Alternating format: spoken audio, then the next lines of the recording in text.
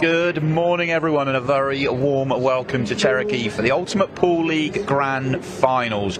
We have got a bumper week of pool for you. Plenty to talk about, plenty going on. But first of all, let's introduce Dennis Hatch, one of the legends of the game. Dennis, great to have you here with us this week. Thank you. First impressions as you walk in this place. I mean, it's a pretty cool stage. It is. It's beautiful. There's 60 or 70 tables in here. Beautiful arena. Yep. Absolutely electric in here. Earlier, Scott was up there, having a little interview, and they played the national anthem. Everybody clapped. It was pretty impressive. Yeah, so it's a really cool atmosphere in here already, and we're only on day one. Yeah, it's pretty exciting. I mean, you've been to a few of our events, and it is an exciting format, and people love to come and watch and actually play in it. It is, yeah. It's quick. You got the shot clock, race to 5 or 6. It just a ton of excitement. Matches going to the shootout. You have to do the shootout. Where you have to shoot 6 balls as fast as you can. It's really, really exciting. Yeah, there's plenty for us to enjoy as this week goes on. There's plenty of events as well. But let's welcome you to the event with one of our first ever Hall of Famer, Dave Matlock. Winning. It's like catching lightning in a bottle.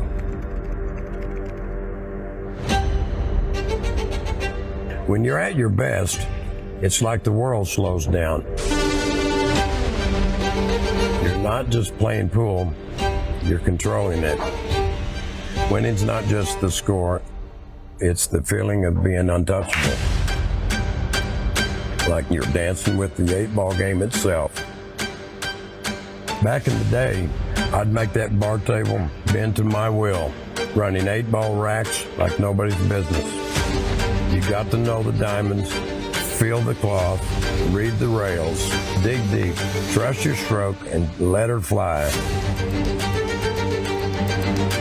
I remember running rack at a Mississippi tournament and the crowd roaring as I sank the final ball. That big wooden trophy shaped like a steak. Still got it. From smoky bar rooms in the 70s to bright lights of today, I've seen pool evolve, and this event, it's the future of our game. The 30-minute match, the 6-ball shootout tiebreakers, that's 8-ball with the pulse, but make no mistake, it's still the game I fell in love with. Ultimate Pool USA takes that soul and cranks it up. With $100,000 on the line, every 8-ball shot's a test of nerve. But pool isn't always pretty. Oh, yeah. Oh, wow. When you're off, it's brutal. The bar box fights you, balls rattle, and your head's a mess. You got to stay locked in, or that lightning slips through your fingers. Oh, no. You got to grit it out. Heart over skill, will over doubt. That's survival. You against the table, you against your opponent, you against yourself. You're not just playing for cash, you're playing for legacy. I've lived this game through decades, from bar tables to big arenas, and standing here, watching these players light up the Nationals, I am proud. This isn't just a tournament, it's a movement. Ultimate Pool USA is building a stage where the next generation can carve their names just like I did. So rack them up, take your 8-ball shot, and let's see who's got what it takes to be ultimate.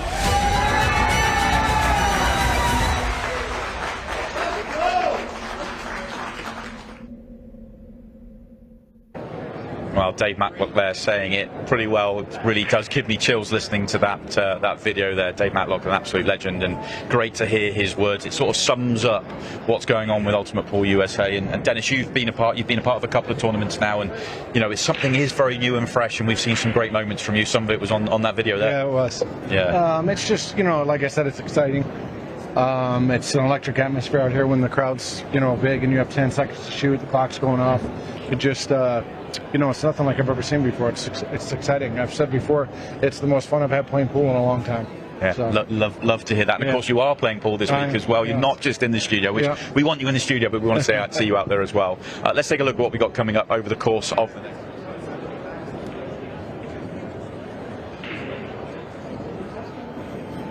where we're going to be giving out $100,000 to the winning team. But before that, we are also going to have plenty of events. We've got the Legends Shootout today. That's all in the afternoon. We've got the quarterfinals, semi-finals and final. We'll talk more about that in a minute. Tonight, we're going to have the League Showdown. They're going to be playing their last 16 matches this afternoon. Tomorrow and on to Wednesday, we will be focusing on the National Shootout. All the last 32 matches tomorrow, plus Dennis, you're in that one as well. And then we're into the final stages on Wednesday. Lots of the big names in the game will be playing in that one. And then we're going to start turning our attention to some of the league pool. The 10-ball league finals will be on Thursday. We've also got the mixed pairs and the NSL finals. And then on Friday, it's the big one, the $100,000, the $250,000 we're paying out, $100,000 to the winning team. That will be on Friday night. That will be one not to be missed. And we're also going to focus on the national pairs, which has some spectacular teams in it. And we will round out our week with the Open as well. So there's plenty to enjoy there. The CPBA National Open, the Women's Open, and the Junior Open. Plenty of events to enjoy. And you're playing in plenty of them as well, Dennis. And you're also playing this afternoon as well. We're looking forward to getting you out into the arena. Yeah, I get to play Rodney today in the seniors shootout. So Rodney and I both shoot fast, both left-handed. We've played each other many times. It'll be fun. It will be fun. Let's take a look at what we got coming up in the afternoon session here. This is the Brunswick Legends Shootout. We've got 8 players who are at the quarter-final stage, and this is what we have. We're going to start off with Johnny Archer taking on Janet Atwell. Tommy Kennedy will take on Ronan McCarthy, who may well be a new name to many of you watching over here in America, but he's a legend from English pool. Dave Matlock, the first ever Hall of Famer, taking on Nick Varner, playing in his first ever Ultimate Pool USA event. And as Dennis just said, Rodney Morris will be taking on Dennis in our final match of the quarterfinals. We'll then have the semis and of course the final. That is your afternoon schedule. We should be on air till about 4 o'clock just after to get the first title of the week handed out. And Dennis, I want to mention the fact that this is the Brunswick Legends Shootout, and for me, Brunswick have been around the game for an awful long time, and they're modernising with us, with Ultimate Pool USA, and the table they put in the arena for us here, the Tournament Elite. It's absolutely beautiful. I know you had a few shots not earlier. I guess you can't wait to get out there and play on it. Yeah, the table play's beautiful. It's cloth is nice and smooth. You know, table plays fast. Pockets are tighter this time, so that's good. But Brunswick makes a beautiful table, in my opinion. I've always grown up on Brunswicks when I was young, and I absolutely love them. I think they're the best table out there. That's just my opinion. Well, we love that opinion, so that's absolutely fantastic. And of course, the fact that we've got the legends out here, the synergy of the fact that the Ultimate Pool USA, the new modern fresh format, and some of the legends like yourself in the game coming in and playing in this format, I hope we get to see a 6-ball shootout or two, a buzzer beater or two out there, maybe a golden break and a golden duck. That should be fun. Yeah, that'd be a lot of fun. I hope that I get to be one of the guys in the shootout, because I don't. It's just it makes me have fun. Last time we saw you in a shootout, you were in plenty of shootouts, which was absolutely fantastic. Yeah. I think I did it in like 22 and change, but which is very my goal for my size would be to break the record. I think it's 17. It's 1509. 1509. You can break the American record, but not the world record. I think maybe the way to go. But 1509 is the record. We may well get to see that. But I'd love it if it happens in a legend shootout. Yeah, it would be great. Yes. Cool. So anyway, that is plenty from us. We have got, you can see Johnny actually behind me there. He's been practicing away, as has Janet. Janet's in the background as well. So let's send it down to our commentary team and get our first match underway here in the Brunswick Legends Shootout. Thank you so much, Simon. My name is Stephen Wyatt, and I have Mr. Tony Holgate with me. I'm so excited to be here. We're finally here, Tony. It's the grand finals, and we're starting off with one heck of an event, the senior shootout, the Brunswick Legends Shootout. It's going to be incredible, and our first match up on deck, Mr. Johnny Archer and Miss Janet Atwell. Tony, what do you think? What was your reaction walking into the room? Because it really is something incredible.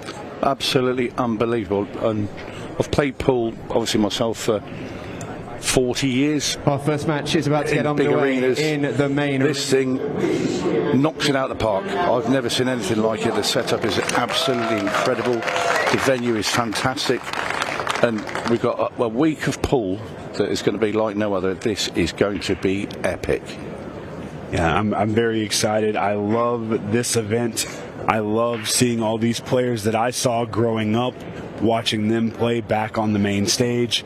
And I mean, we have so much. I can't look ahead, because everything that's happening today is going to be incredible, and then tomorrow it just keeps going.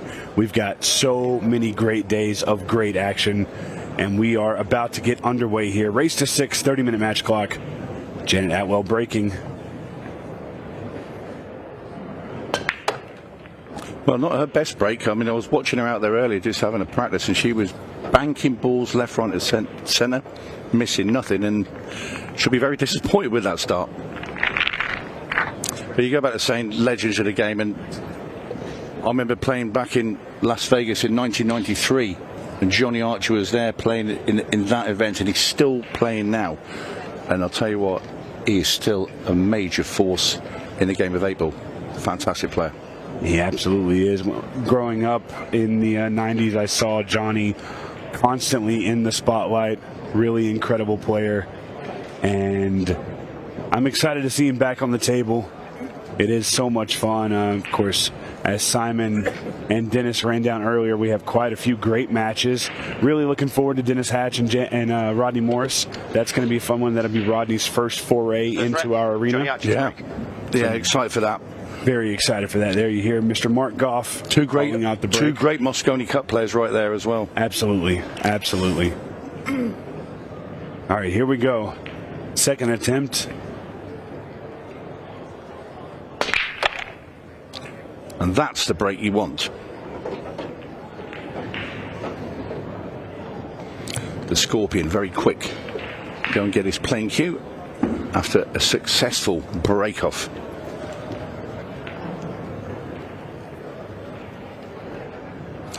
It looks to be solids for the man from Georgia. Solids in play. Nice, comfortable 7-ball to start with, and just get his feel. I mean, they've had a knock on the table, but to get the feel of the arena now with the crowd there, you know, this is the first match of a week of pool, and it's already full in there. You can't get a seat in there. They're going to be resting come the end of the week to get those seats. Yeah, absolutely. We see that that there are seats available right now. I promise you there won't be for long. If you're in the building and you're watching, I would suggest trying to come down here and get a seat very quickly. I say that, it looks like... I'll tell you what, there's an empty one there with Brunswick wearing on it. Let's go and jump in that seat. And there's people crowded out around the arena. Great shot there by Archer. Powered that ball into the bottom corner. He now has a 6-ball into the side pocket, which would be a slow roll. And this should be a now nice, comfortable out for the Scorpion.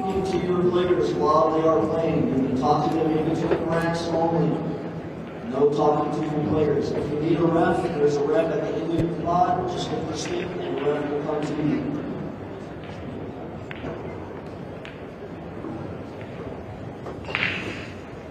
Players must call their own fouls. No calling. So this 8-ball for Johnny Archer to take the opening rack. In it goes into the side pocket, and the Scorpion goes back to his chair, winning the opening rack. What do you think about that then, Stephen? Well, it was a really clean run out, and the crowd there appreciates what Johnny just did on the table. Janet's got to be a little upset with her illegal break, and Johnny's going to get an opportunity to break again now. So she's got to feel like she may be a little under the gun. The thing is, though, Stephen, that's a statement right there from Johnny Archer. Janet's gone in off the break. He said to me earlier, and when he walked into the arena and we were having a little chat, and I said, "How's it going, Johnny? You playing well?" He said, "I'm playing really well." And that to come from that man, I said, "You should be. You fancy this?" And he went, "Too right, fancy, yeah. Bring it on." So he's full of confidence, and that's only going to make him stronger.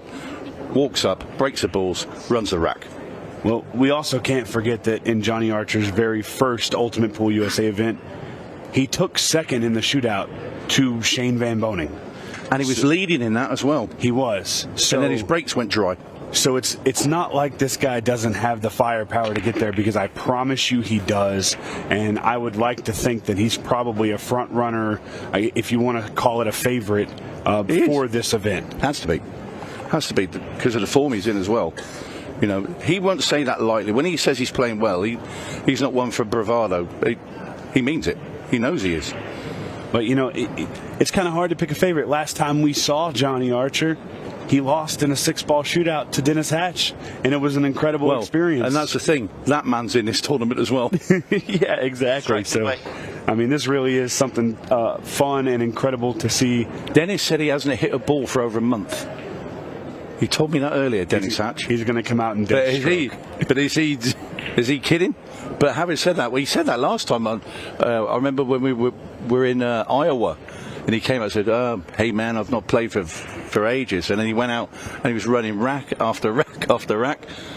Look at this. This is a big shot because he's looking to try and split the gap for the 6-4 to make the 10 in the corner. He's trying to get perfect so he can split that gap.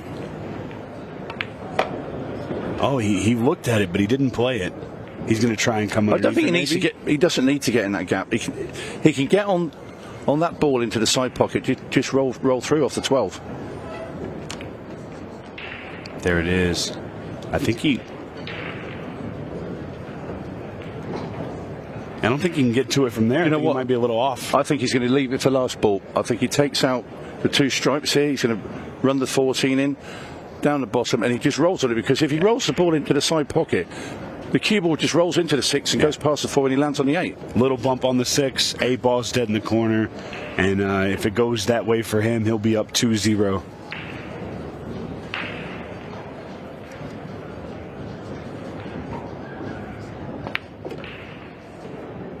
Perfect. So the cue ball might, when he pots this into the side pocket, he might play it so the cue ball hits the 6 and then hits the 4 as well and pushes them both that way. Other than that, he sort of stuns out and goes bang into the 6 hard. Yeah, that's the way. Simple 8 ball now, and Johnny Archer is going to be 2 to the good, and he's missed nothing. Yeah, that's a really great run there. Tony, I got to ask you, because this is the first time we've seen this particular table, the Tournament Elite Brunswick. You've seen it. I think you may have hit a ball or 2 on it. I played on it, yeah. What do you think? I think it's an incredible table. The pockets are slightly tighter than we've had before, so that's going to be interesting, especially like you get 2 or 3 days in. So you can't take pots for granted. But the smoothness of coming off the rails, you can really grip that cue ball, and there you see it in all its glory, the Tournament Elite Brunswick table. What a work of art. I tell you what, I'll be dead honest with you. I can't wait to walk into a pool hall that is full of those. They look some balls. They just look so nice aesthetically. As well. Yeah, they're so nice to look at. Easy on the eye. Janet's going to want to fix that mistake she made in the first rack.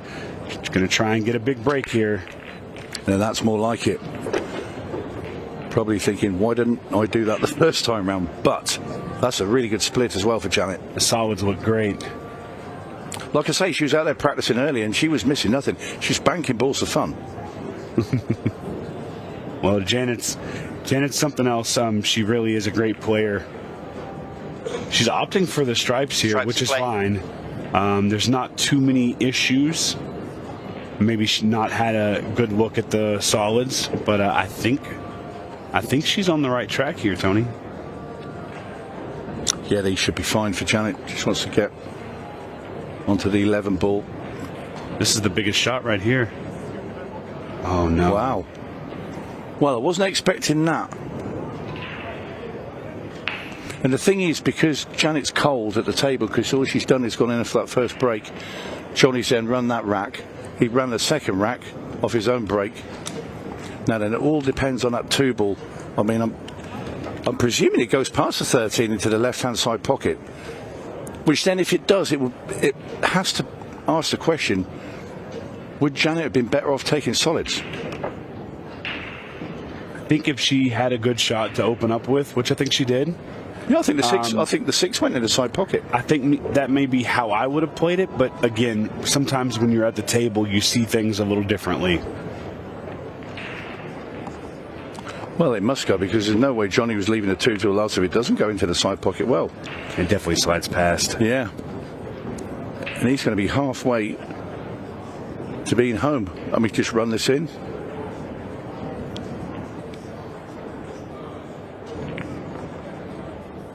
Well, he had plenty of room, even played it off the 13. Yeah. Made it look easy. So this for 3 racks to 0. In it goes. And the Scorpion has a big sting in his tail. And referee Mark Goff there calling it 3-0. See the wonderful Miss Peggy Matlock in the background there. I know she's ecstatic this week. Dave Matlock going into the Hall of Fame. You saw that incredible video that we opened up our broadcast with. Sent shivers down the spine. Really, really crazy cool things happening in this room this weekend. And of course, we have a lot of events to get through, but there's an amateur team that's walking away with $100,000 here in a couple days. That will be history. Yeah, that's very nice for some lucky guys later on this week, and I'm sure when we get to the latter stage of that, you're going to see some nerves, and it's going to be a lot of fun. Well, if there's not nerves, I'd be a little confused. Because imagine that, though. You know, you play in your local bar, in your local pool room, and you're here playing for $100,000, and it's mind-boggling. And that's exactly how they get here. They play Ultimate Pool League in their local area. They win the trip out here. They win the event, and bam, you're $100,000 richer, all because you decided to go out with your buddies and play league. If you guys aren't a part of Ultimate Pool League, find your league operator, get involved, come out here, enjoy the event. And you too could be playing for this sort of money. Absolutely. That is it, 100%. So the Archer break successful once again.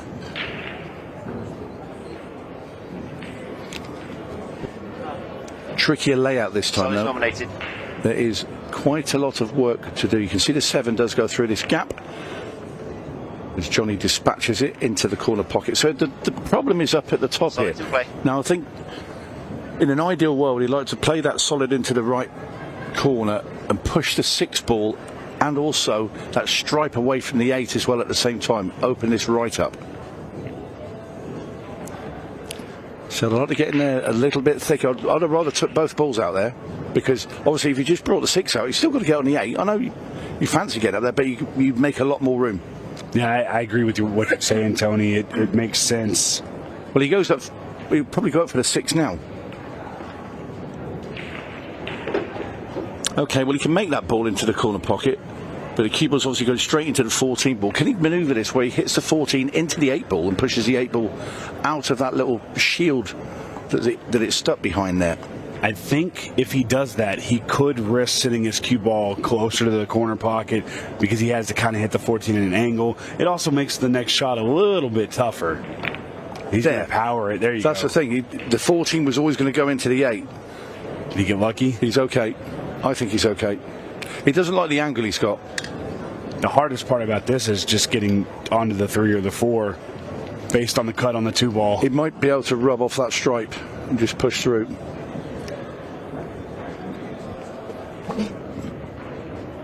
Doesn't like it. Electing to play the 3 ball. Takes his bottom left. Makes it. And I don't mind that. I think that's a better play because it was going to be tough to get to that 3-4. I'll tell you what, and he's got himself a nice angle there as well. He can push this 4 ball into the side pocket. He can either pull the cue ball back there. You saw he was looking at getting on the 2 into the top right. He could also push forward and play it back into the side pocket.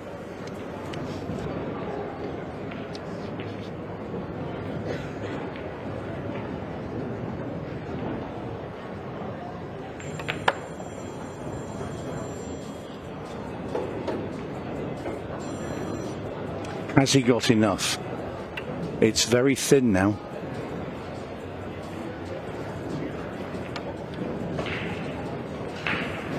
He didn't have as much of a generous angle as I thought on that 4 ball. So this is tight.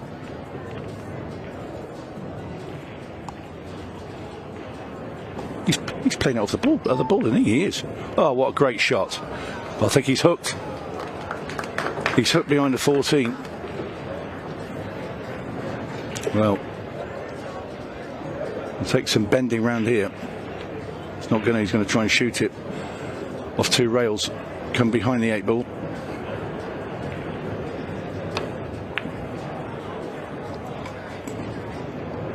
So Janet Atwell now gets to the table. Nothing in her way. And the stripe's waiting to be potted.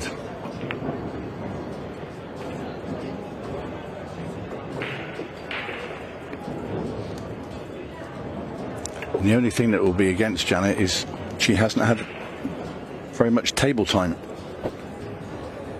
But this is perfect to get a feel now for the weight of this table and cloth.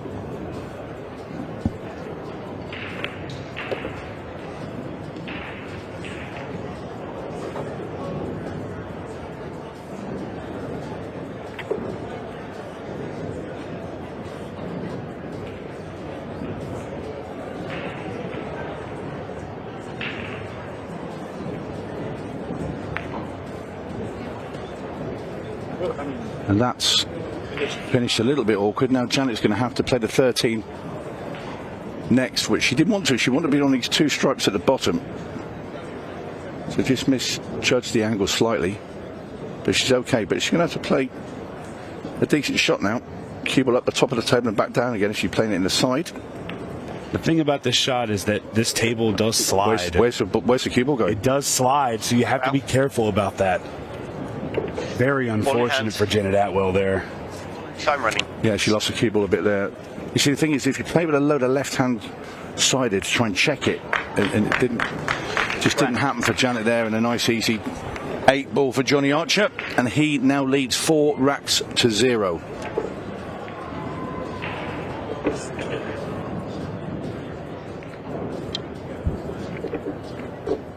We'll see this again. Now, if you played out with left-hand side, she's played at dead centre of the cue ball.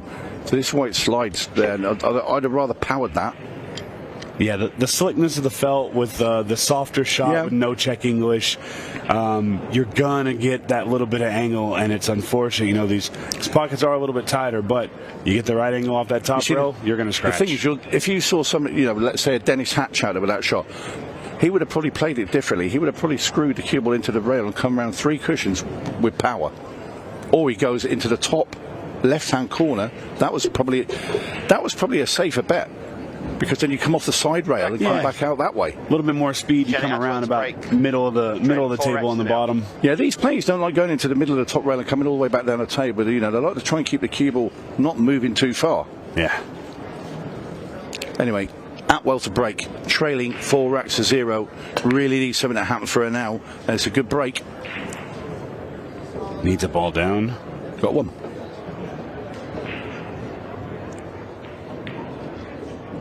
I tell you that the stripes look pretty good here. I like using the 11 to make the 14. You kind of get that 11 out of trouble. What do you see? Well, what I see is Janet's going to play the ball right over the pocket, get rid of the 15. I don't mind your shot, actually, to be fair. Not going to need it now, even. No, she's landed on the 14 into the side. The thing is, you want to get rid of that 9 ball early, because that's your pocket for the 8. Yeah, and it's also a little difficult to get to with these two solids down here. She plays this into the side, and she runs up the top of the table now because you've got the 10 ball up. You want to get rid of that one next. She put a little stun on that, and it's just have to roll that. When these tables are slick like that, the stun is going to catch very quickly.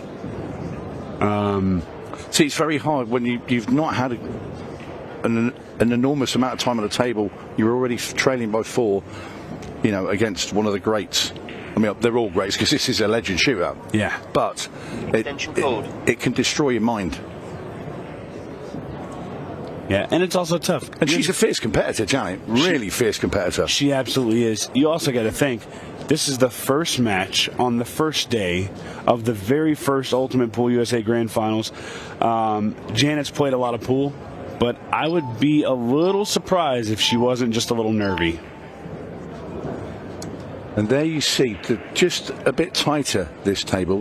Those in previous Ultimate Pool arena tables, that would have probably gone in. Yeah, I agree 100%. And, you know, everybody likes to talk about the pocket size.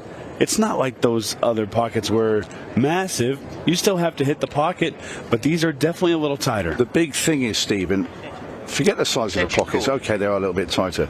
But when you've got a lot of traffic on those tables and trying to maneuver the cue ball around, that's a science in itself. It is very, very hard. And these tables are so slick. Like, we've seen the best players on our TV table, and we've seen the best players make big mistakes. We've seen them scratch. We've seen them make horrible position plays. So I promise you guys, they make it look easy a lot of the times, but you do have to be accurate on these tables.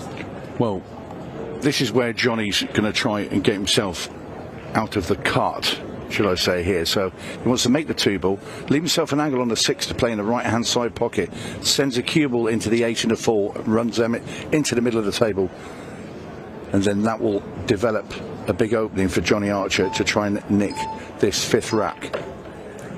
And there you hear our shot clock running it down. We are playing with a 30-second shot clock. Once the timer hits 10 minutes left on the match, that shot clock will move to 15 seconds. It will speed the game up, and if it's tied, once that match clock hits 0, we will see the inevitable 6-ball shootout. Overcut it. Oh, wow. Now then. I know what I like here. Well, it helps the 13 onto the 6, push the 13 in behind it, opens up that pocket for the 8-ball. Play this incredibly thin. Mock speed and overcut it. That's such a hard shot to overcut, Tony. Yeah. So Janice wants to remove both of these balls in this shot. No, she's played the loss of turn. Loss of turn. Surprised, because that 4 does go into the top right.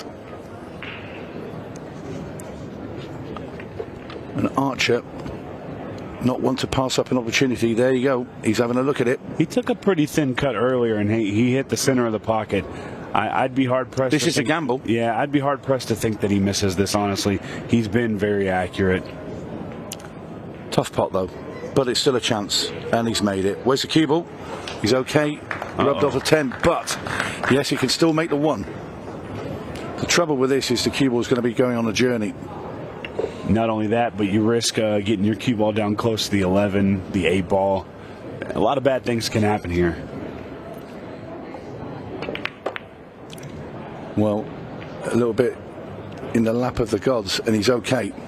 Is he? Yeah. He's got a big pocket down there as well.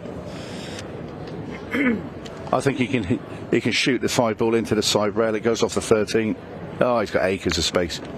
There you go.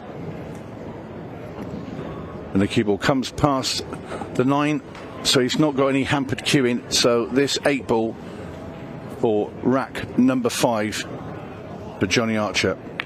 And in goes the 8.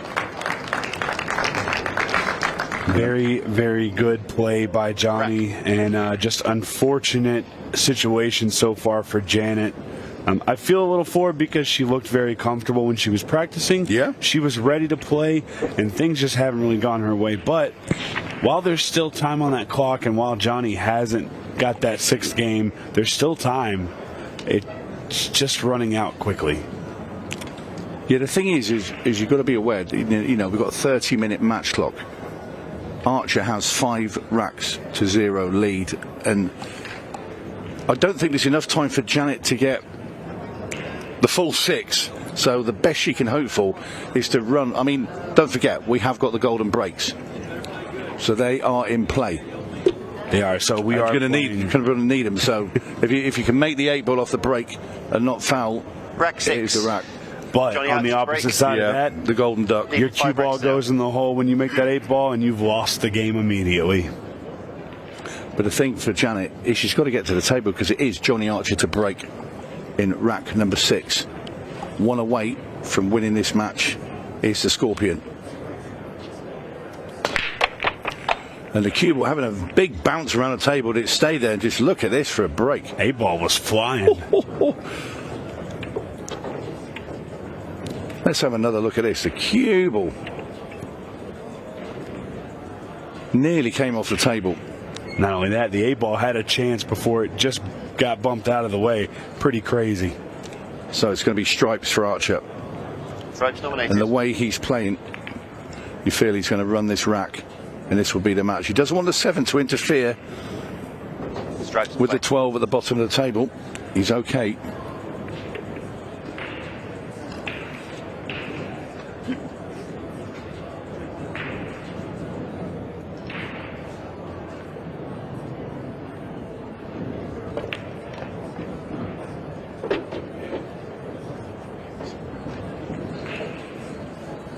and this does look to be it.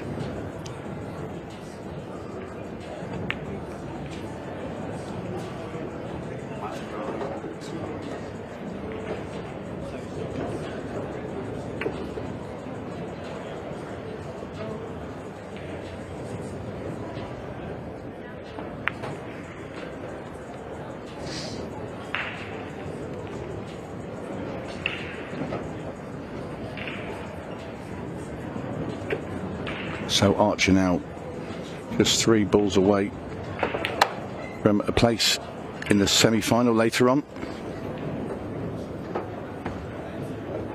He's come a little bit further than he would have liked, so he's got a bit of hampered cueing here, but this shouldn't pose too much of a problem for Johnny. And it doesn't, and that is perfect with the cue ball, and round it comes, and this simple 8 will be to wrap up this match. And here it is, Johnny Archer with the whitewash to get the victory. Back the match, Johnny and Archer. we will be back with a word from him momentarily. Johnny. Well played, Johnny.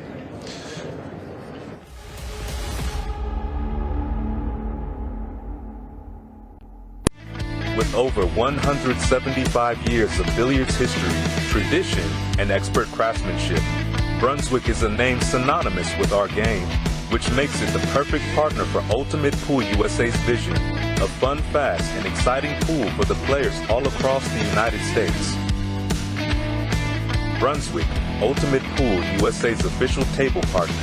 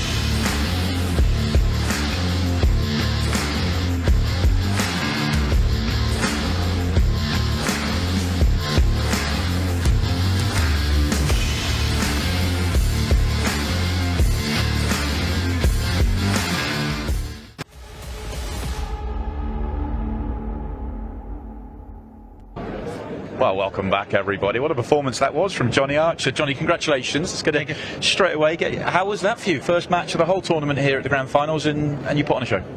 Well, you know, you come out a little bit nervous, a little bit, but you know, the table play is so good because to me they took a big table and just made it smaller.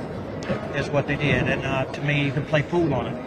You can actually play pool. It's not one of these gaffy things where it bounces everywhere, like other tables, we know. But it played well, and I was really impressed with the first time playing on it. Obviously, this is the new table from Brunswick, the Tournament Elite, the first outing for it. You're the first match ever on the Tournament Elite, and the first victory on it, and it's great to hear that you felt it played great as well. Yes, thank you so much. I appreciate it. You're obviously, you were watching on, Dennis. I mean, you're going to be playing in the fourth quarter final there. Anything that you can take from the match? Were you looking for like how the rolls were going and things like that? Or I was more watching the break because I've been struggling a little bit myself with the break, but apparently the side break seems to work here because they're making balls. Johnny, I think you made 5 one time. Yes, if I'm not mistaken. Yes, and the pockets are a little tighter this time. Did you notice that? Definitely tighter. You know, you can slow roll them in, but you need to kind of hit them a little closer to the hole than you did before. For now, for sure. A couple of days from now, it's going to play a little tighter. Yes, it's going to tighten up a little. I think that's one of the things. Obviously, with one of the big storylines over the course of our journey over the last year or so is a lot of the pros talking about our pocket sizes with the Brunswick.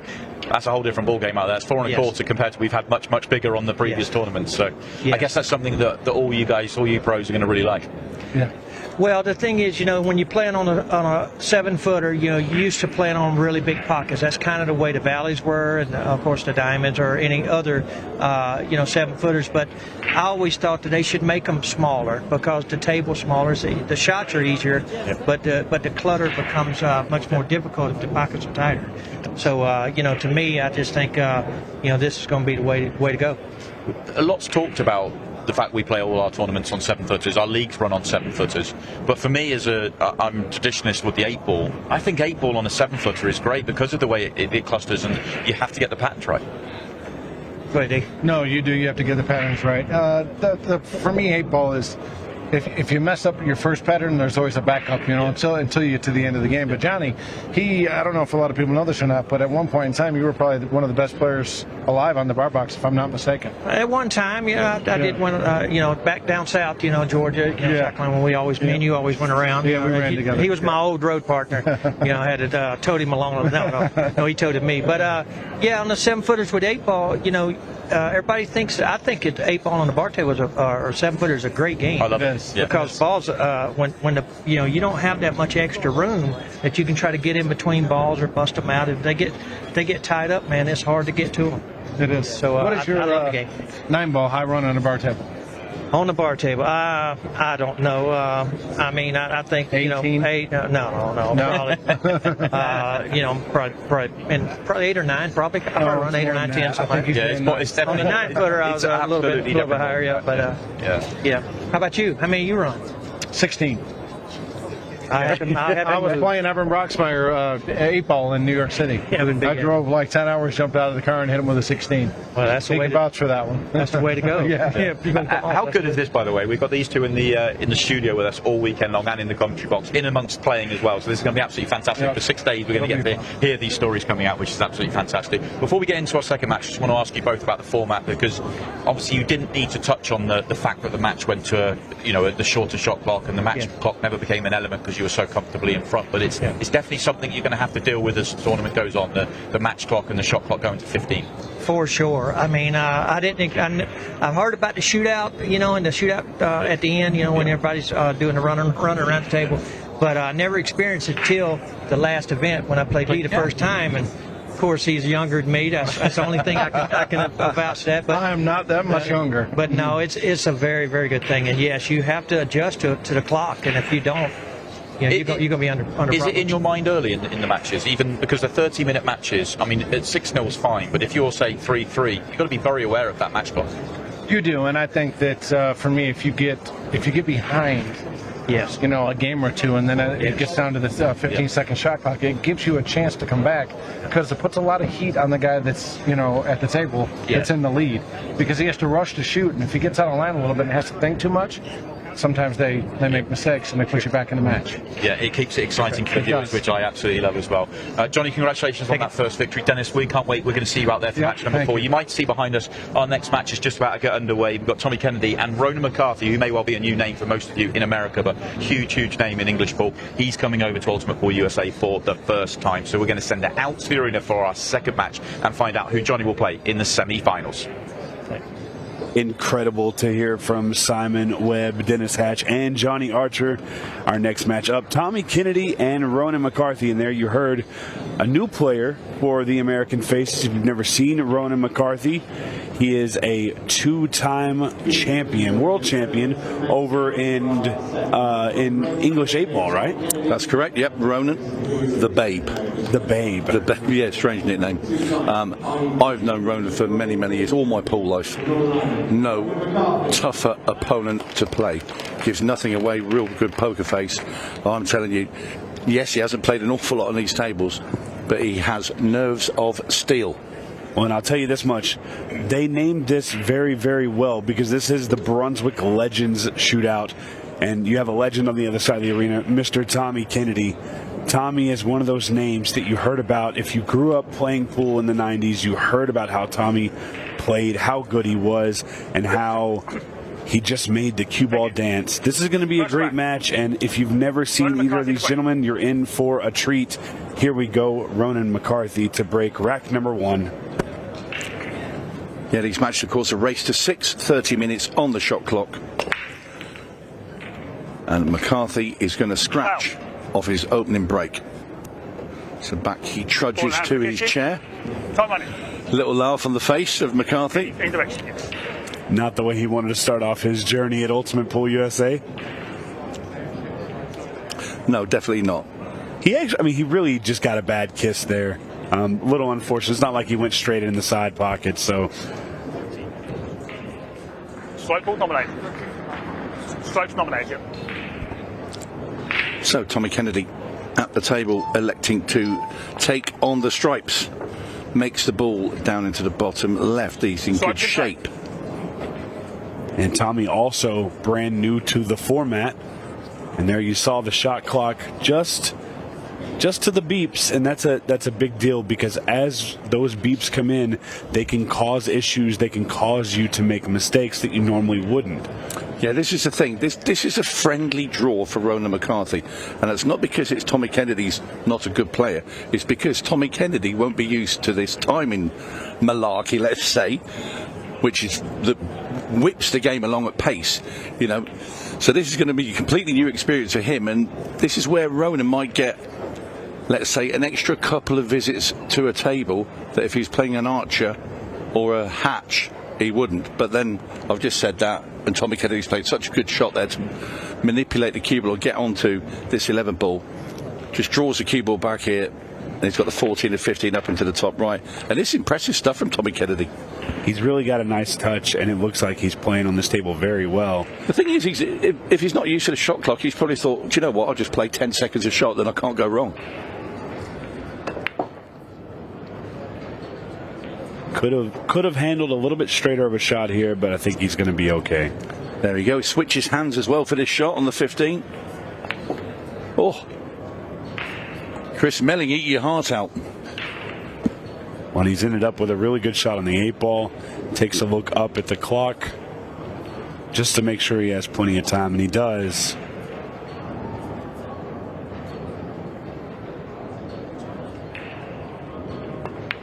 That is super impressive from Tommy Kennedy. And there you see a tap on the leg from Ronan McCarthy. It's not a bad way to win your debut rack here. Well, just look at the smile on his face. Look at that. Wow. And he looks like he's definitely having fun with it. He's rewinding all the years of his pool now back and thinking, wow, I can still play. And that was a great run out there from Tommy Kennedy. Very impressive, and it's still got that big beaming smile on his face. That's great. Well, and this is not much of a beam there from Ronan. It's Ronan McCarthy. If he was 10-0 up, he'd look like that, and trust me, the expression won't change. But you know what's funny is we see a lot of players who are the happy-go-lucky outside of the arena. Tommy was just absolutely beaming. It looks like he's just having a blast being here. But why wouldn't you? I can't wait to see more of this guy, because I'm pretty excited. Leading 1 rack to 0.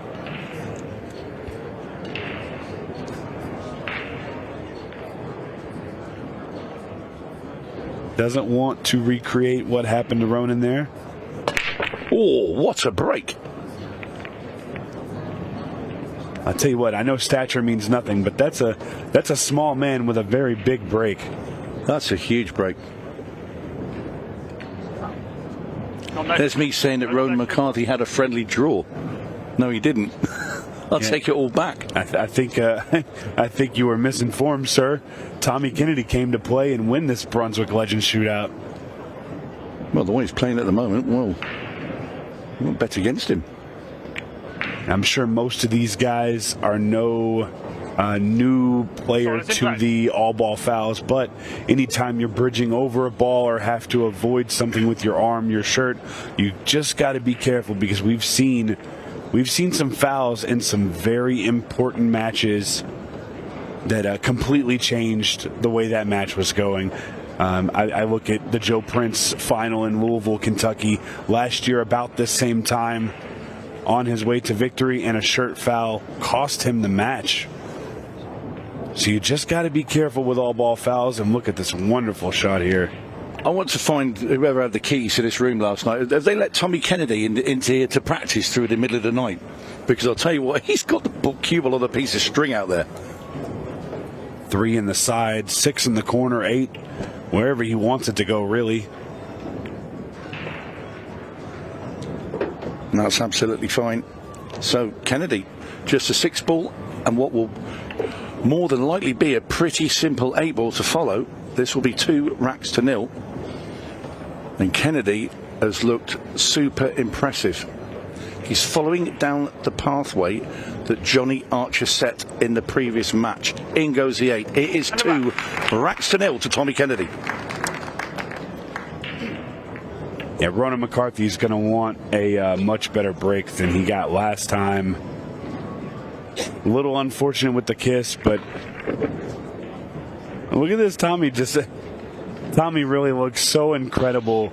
He just looks so happy to be out here, and that's something that's really cool for me, because a lot of times you hear about these older pool players. He looks happier than me sat in a free bar. A lot of times you look at some of these older pool players, and they just look like they're just kind of going through the motions. Tommy is having a blast out in this arena. Ronan probably not so much at this point. Ronan will be fine. He's just a very steely-eyed character, but he's a great sport and a great sportsman. You know, you talk about Ronan not playing this game before, but he is playing with a carbon fiber cue, which is not something you would see him play with over in England. So he does have an American cue. You saw the likes of like Craig Waddingham come over and play with an English-style cue. But I wouldn't be surprised if a little friend of his called Declan Brennan might have loaned him a cue from somewhere, because that is also his doubles partner, and they've played together for years back over the other side of the pond. So they're reuniting once again, but obviously on this table. But I would have thought that Ronan's had maybe a loan from Decky. And there is Declan Brennan, sat next to Tara Connor. Yeah, Tara, the league operator for Southeast Iowa, here enjoying this match in the arena. Yep, so Declan keeping his eyes on his good buddy.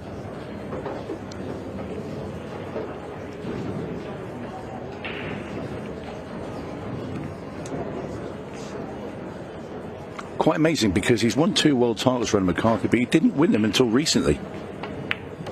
All those years of being one of the top players in the world over in the UK, playing around Europe, and it took him till he was in his 50s to win a world title. Yeah, when I started following English 8-ball, it was just last year that Ronan won one of those world championships. That's correct? His second one. Yeah. He won the one before, just 2 years previously to that. Yeah, I think I watched the event where he won most recently. Incredible player. An absolutely incredible player. Obviously, got to make a little bit of an adjustment for these tables, as he's never played American 8-ball. Yeah, but he's also a very good snooker player. So that will hold him in good stead with this. And that's fine. What do you like here, Tony? The worry here, if you try and pull this back a bit, is if you lose the cue ball a bit, you could go in the side pocket. But I think he pushes the cue ball through and comes off 2 cushions.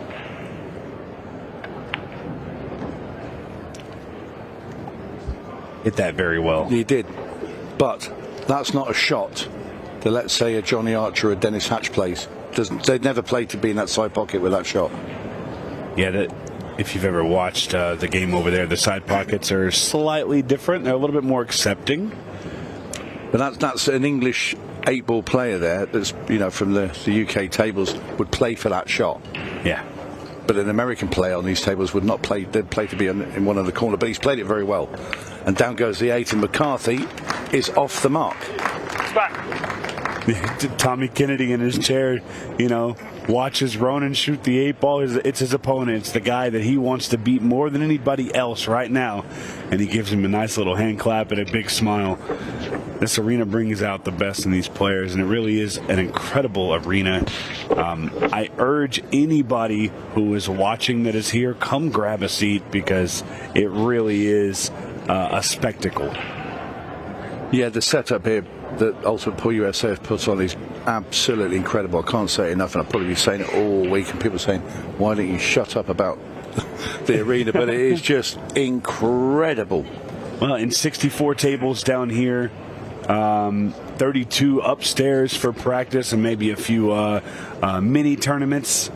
So plenty of opportunity to play some pool and enjoy watching some good pool. I mean, how many events do we have this weekend, Tony? 10, 11? Something like that, yeah. It's crazy, and it's going to be a lot of fun. I don't want to call a number of events because every time I do, another event pops up.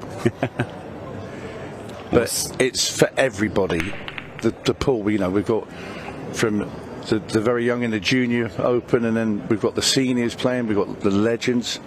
I'm excited. Pairs, mixed pairs. I'm excited tonight. Teams. The League Showdown. The League Showdown. That's 3-man teams, isn't it, Stephen? 3-man teams. Explain to everybody what it involves. Yeah, so league players that play in the league were either selected or won a spot on their team to represent their area. And they come in as a 3-man team. It's a race to 5. And it's played with shootout rules. It's going to go very quick. It's alternating players. I'm a little biased. I'm rooting for Team Dallas. But it's going to be a really great event, and it's going to give our league players an opportunity, the first opportunity to be an amateur player stepping in to our incredibly professional arena. It'll be a lot of fun to watch. That's a big miss there by Ronan. Yeah, I wouldn't expect that from McCarthy. Looks like he threw that ball out a little bit, maybe a little bit of side spin. And this is the thing, not being used to playing with the ball at this side. You can see, like you say, Stephen, he's tried to sort of spin, and he's sort of pushed the cue ball into that 4 ball a little thick. And now, as you can see, it's Tommy Kennedy back at the cloth. 10 ball up into the corner. Right in the middle of the pocket. And this, you fear, after watching the way that Tommy Kennedy played the opening 2 racks, that this could be 3-1.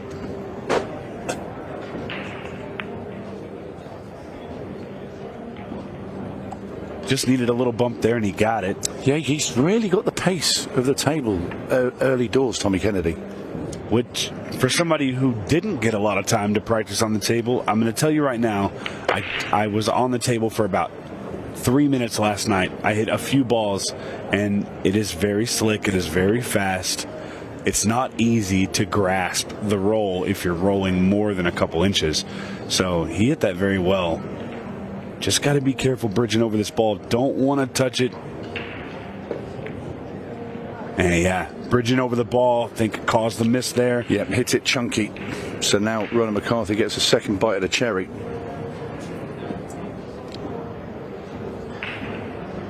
And we'll have another look as he's cueing directly over the 2 ball. And that really did hamper Tommy's cueing. As Ronan McCarthy plays a little combination shot into the corner. Look at the playing the 3 into the side pocket next, and this really should be 2-all. And there you see on the bottom of the screen below Ronan's name, that red bar signifying the shot clock. That will tell you about how much time the players have, but make no mistake, when it gets down to that 5-second, you will hear the beeps, you will see the shot clock on the screens. The players will be very aware of how much time they have to shoot. Well, the thing is with Ronan, he's used to this, because we played with the shot clocks back over in the UK in the professional circuit on Ultimate Pool. So this is no stranger, well, this man is no stranger to this format. That's what the thing that does go in McCarthy's favour. That's perfect. Plays the 7 ball now, 4 ball, same pocket, 8 bottom left, and this will be 2-all. He's come up a bit short. You know, something that I talked with, I guess now Ultimate Pool USA veteran Shane Thompson about. Oh no. Wow. That side spin is really hurting Ronan. It's the same ball as well. It's a 4 ball. Maybe the 4 ball's too big for the pocket. You know, it's interesting. Shane will tell you, because in the UK they do play with a smaller cue ball than the object ball. It's the same shot he's played with the right hand side. It's nearly identical from earlier, that almost miss. So Ronan may want to try and tidy up the cue ball so he doesn't have to use side spin. That's such a huge miss, though, in the grand scheme of things. We're nearly halfway through the match clock. That was to go 2-2 with Tommy Kennedy. And now Tommy looking to reinstate his 2-rack cushion. It's a big swing. It's massive.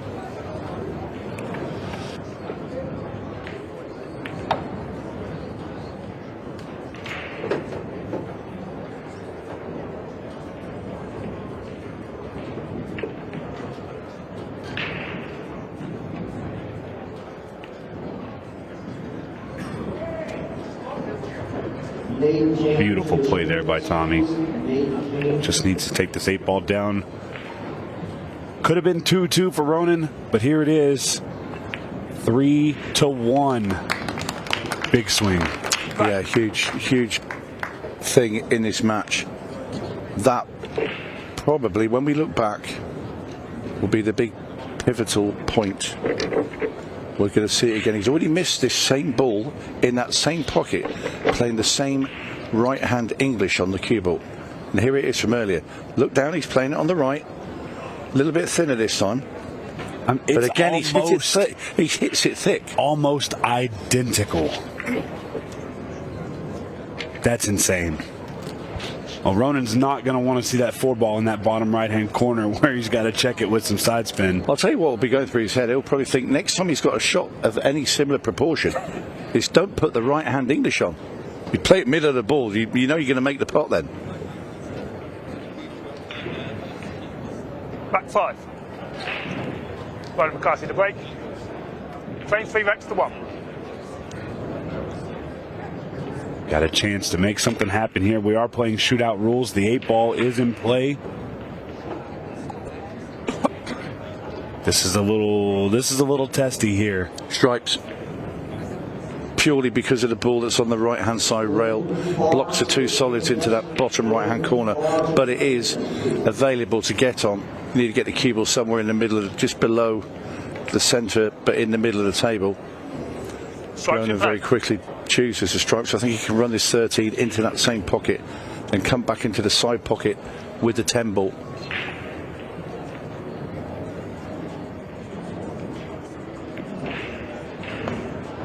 There you see he rolls onto the 10. He's just the wrong side of it. He'd have liked to just stop a couple of rolls before there so he could have got the cue ball a bit more south down the table after this shot.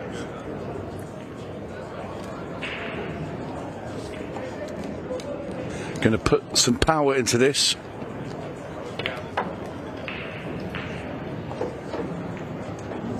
He's played that very well. Now this is it. Take the ball on the rail now.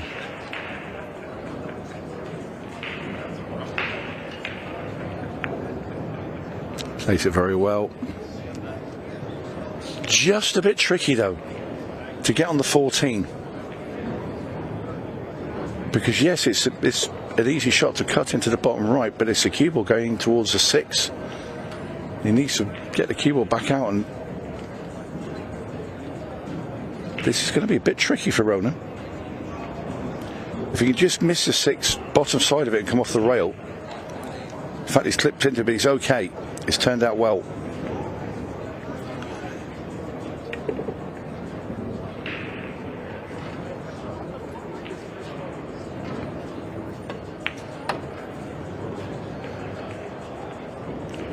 Nicely done.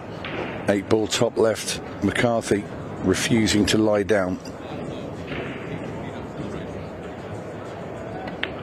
Nice finish there from Ronan. Back. Yeah, that was an important win for Ronan McCarthy. Again, the swing could have been 3-2 his way.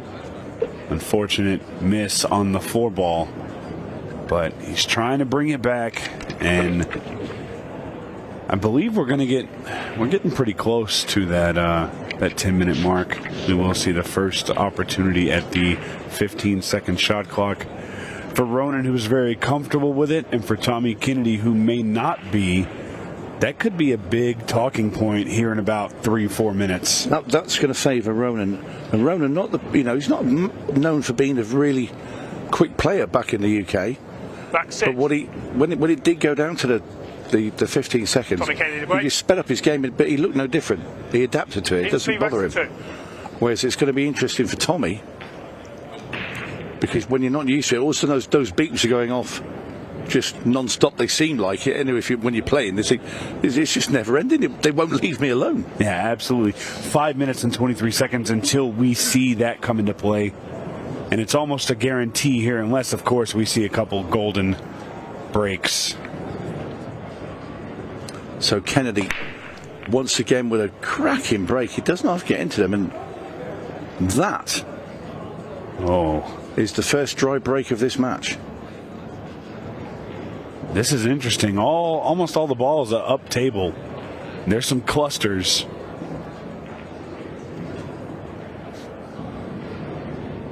First glance, I think the stripes are probably the play here simply because of the 3-7-4 area, or 3-7-2. Yeah, they're pretty ugly up there.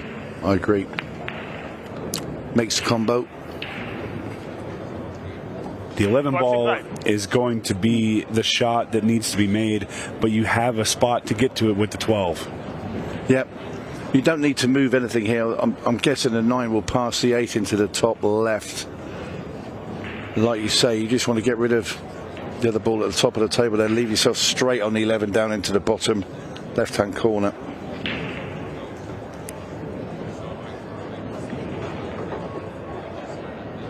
What Ronan doesn't want to do here off this 9 ball is leave himself with quite a severe angle on the 12 ball. Oh, he's not got on the 12 ball. The 8 ball is blocking him. Now he's going to have to completely rethink this finish.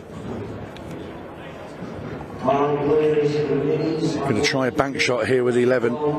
Right hand side pocket. It's double kissed into the cue ball. Oh my word. And it's scratched into the corner as well. Ball in hand. That is double whammy. Gut wrenching. Double whammy for Ronan. So it's ball in hand now for Tommy Kennedy. So he's going to go and find one of these solids where he can pot an easy pot, but also go into those 3 solids on the rail and open everything up. So he's just going to look to see if he can do it with the 5 ball. If he can make the 5 ball into the corner and then just send the cue ball into the 3 and the 7, and he'll push the 2 out. He doesn't need to hit this hard. Just get them out. You definitely like to contact the 7 first. Well, he got hold of the 3 ball, but that's okay. 4, I don't think, goes past the 8 into the top right, so you may have to see him shoot a combo up there. It will go into the right side pocket. He took a glance at it. I think it might actually go. I think it squeezes by. Well, we'll soon find out, because if it does, he's definitely going to play onto it, because he's got 2 balls he can get onto that 4. If he does go past the 8, it looks tight. The good news is he can open up the pocket when he makes the 2 ball as well to the top left. Yeah, and that's exactly where he's going now. So the 4 we know will pass into the top left when Tommy Kennedy removes his 2 ball. He's actually going to take the 4 Is he? I'm surprised. I'm surprised. Maybe it's just one of those situations where it's dead straight, hard to miss. Yeah. Worked out well for him. But I don't think that was the original plan. And normally when a player's at the table, you've made your plan, it's in your mind, you know, the route you're going to take round the finish. You don't deviate away from it. Now here's sometimes when players deviate away from what was the original plan in their mind, something else will go wrong later on. Here's what it has done is the 12 ball's still there, so the 8 ball's only logical pocket is the top right. So it kind of changes things. He could have had the 8 ball to the top left. Not going to be an option. This was never the original way that Tommy was going around these balls, but regardless, if it works, it works. It works. He's knocking them in. And it's all because he found himself in a different position when he looked at that 4 ball and he favoured that and thought, no, I'll tell you what, it's worth changing. That's the beauty of 8 ball. Absolutely. Anyway, this 8 for Tommy Kennedy to go to 4. In it goes. And Kennedy now leads 4 racks to 2 against Ronan McCarthy from Northern Ireland. And really exciting here in the Brunswick Legends Shootout. A couple of good matches coming up. I'm really excited for Dennis Hatch and Rodney Morris, the Rocket, making his debut here in the Ultimate Pool USA Arena. That'll be a fun one to watch. And I'm pretty excited just to see everything that's going to go down today. Of course, later today, the League Showdown. And then tomorrow, we start the National Shootout. Of course, I think me and you both enjoy the shootout format, and it's a big one this time around. 32 players will be playing tomorrow. The biggest field we've ever had in a shootout. Absolutely. And how stacked. We both said it together in stereo. It is absolutely stacked. Yep, they're all here. We have the return of Jordan Shepherd, the Welsh Wizard, Chris, the Magician Melling, not to mention Skylar Woodward, Shane Van Boning. We also have the potential to see our Legends Shootout champion trying to gain another title, because you have the likes of Dennis Hatch and Rodney Morris and Johnny Archer. All in it. As well as Ronan McCarthy. No, I don't think Ronan's in that. I don't think he's in the shootout. Maybe I'm just too excited. I think you've broken free of your tracks. Now we have Declan Brennan in the shootout, though. This is doubles partner Tom Cousins, obviously. We do have Declan. Justin Bergman. The list is endless. Well, it's not, because there's 32 of them. But what a lineup! It really, really is going to be some excitement. Last second replacement, obviously, with everything going on. A few travel issues. Chip Compton unable to make the trip. But we found, oh no, that's not his favourite pocket down there. Yeah, we have found his replacement. A very, very good replacement. Isn't it the Roadrunner? It is the Roadrunner. It's Savannah Easton taking the place of Chip Compton. She joins only one other female, Miss Ashley Benoit. It should be a lot of fun to watch. 15-second shot clock is now in play. Well, that's probably the first safety shot that we've seen today, played by Tommy Kennedy. And we see it at an interesting time, because the 15-second shot clock there, you heard our referee, Dean, he called it out, and things are about to pick up. Foul. So ball in hand now for Tommy Kennedy. Ball in hand. Time running. Tommy's first foray into the 15-second shot clock. Let's see how it goes for him. Well, everything else so far about Tommy Kennedy has been smooth with purpose. He definitely likes to take his time on his setup, and he likes to really look at things. He's reasonably quick. I mean, he's no slouch. He came out okay. It's like the look of concern, isn't it, when you see the spin on the cue ball as it comes down the table. You think, stop. It does go very, very quick.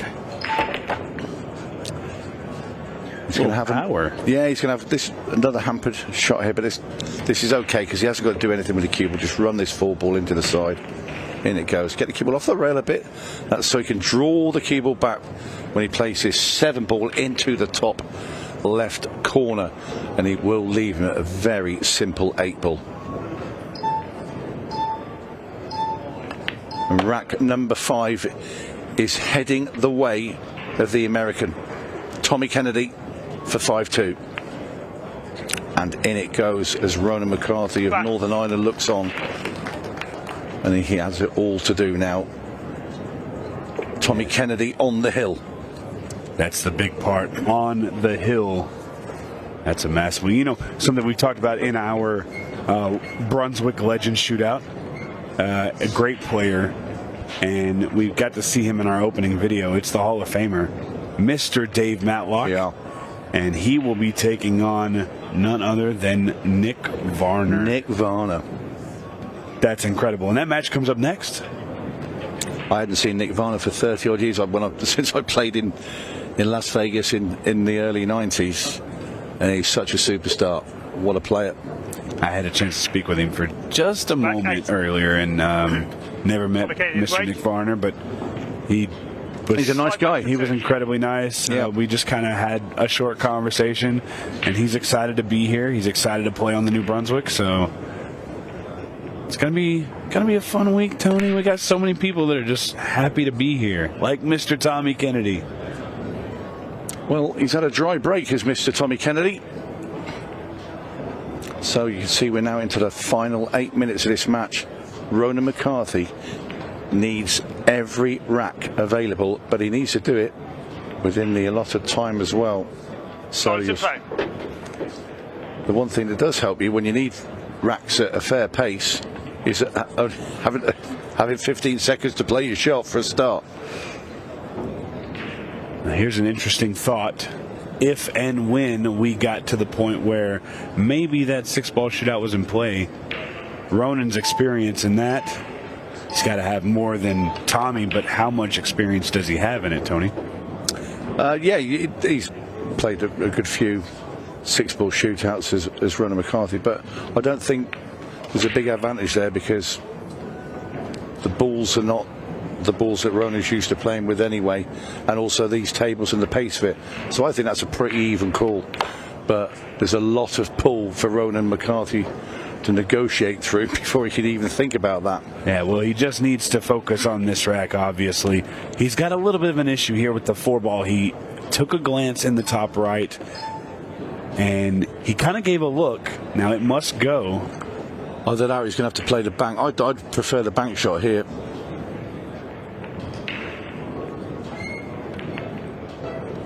No, I didn't like that shot at all. I think the bank was fairly straight and he could have stopped the white ball dead and he could have had the 8 in the other corner.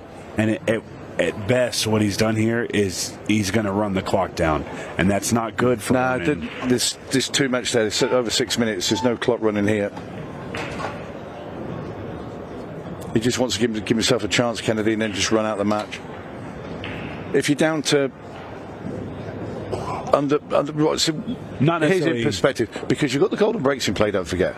So they're big, and we saw a match in the UK where Chris Mellon had 3 minutes and 1 second left, and he needed 3 racks, and he got them all. Okay, his opponent had a dry break, but he never missed the ball, so it can be done.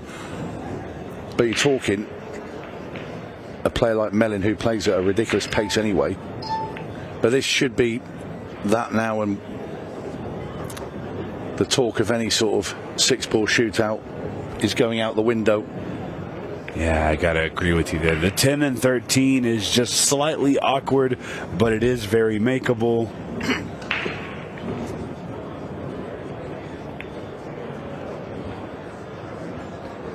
Yeah, nothing now really to do, Tommy Kennedy. This is just wrapping up the match, and he's been very impressive throughout, Tommy Kennedy. Can't fault his display, and he has been certainly a worthy winner of this match. McCarthy had some issues down in that bottom right hand corner, missed 2 4-balls, nearly identical shots in the same rack, and also he had that little jump shot where he miscued on the 14 into that same pocket. Just the 13 ball to go now for Tommy Kennedy, and it'll be a simple 8 into the to get him into the next round.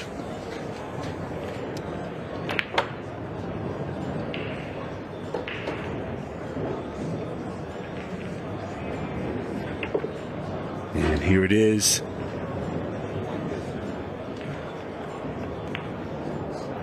Mr. Tommy Kennedy has got to feel incredible with that. It is his debut match here in the Ultimate Pool USA Arena. And again, with that big smile, very excited to be here. And we'll get a word with him in just a moment.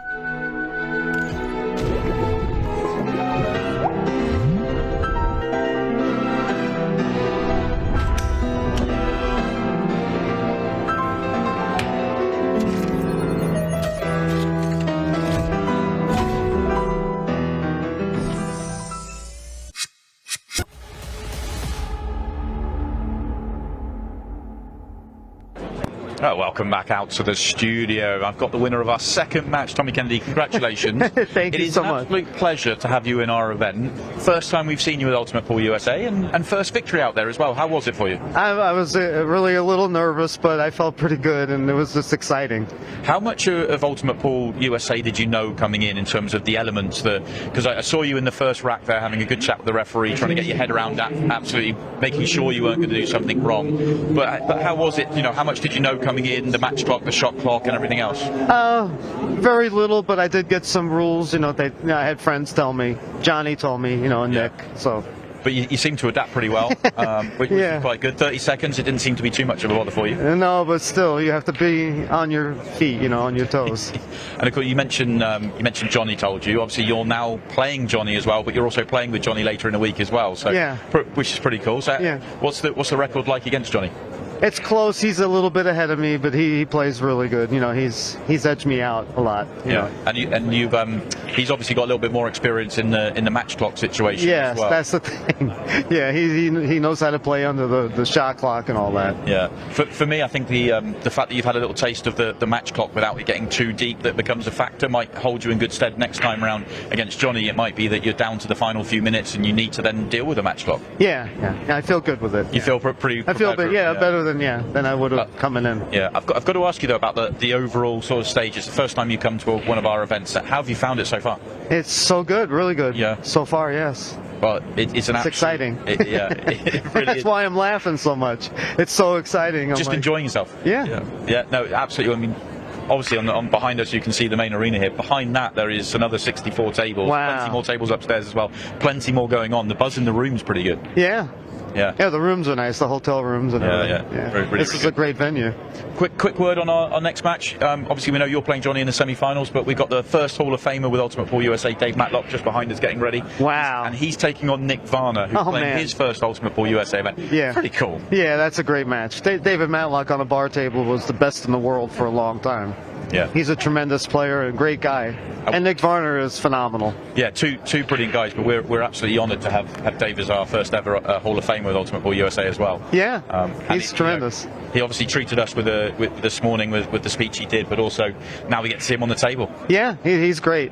Yeah, well, thank you, Tommy, for coming Thank you. Thanks for everything. You're back out there in 3 matches time for the semi-finals. We'll let you go and get ready for that one as well. And we're going to get ready. Our next match is on the table very, very shortly. Let's send it to our commentary team, Dave Matlock and Nick Thank you so much. On the way. Well, welcome back to Harrah's Casino here in Cherokee, North Carolina. Next up, the Ultimate Pool USA Hall of Famer, David Matlock. And he's taking on the legend that is Nick Varner. This, of course, again, a race to 6, 30 minutes match clock. Golden breaks are in play. Golden ducks are in play. And you see Dave Matlock pacing by the table there. Referee Daryl Hibbert is just explaining a few of the extra rules to Nick Varner, who this is his first time here at Ultimate Pool.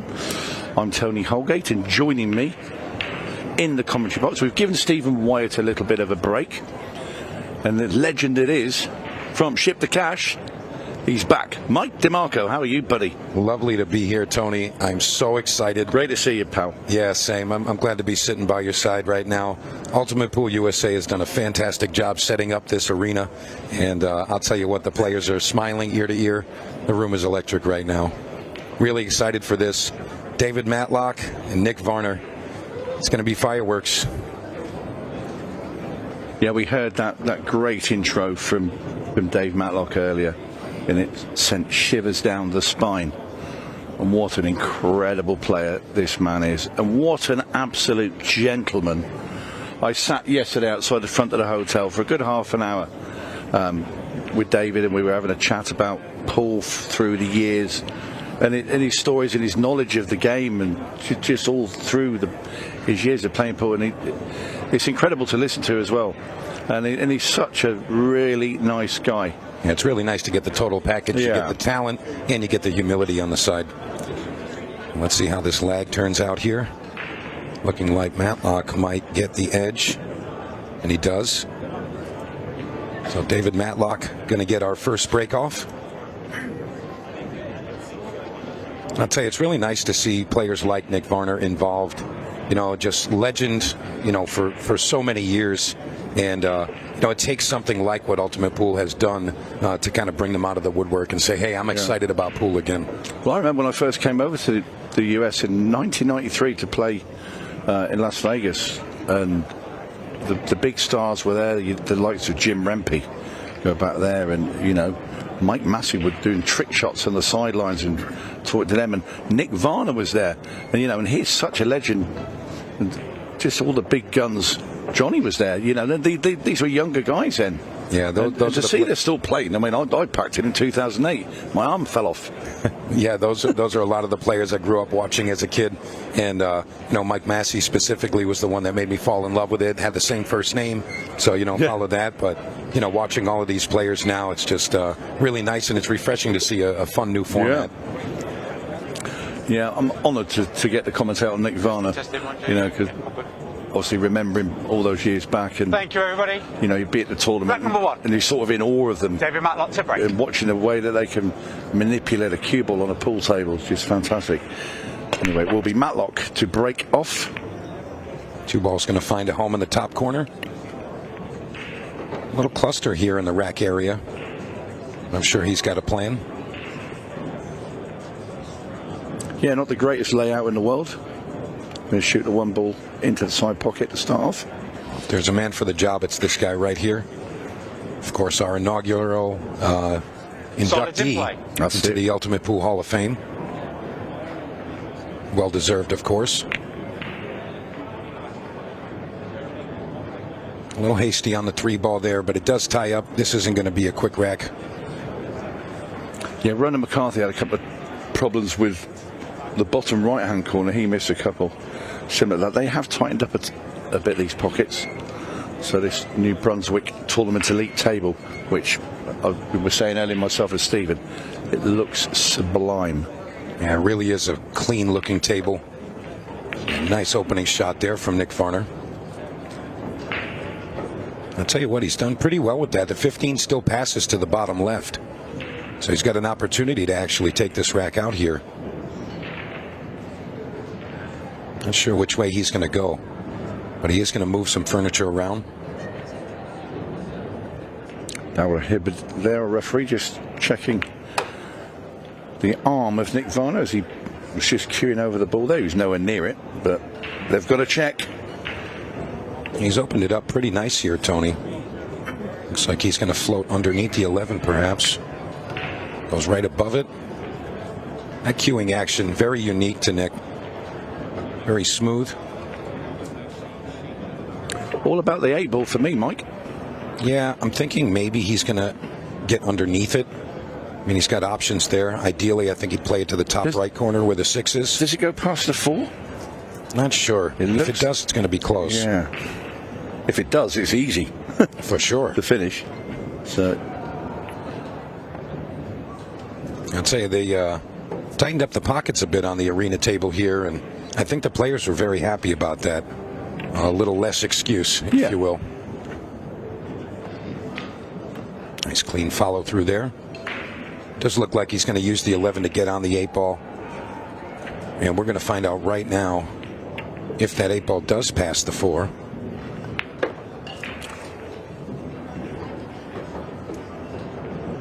Well, if he goes past the 4, he should play that perfectly onto the 11 here, because he's not going to miss that down into the bottom corner. So it would just be dropping it, bring the cue ball back a couple of inches, but he's coming down here, which suggests he might have to go upstairs for the 8-ball.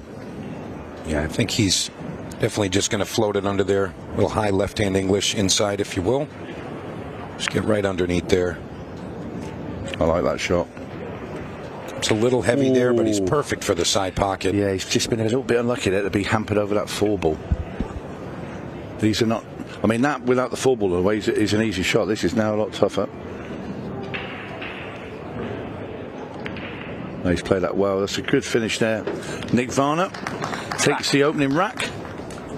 So the Matlock mistake punished to the full by Nick Varner. Yeah, nice clean finish there. Was able to navigate some of that traffic in the racking area. And I'm curious what Nick's pool brain is going to bring for the break-off here. He's one of the great minds of pool over the years, and he's had some legendary things, for example, in the one-pocket game, the Nick Varner wedge. Not sure if you've heard of that, but he's got some great techniques. Tell me. So I'm intrigued. I mean, basically, it's Nick puts the balls into an area of the table where it's virtually impossible to get them out. And, you know, it's kind of been kind of coinciding with his name for a while now. Thank you. You know, anytime there's a one-pocket match and you see the balls clustered in the corner, people usually refer to, oh, look, he's playing the Nick Varner wedge. Oh, right. I get it. That's cool. All right, so let's see. Break off from Nick Varner, rack number 2. And he's up 1-0. Let's see which ball he chooses to strike. Second ball break. Clean hit, but doesn't look like he's going to get anything to fall.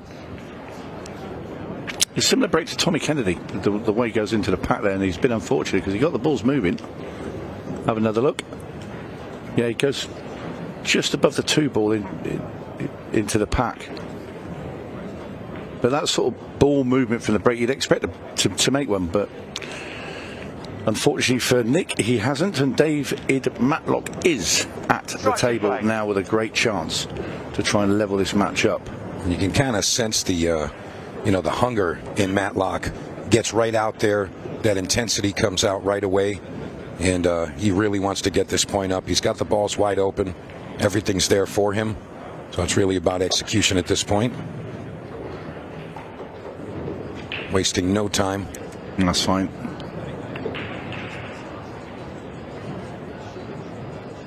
Not sure if he's going to try to slide this over. Just about makes it work. Yeah, he's on the 11.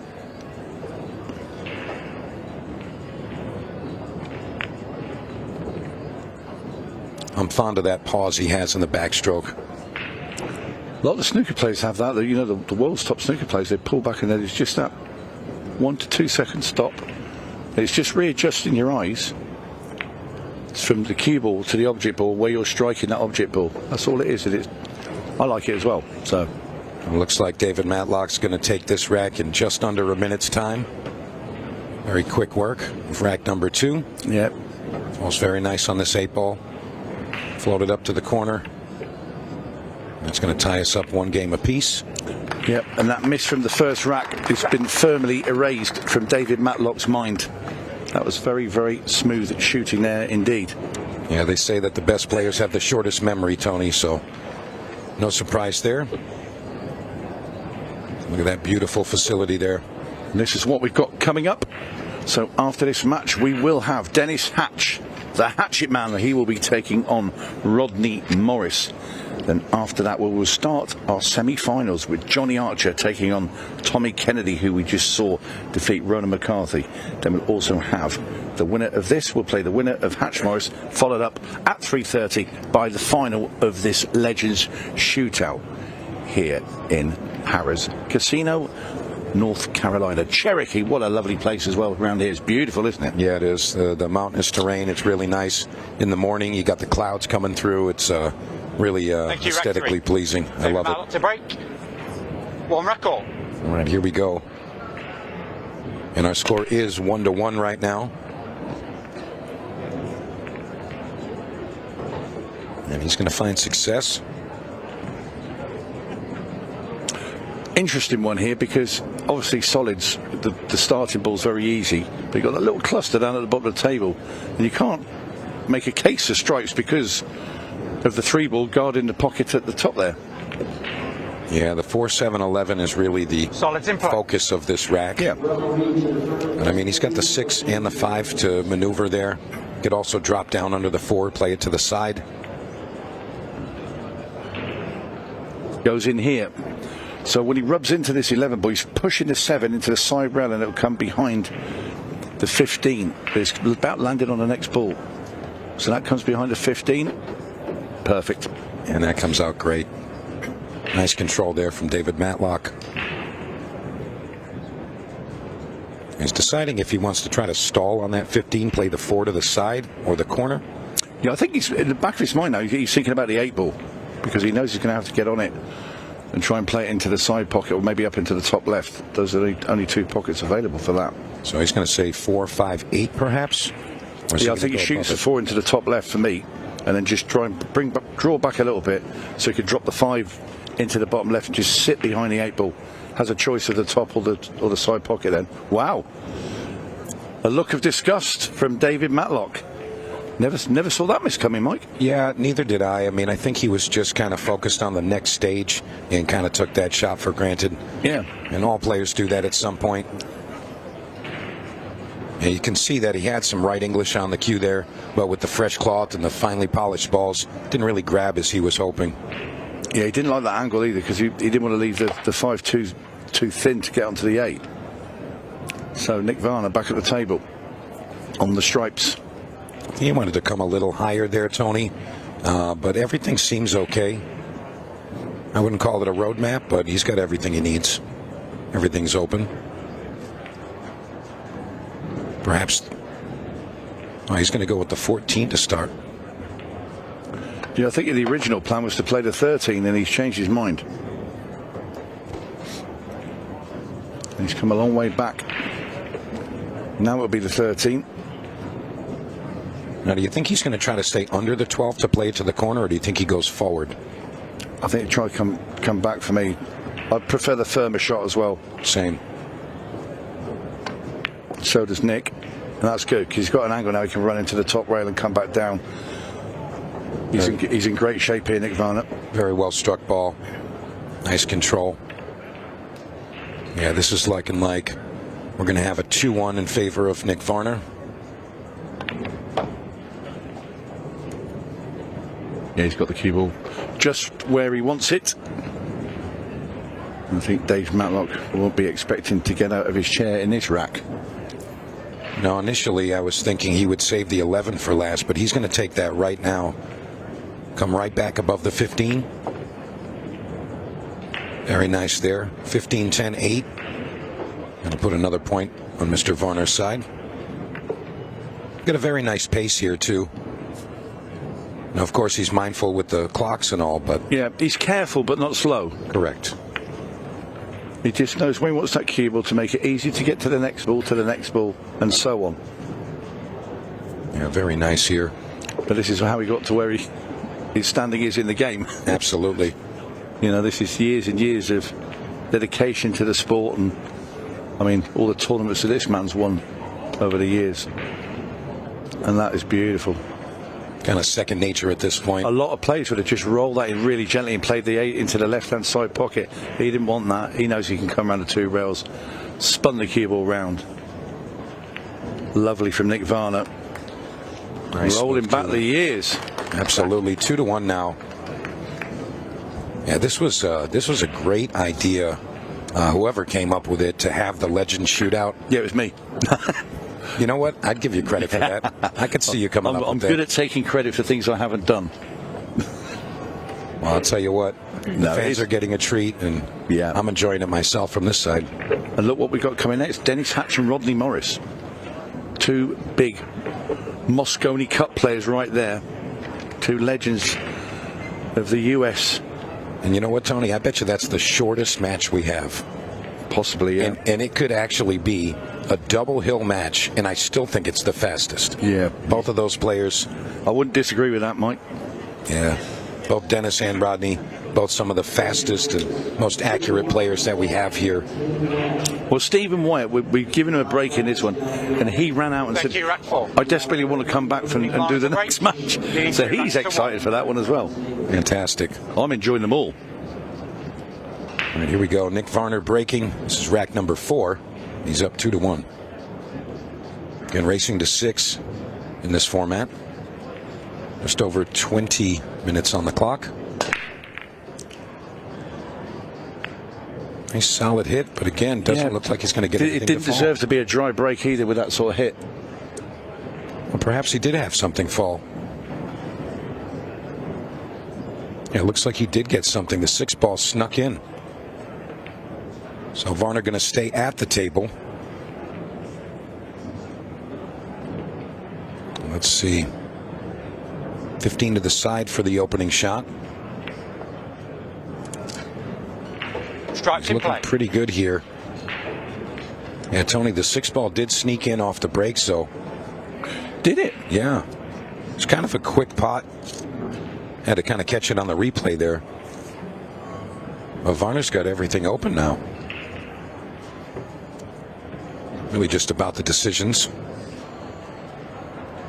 Well, he hasn't made any bad decisions yet in this match. He's been pretty good. It's Nick Varner. He's really just trying to not lose the cue ball when shooting that 11 in the top right there. So he's kind of focused on when he's going to attack that. I feel like he wants to do it now, but a little worried about the cue ball. Yeah, just looking behind him there because there is a big match clock there. If people are wondering why is he looking behind it, but there's a big screen there with the time. So he's just being mindful and checking. So he's going to use the 11 as the out ball now, Tony. That's going to be his ball before the 8. Absolutely. I think that's a smart move. Another crisp pot from Nick Varner. That was dead straight down that line. I'm thinking he may just stall into the 5 ball here. Just one rail straight into it. I don't think he wants to try to get too fancy here. Yeah, he would have liked to have done just what you said there, Mike. If he could have just bumped into that, that would have been fine. It's okay, but it's a little bit more work now because he's got to bring that cue ball around the back of the 5. And you can see the 1 could sit in the way. You're not going to try and sit in that gap, so you might have to play a little punch shot around those 2 cushions, and then you got to stop that cue ball for the 11. Well, in situations like this, we get to see that great pool mind of Nick Varner. So he's played a little bar. It's a super shot. Does not disappoint. That little punch shot off the 2 rails it's a tricky shot to play. People, you look at that and think, well, that looked quite easy. That was not easy. No, it wasn't. Because you can easily get too deep into that and you scratched. I mean, he's had to take it really sharp off the 2 sort of jaws, if you like, or just before them. So now he's going to play the 11. He wants to kick into this 8. So put it in there and just kick it towards the top left-hand corner. Great call there, Tony. It's a little thin there, but he's going to be just fine. Yeah, he doesn't mind that. Didn't want to be any thinner because he would have been straight looking at it into that top rail. That's right. He'd have been banking it length of the table, but no, he can cut this into the corner. This for 3-1. Very, very good indeed from Nick Varner. Gets and rightly so, a round of applause for that one. 3 racks to 1. 3-1 there. And again, we got Dennis Hatch, Rodney Morris coming up right after this one. And I mean, in my opinion, those are the players that I know the most, and I'm looking forward to that one. I think that's just going to be super fast-paced, all action-packed. Right now, we've got Matlock and Varner 3-1 now, and we are racing to 6, and we are under 20 minutes remaining. And both players all business. Just anticipating that next inning at the table, and there you see Mr. Matlock chalking, preparing for this. Rack 5. David Matlock to break. Trading 3 racks to 1. Here we go. He goes with the head ball break there, and he's going to come up dry.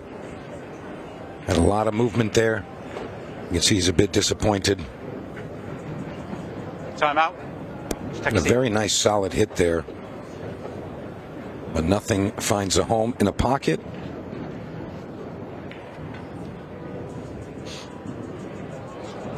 So it looks like the 6 ball fell, but after. Thank you.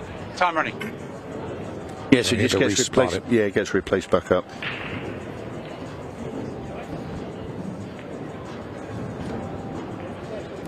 All right, so Nick Varner going to get the opening shot. Looks like he can get to the 6 ball. Got to be careful. The ball is very deep. I think he managed that pretty well. Comes out almost center table. Solids in play. So now comes the decisions to take care of that small cluster there. Looks like he's going to shoot the 4 to the left side, kind of float under to the 7, and that'll give him an angle to open up that cluster. As long as Nick's been playing, I'm sure he's seen almost this identical layout at some point. It's hard to think that he hasn't. No. So he doesn't really hit the mark there. 14 gets in his way. He's going to look for a backup plan. Looks like only the one ball available. Look at that gang. Dennis Hatch, Craig Woodingham, Tara Connor, Johnny Archer. From left to right. See them. Sorry, I was just saying we're going to see them all throughout the week. Tara Connor, of course, playing with Johnny Archer in the mixed pairs at this event. That's going to be a nice duo. Definitely a killer team. Yeah, she has played previously with Tom Cousins. There's been a partner change there, a reshuffle. Tom, of course, he'd be playing with Jamie Clark from Oklahoma. Yeah, I heard Jamie, she was definitely excited about that. She's like, I'm playing with Tom Cousins. How about that? Yeah, I'm sure she could have got herself a better partner than Tom. I mean, what's his ranking right now? Yeah, he's only number 1 over back in the UK. Yeah, I'm sure there's plenty above that. And he's won a couple of these events. Yeah. This is the key right here. Very dainty but effective shot there. It's perfect. Literally perfect. He's playing great. He really is. 5 will pass into the top left as well. He could just run the 3 and then play it that way if he didn't. Because he's a little bit closer to 5. You don't want to play that because when you get your cue up and in and play the 5 ball, if you get hold of that cue ball too much, you'll come back too far for that 3. So I like this. Yeah, he's going to play the 5 to the top left corner now. Just stop the cue ball right there. Absolutely. Perfect. Very simple stuff. Not only that, there's a slight angle there on the 5, so it takes the cue ball away from the 8. So you can't get yourself jammed up next to it. Does nothing with the cue ball here. Just a little bit, just a bit of bop on the cue ball. How good has Nick Varner been? Honestly, I'm actually, even though he's who he is, I'm taken back by how well he's playing. He's executing everything. Yeah, but he's never played this format before. He's taken to it like a duck to water. The legend himself, superb. Yeah, I guess you don't know what you're going to do unless you're put into that situation, and putting him in this environment, I mean, he's excelling. Yeah, and there's been nothing, okay, David's missed a couple of balls that he'd normally knock in, but let's take nothing away. He hasn't had that many opportunities. Varner's been relentless. Yeah, it's really been the dry breaks and the cluster right off the break, and I believe that was rack number 1 for Matlock. Those are 2 huge swings. Really big swings there.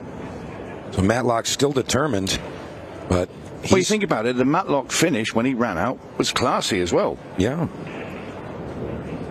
Now we really just have to see if David can get a shot in this rack. I mean, this would put Nick on the hill if he takes this one. And he was going with the second ball break, so looks like he's going to repeat that. He'll drag it over to that right long rail. Right back out. Makes a couple of balls. 3 balls down. It looks like he's made 4 on the break. Really solid connection there. Now, from the looks of it, there's going to be a little trouble, especially with this opener. Nothing cut and dry. Let's see what he goes with here. We found the home with the 13. Strikes in play. I'll tell you what, Tony. Takes 11 now. Yeah. He's on it. And he may elect to go with the 9 ball. But I like your shot. He can get back to that 9 ball kind of whenever. 15, does it pass? Doesn't look it. Yeah, maybe take it a 9 now because he's not confident getting straight back all the way down the table to play that 9. Take it now. So now the 15 is free and clear. I think this time he might have to go 15-14, but I'd like the 11 out of the way. I like the ball that's right over the side pocket. It's my last ball. What do you think about him playing the cue ball behind that 2-6, kind of peeling them off? I think so. Yeah, that came out very nice. Yeah, that gives him a lot more room now. No, she's bumped that 6, but the only thing that has done, okay, it's gone towards the 8, but then if your last ball is the one over the side pocket, it doesn't matter anyway, because that 6 is not going to interfere with it. So take the 11 now, come back for the 14. Yeah, I agree with you, Tony. 11, 14, 12, 8. Kind of an around the world. Where's that cue ball going? Is he going behind the 4? Oh, can he just get through to the 14? That's close. Very close call here. Wow. Oh, he just bumped the 3 ball with his cue. Wow, as he went to look down there, hand. Time running. he's moved the 3 ball, so it will be ball in hand now for Dave Matlock, and that's a big let-off. Tell you what, the irony of his first mistake. Yeah, you just watch here, he comes down, he goes to have a look, and he's just lost. Look there, see? That's tough for Nick Varner, but David Matlock's been anticipating this look at the table. So he's going to graciously accept that. He's going to go 4, 5, 6, 8 here. Just roll forward underneath the 5, maybe. Well, he's going to draw the cue ball now. He went back to it. Yeah, I think he had about 4 different shots in his mind at once. Yeah, he did. Yeah, he did. He's a bit of shaking head there. He doesn't quite like it. He's gone a little bit straighter than he wanted to be. Oh, he might actually play the cue ball off the 12. That's exactly what he's done. He wanted to go a little further there, but I think he should be okay here. I don't think he has to run into the 8 ball. Kind of just go right around it. 3 rails, 1, 2, 3. He floats into position nicely. Perfect. So Matlock going to get 2 on the board, and he's going to have the break in this next rack. Peggy, Dave's wife, and great supporter.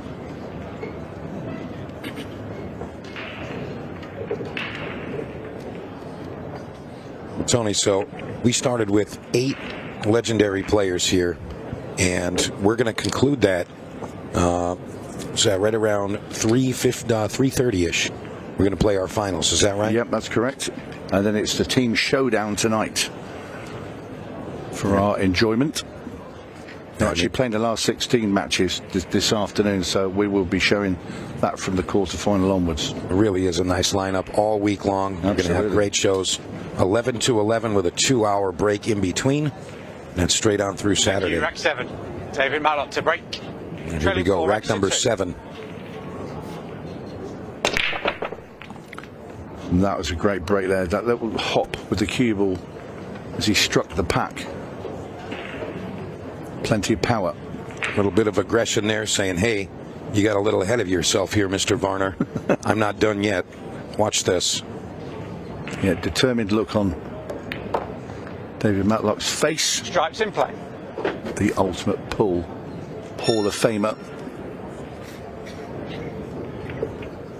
I tell you, David Matlock, he really does have some great patterns. His shot selection is really second to none.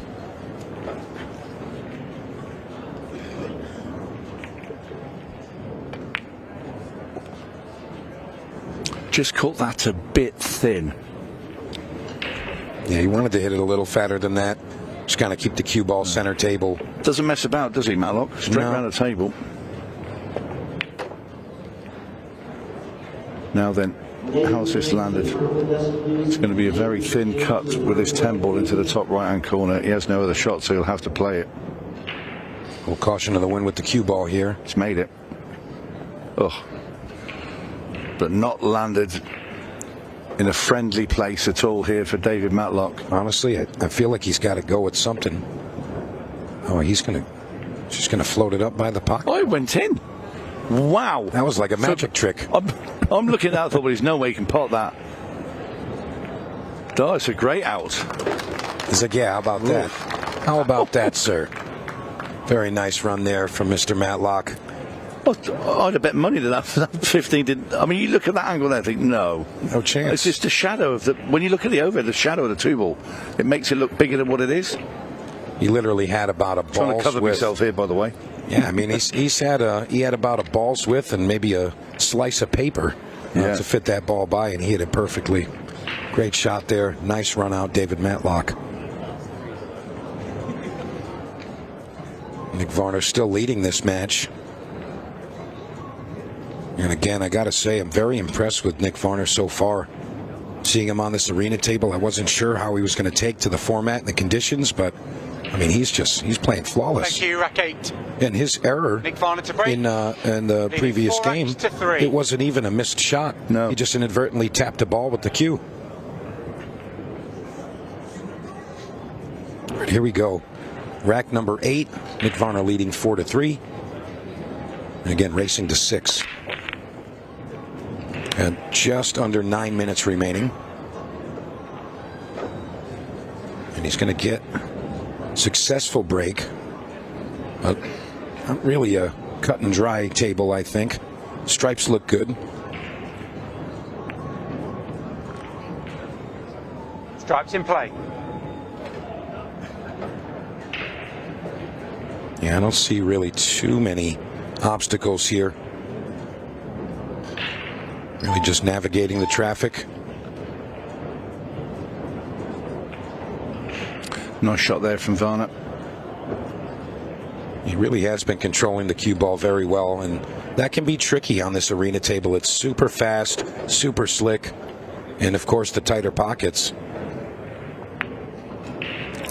Yeah, it's Brunswick's new table, the Tournament Elite. It is a fantastic table, and it looks super cool.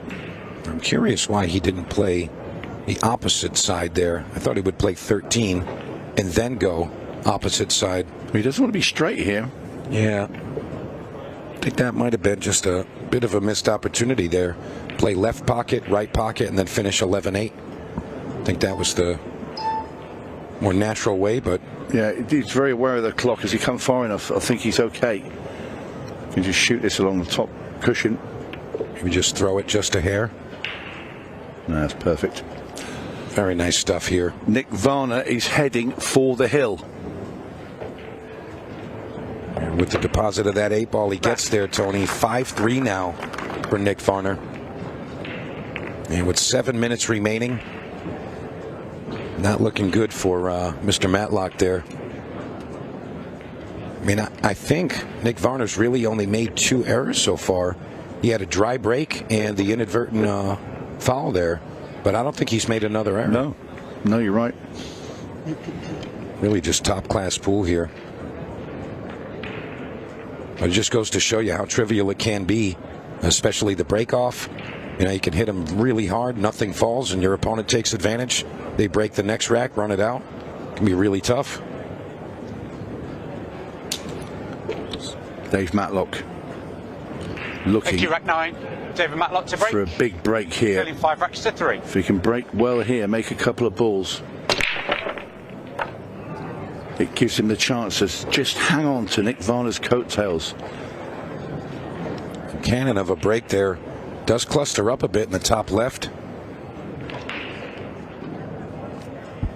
I'll tell you, I mean, it looks like he can make something happen here with the solids. Solid balls nominated. I think maybe he was trying to get on the back side of that 3 ball. Yeah. Went just a bit far. The thing with it is it's going to be very hard to get back on it as well, so he's gone to play the safety. Good call there. Yeah, he's disappointed because he wanted him right jammed up behind that ball, and he sort of put his arm out and in a slight disgust that he's left Nick full sight of a stripe. Yeah, I think ideally you never even want to let your opponent to the table, let alone have a shot. That's why they say, you know, if it's a 50-50 safety versus the offense shot, you just go offense. Don't give your opponent a chance to get lucky. No.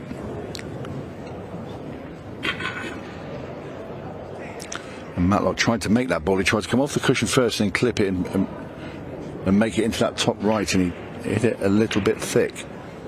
So Varner plays to cut into the side pocket. Now then, it's all about the 13 ball that's tucked behind the 3 at the top there. He's going to try to get a nice angle playing the 14 to the corner, then maybe the 10 to the side, and just try to get behind that and try to bump into that pack. He's going to try to leave himself an angle on the 15 here. I don't think he's going to try to run up table now. I'd like to see him just drag it to the left side, just like that. And I don't think he has to really be too aggressive here, Tony. The danger here, Mike, is if he plays this with a load of topspin, the cue ball could clip that 3 ball and follow the stripe in behind it. He's played that well. That's a great shot. Let's see, does that pass? Well, is that 13 past the 5? If it doesn't, he could still play the 9 and get back over. I think it might just squeak in, you know. We've been deceived once before up here. That's right. Whoa. Yeah, the shot clock got him a little bit. I think he wanted to play it softer, but because of the speed, he kind of hit it a little fast. Yeah, quite a little bit of a puzzled look there from Nick Varner. And he knows that was a great chance there just to wrap things up. Yeah, slower pace on that shot. I think it would have fallen with the same shot line. Matlock tried to get the 2 out as well in that shot, and he's left it there, so he's going to have to probably come up and play a bank. He moves that cue ball so easily. Yeah, it's effortless. Yeah. Ooh, that's danger right there, Tony. And he's found home. Double cross corner. And perhaps a bank here. 1, 2, 3. Went for the 3 cushion. Not going to make it happen. So Nick Varner 3 balls away from taking this one.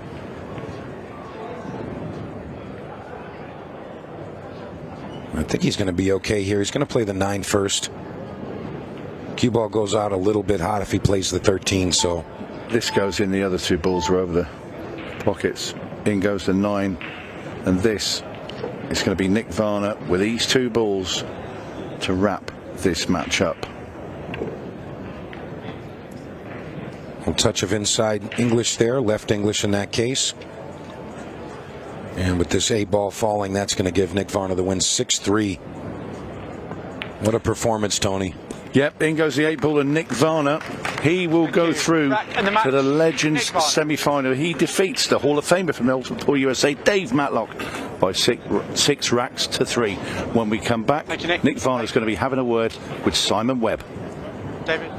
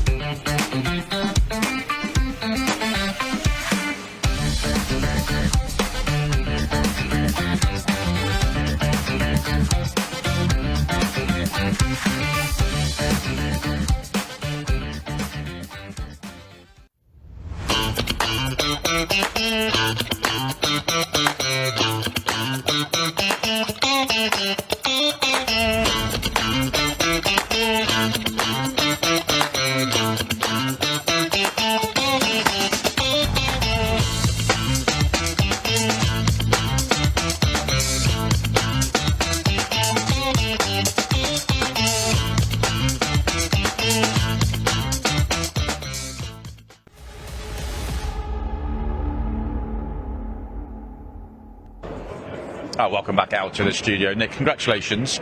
First taste of Ultimate Pool USA, and you played really well out there. Yeah, that one mistake, there are a couple mistakes, just really made 2 mistakes where I banged my stick and fouled, and then at the end, the time clock kind of got me. I should have shot the ball in the corner instead of... Yeah. I thought it would go. I thought there was enough room, but I clipped that ball. But boy, it puts a little pressure on you when you start hearing that noise. 15 seconds a shot, it comes around quick. Yes, it does. And of course, the match obviously got into the 15 seconds a shot. It was close. The match clock was definitely a factor, but it wasn't quite right there. If Dave wins one more rack, all of a sudden you're going to have to really clock manage as well. Oh, yeah. I won 6-3, and if I lose that last game, if he gets out there, well, it's 5-4, and anything can happen from there. Including a 6-ball shootout as well, Yes. which would have been, there are people that want to see you in one of those as well, I can tell you, but that would have been good. Nick, I want to ask you about Ultimate Pool USA, because I know that you reached out to Ultimate Pool USA, you'd seen a tournament before, and you just wanted to come and experience it and see what it was all about, and here you are front and centre trying it. What was it about the sort of format for Ultimate Pool USA that made you want to play? Well, I saw that tournament in Blue Springs, and I happened to tune in. Yeah. And Bergman and Dave were playing. Yeah. And then I watched afterwards, and they put Dave into the Hall of Fame. They announced that there. Yeah. And I thought, boy, that looks like fun. And so. And now you've experienced it. Is it fun? Yes, it is. Absolutely. And you've ruined Dave's Hall of Fame party. You've knocked him out in the first round on the week that he's going to get put into the Hall of Fame. What were you doing?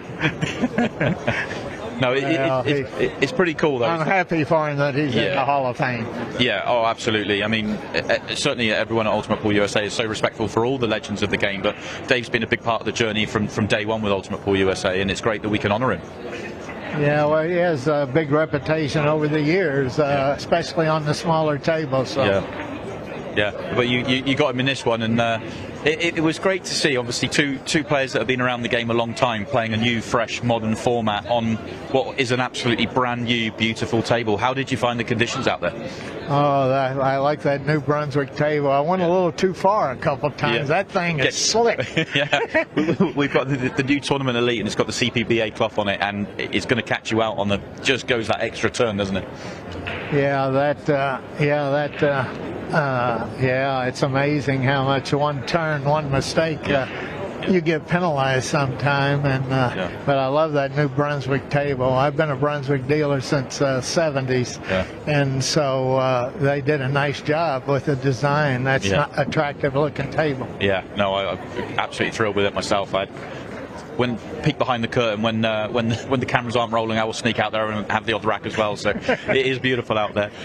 Before we let you go, you're going to play the winner of our next match. We're just getting ready with the final quarter-final out there, and we've got Rodney Morris playing for the first time. He's taking on Dennis Hatch. Looking forward to this one. Thoughts on this game, and you're going to get to play the winner of it? Well, I tell you what, those two great players. That's a shootout at the OK Corral. Yeah, oh yeah.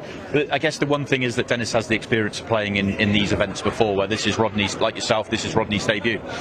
Yeah, but that Rodney has that quick pace, so he should fit right into to this time clock real easy for him. Yeah, I spoke to Rodney before we went out there, and he said to me, I hear it's 15 seconds a shot. I say, absolutely, it's 15 seconds a shot. What am I going to do with the other 10 seconds? He's fine on 5. I know, he probably tried to talk you into 10-second or 5-second time clock.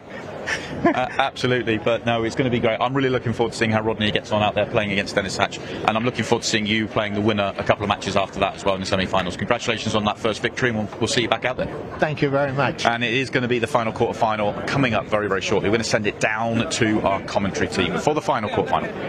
Absolutely incredible hearing those words from Mr. Nick Varner. He's having a great time, and so are we. My name is Stephen Wyatt. This is Mike DeMarco. And look, these are two icons of the 90s. I mean, what do you think about seeing the Rocket Rodney Morris in the Ultimate Pool USA arena for the first time? Honestly, I've got a little history with Rodney, and I've followed him for a long time, been friends for a bit, and I think that this match is going to be electric in all the senses of that, super fast-paced, and I don't think we're going to see many misses. Well, I hope they have a fire extinguisher ready, because this could be fireworks. It could be absolutely crazy. Dennis Hatch, the Hatchet Man, Rodney Morris, the Rocket. This is going to be incredible. And there you see the Hatchet Man anticipating his first shot on the arena table, taking on, I'm sure, his longtime friend, Mr. Rodney Morris. Yeah, this is, like I said, this is going to be a great match. and it's going to be a lot of fun to watch. Of course, Dennis has a couple of games in on the Ultimate Pool Arena, so he's used to the format. He's played in the 6-ball shootout. Rodney, pretty much brand new, but I think he's going to slide in pretty well, and we'll see how he does right here with a break. The 8-ball is in play for these shootout rules. Unfortunately for Rodney, nothing goes down. Yeah, I think that Rodney's definitely a player that can adapt to any type of equipment or situation, format, you name it. You know, he's definitely a supporter of the Saratoga formats and all these odd pool games out there. So I think he's going to jump right in and feel right at home. I've seen a lot of different games come and go, but a lot of them try to like really twist the game. There's nothing wrong with that. I love seeing innovative stuff. But I think what we've done here is we've taken the game that everybody knows and we've turned it into a sport in a way. Yeah. And I'm pretty adamant about that I think this is the way I love to watch 8-ball pool. I find myself not enjoying pool as much if it's not played to these to this style. Yes. It's kind of weird. Yeah, sometimes you can get spoiled when you see something new and fresh, and you know, I think that it really just makes it so that you have to engage in the game, and it's not, I wonder how long this will take, or I wonder what pace the match will go at. You know, because it's dictated by the format, so it's always exciting and it's always engaging for the players. Now this is a pretty decent layout here. The 10-ball does slide past the 3 to the left side pocket. So I think it's just a matter of connecting everything. Now, my question for you, Mike, the 8-ball up at the top, can it get past the 6? Well, I'm not sure if it's going to slide by the 6-ball. If it does, I mean, David Matlock surprised us in the last match, squeezing something into that same pocket. But I'll tell you what, Dennis Hatch has a plan, and I bet he'll take it down. He's at the table. You got to like him. Yeah, absolutely. And it's really cool, Mike. I had a chance, my first chance to step away from the comments booth for a minute, and I'm watching all the 10-ball teams get started out there. Current matches going on. There's a lot of events going on this week. We'll have coverage of every different event style across the week. But what better way to start it than this Brunswick Legends Shootout? Yeah, this is, I was saying it with Tony Holgate earlier. You know, it's really nice to see what Ultimate Pool has delivered here in Cherokee. I mean, it's literally everything. League play, tournament play, partners, triples, Scotch doubles. I mean, you name it, it's everything, and it's all in one place. And it does go right by. Dennis Hatch takes rack number 1. And Rodney Morris, let's see if he can answer. Dennis always all smiles and enjoying himself. If you remember back in Kansas City, he said, this might be the most fun I've had playing pool ever.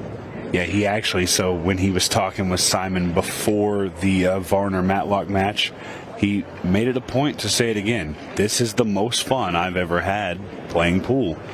And when you got a guy like Dennis Hatch, who's been around for a while, and he's seen everything when it comes to pool, that's a huge testament to what the Ultimate Pool USA team has accomplished so far. And this is essentially, this is only, we're coming up on what, 18 months, something like that. I mean, it's so much fun to watch. I'm so excited to be here. It's an absolute honor to be involved in the inaugural grand finals. Yeah, this is just a lovely setup. All the players are excited, and I'll tell you, when they walk through those doors, you could see it in their eyes. They're like, oh my goodness, look what they did for us. All right, so first look, the solids are definitely what I like. There's not too many issues here. It's just a matter of keeping your cue ball under control. The 4 does not pass the 7, so he's going to have to do something with that 7 ball first. I'll be honest, not sure if he's going to tweak the 6 ball here. If he's got enough of it, he's going to shoot it now. Nice little touch there. Now, can he take the 4 here? That's a fair assessment, but it looks like he's going to go with the 5 first. Keep in mind, he can always play the 4 off the backside of the 15 to that bottom corner. That's a good call. Oh, that might be a little bit tight to go past the 15. Yeah, I think with the slick cloth, I think it will slide by there, but he might not even have to contest with that. I mean, he can just stay underneath it, play it natural into the side, play the 7 ball first. He's also a lunatic and could play combinations and back cuts and kind of do whatever he wants. So he's going to back cut this and try and hold for the 7. Slick cloth, ball falls in. He's got the 7 ball. Now, what's the question for the 4? You think he's going to back this up, shoot the 7 in the corner and back it up? I mean, yeah, I think he can actually just play it in the corner. I don't know if he's going to try the side pocket. Looks like he does like to move the cue ball around. Well, that's a really, really good shot there. A little long. So many things that can go wrong there, but I think overall it came out okay. And I think you have to, especially early on with a 1-0 lead, you have to kind of take those opportunities to feel the table out. And look at that position. He's just letting his stroke out at this point. That was pretty impressive.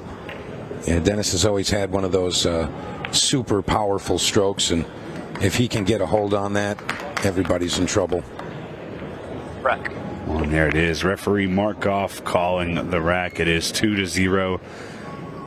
Dennis Hatch once again looking comfortable in the Ultimate Pool USA arena. Hopefully we get to see a little bit more from Rodney. Just wasn't meant to be in those first 2 racks. Yeah, Rodney's going to have the break off in rack number 3 here. And I'll tell you what, I know that he's anxious to get up there and hit it. You can see the look on his face. All business, but he's definitely enjoying himself. Rodney's a lighthearted guy. You know, likes to joke on the sidelines. You know, doesn't take life too seriously or the game. Likes, you know, he enjoys the game. He likes to play.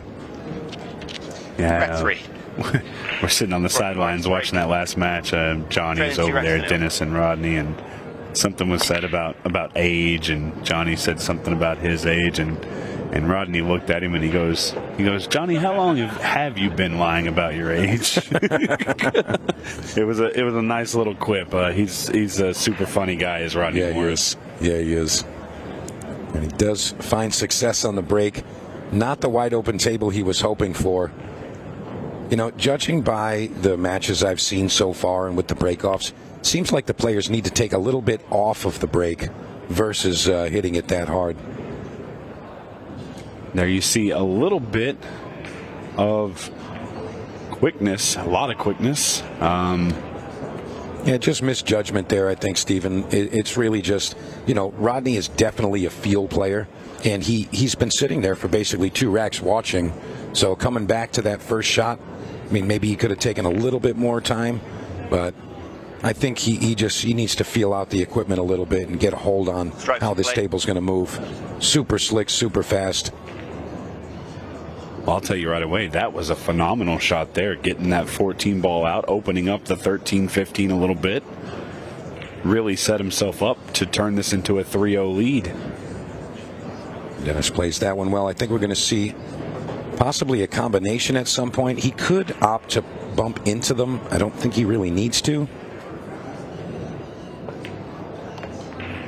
And he does bump them. Comes out okay. Now he's got to work himself into something for the 12 ball. Yeah, that's the only thing I didn't like about that, because now things have changed a little bit with how you can get to the 12. It looks like he's going to try to get back up, maybe straight on the 15. Well, when I say things have changed, he tried to make something happen, and he's essentially made it a little bit worse. Going to be hard to get in that gap, but it's doable. I think if he can draw directly into the 3 ball, kind of stall on it, I think he'll be okay. Needs good control. And he goes a bit long. He's okay. He's okay. Now the question is, does he draw off the 5 ball or does he follow off of it? I feel like if he just clips the 5 ball forward, little right hand English, come right around the table nicely. Well, he does draw off it. Look at that position, Stephen. Unbelievable. And Dennis is a maniac when it comes to these runouts. He's not afraid to let his cue ball loose, but he's confident in where it's going, and that is a 3-0 lead for Dennis Hatch. It's unbelievable that we've played 3 games, and I feel like Rodney Morris has had about 7 seconds of table time. It's like, is there an opponent in here? Well, you called it in the beginning, Mike. You said it was going to be a quick match. You jokingly said, 22 minutes left. That's actually feasible. Yeah. Currently, they've only taken, 3, maybe 3.5 minutes off the clock? I mean, they're just powering through this. And like I said, either player. I know Rodney Morris is more notable as a fast player. They call him the Rocket. However, Dennis Hatch, same type of approach to it, same type of pace, and just wasting no time. Fearless players. They just get up there and shoot the balls in. Yeah, well, the semifinals, the first semifinal match may come a little quicker for those that were waiting on this match to finish, because if it keeps going like this, it's going to be over quick. Dennis has a chance to keep it going here. Yeah, I don't think we're going to get past the maybe the 12-minute mark. I don't think we're going to have any less than that remaining there. Yes. And that's anticipating that these guys take a little bit of time. Yeah, we're looking at the game clock. It's 21 minutes left, 3 racks. So what is that on average? About 3 minutes a rack. I mean, if it keeps going in Dennis's favor, yeah, this could be very quick, but I guarantee you Rodney Morris is not done just yet. What a shot. Stripes in play. So Dennis taking the stripes, contemplating perhaps the combination.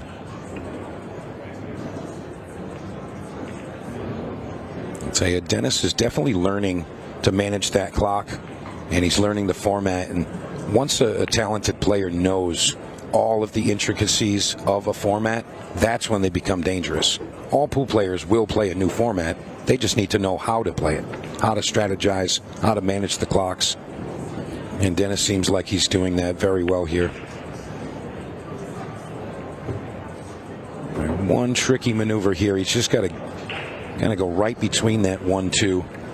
He may elect to draw off the rail, and he's going to. And he's going to be just fine here. 2 rail position, 11 to the 10.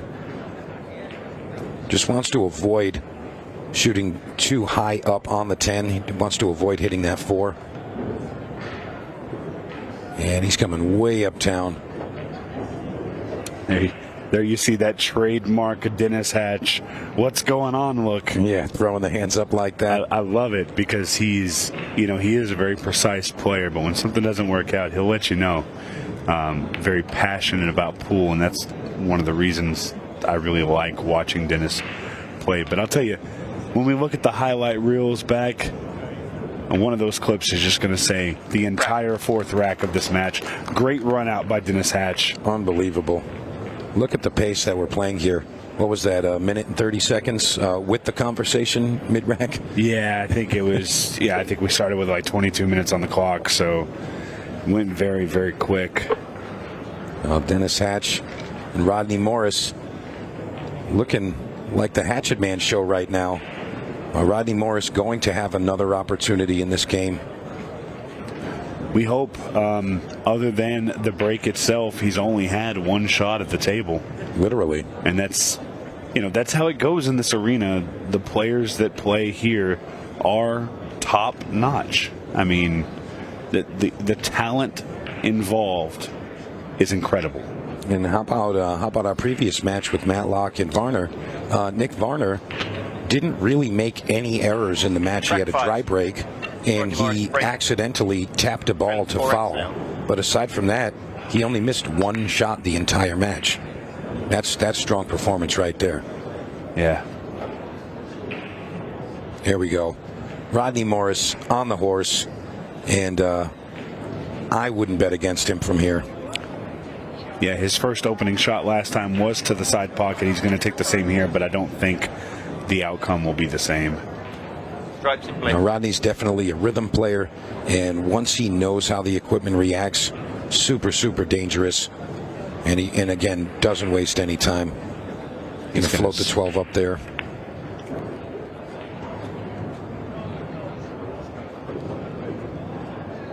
I'd like to see him shoot the 13 here. Maybe 13, 14, 11. Yeah, you know, at this point, I think Rodney's still just trying to get a feel for the table. You know, I don't think he's had any table time whatsoever. I can agree with that, Stephen. Definitely, you know, again, being a field player, you know, he definitely wants to be able to understand the equipment, how it's going to react. But you know, sometimes it's, you know, that's just the way the cookie crumbles, if you will. You know, it's just the game works against you, and it's hard to really just get started. Just going to take this thin back cut. All right, so he's going to have a bank on deck or the 10 thin to the side. So hard to shoot the 10 and have something easy on the 9. Let's see what Rodney can do with it. Oh, no. Oh, I didn't even see the 13 up there, but that's a rough go for Rodney. Yeah, I think he was trying to throw that one in. He had some spin on it. But again, being unfamiliar with how the balls are going to react, you know, certain shots just don't exist, or they react in a way that you're not anticipating. So now we're going to see Dennis Hatch back in control, and at a 4-0 lead, it looks like he's going to get on the hill here, Stephen. This is tough. Yeah, well, it's, you know, it's a little too early to discuss the end, but if you look at the history so far, we've seen Johnny Archer winning his first match 6-0. Maybe Dennis is trying to send a message that he wants to meet Johnny in the finals and recreate that incredible match they had in Kansas City. Maybe for Dennis's sake, not in a 6-ball shootout, but he wants to continue that dominance that he had. Yeah, that 6-ball shootout, it really is just a nice amendment to you know, the standard formats of pool. It's like, hey, this is going to be how we decide, and everybody's going to be engaged in this. Well, it is, you know. Obviously, you know, most players would like to decide it by the game, but it is very exciting for the spectators, including myself. Floats that one in. 8-ball, straight in the side pocket, and Dennis Hatch goes up 5-0 in this race to 6. Rack. 16 minutes and 23 seconds on the clock. I don't think we're in any fear of it going to the match there. You see the beautiful Harrah's Cherokee Casino, and look at this. So we're starting off today with our Legends Shootout. Later tonight, we will see the League Showdown. It's 3-man teams from leagues all across the country playing shootout rules as a team.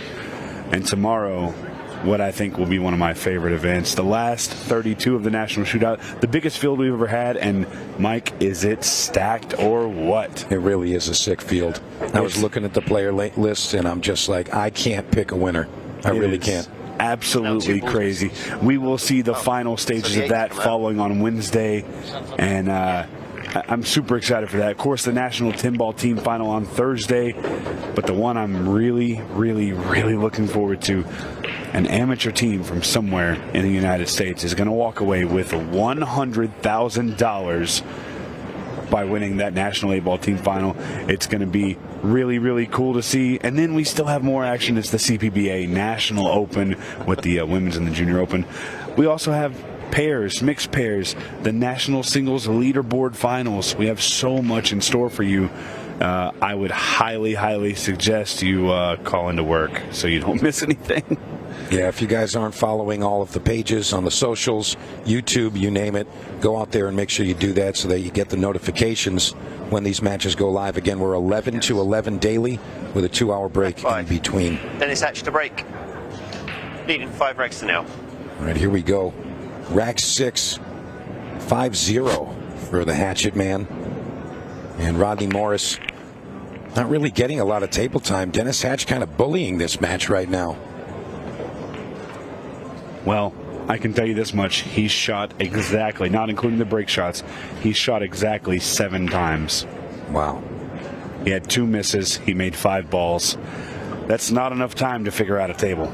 No, and honestly, that was all in one game, right? That was he had 5 shots in one game. He had 1 miss in the previous, one missed shot. Yeah, not really enough to get a hold of things. Stripes in play. And when you've got Dennis Hatch on the opposite side, he's not really going to let you out of your chair if he doesn't want to.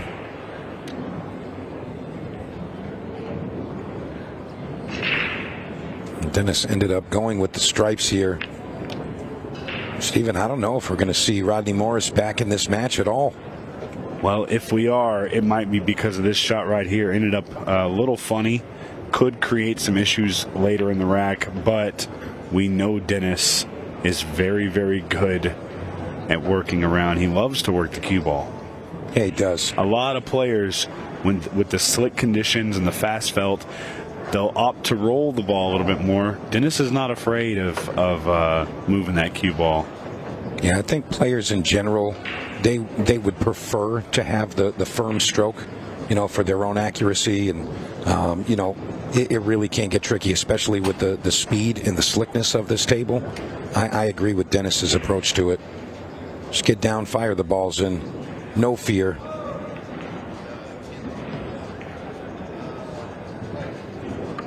And just 2 balls away from a 6-0 victory here for Dennis Hatch.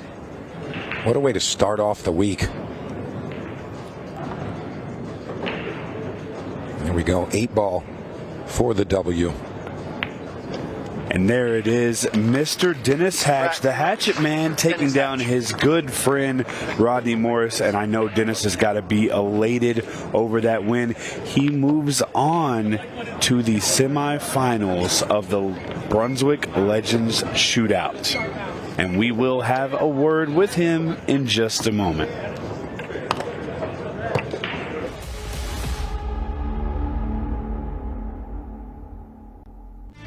With over 175 years of billiards history, tradition, and expert craftsmanship, Brunswick is a name synonymous with our game, which makes it the perfect partner for Ultimate Pool USA's vision, a fun, fast, and exciting pool for the players all across the United States. Brunswick, Ultimate Pool USA's official table partner.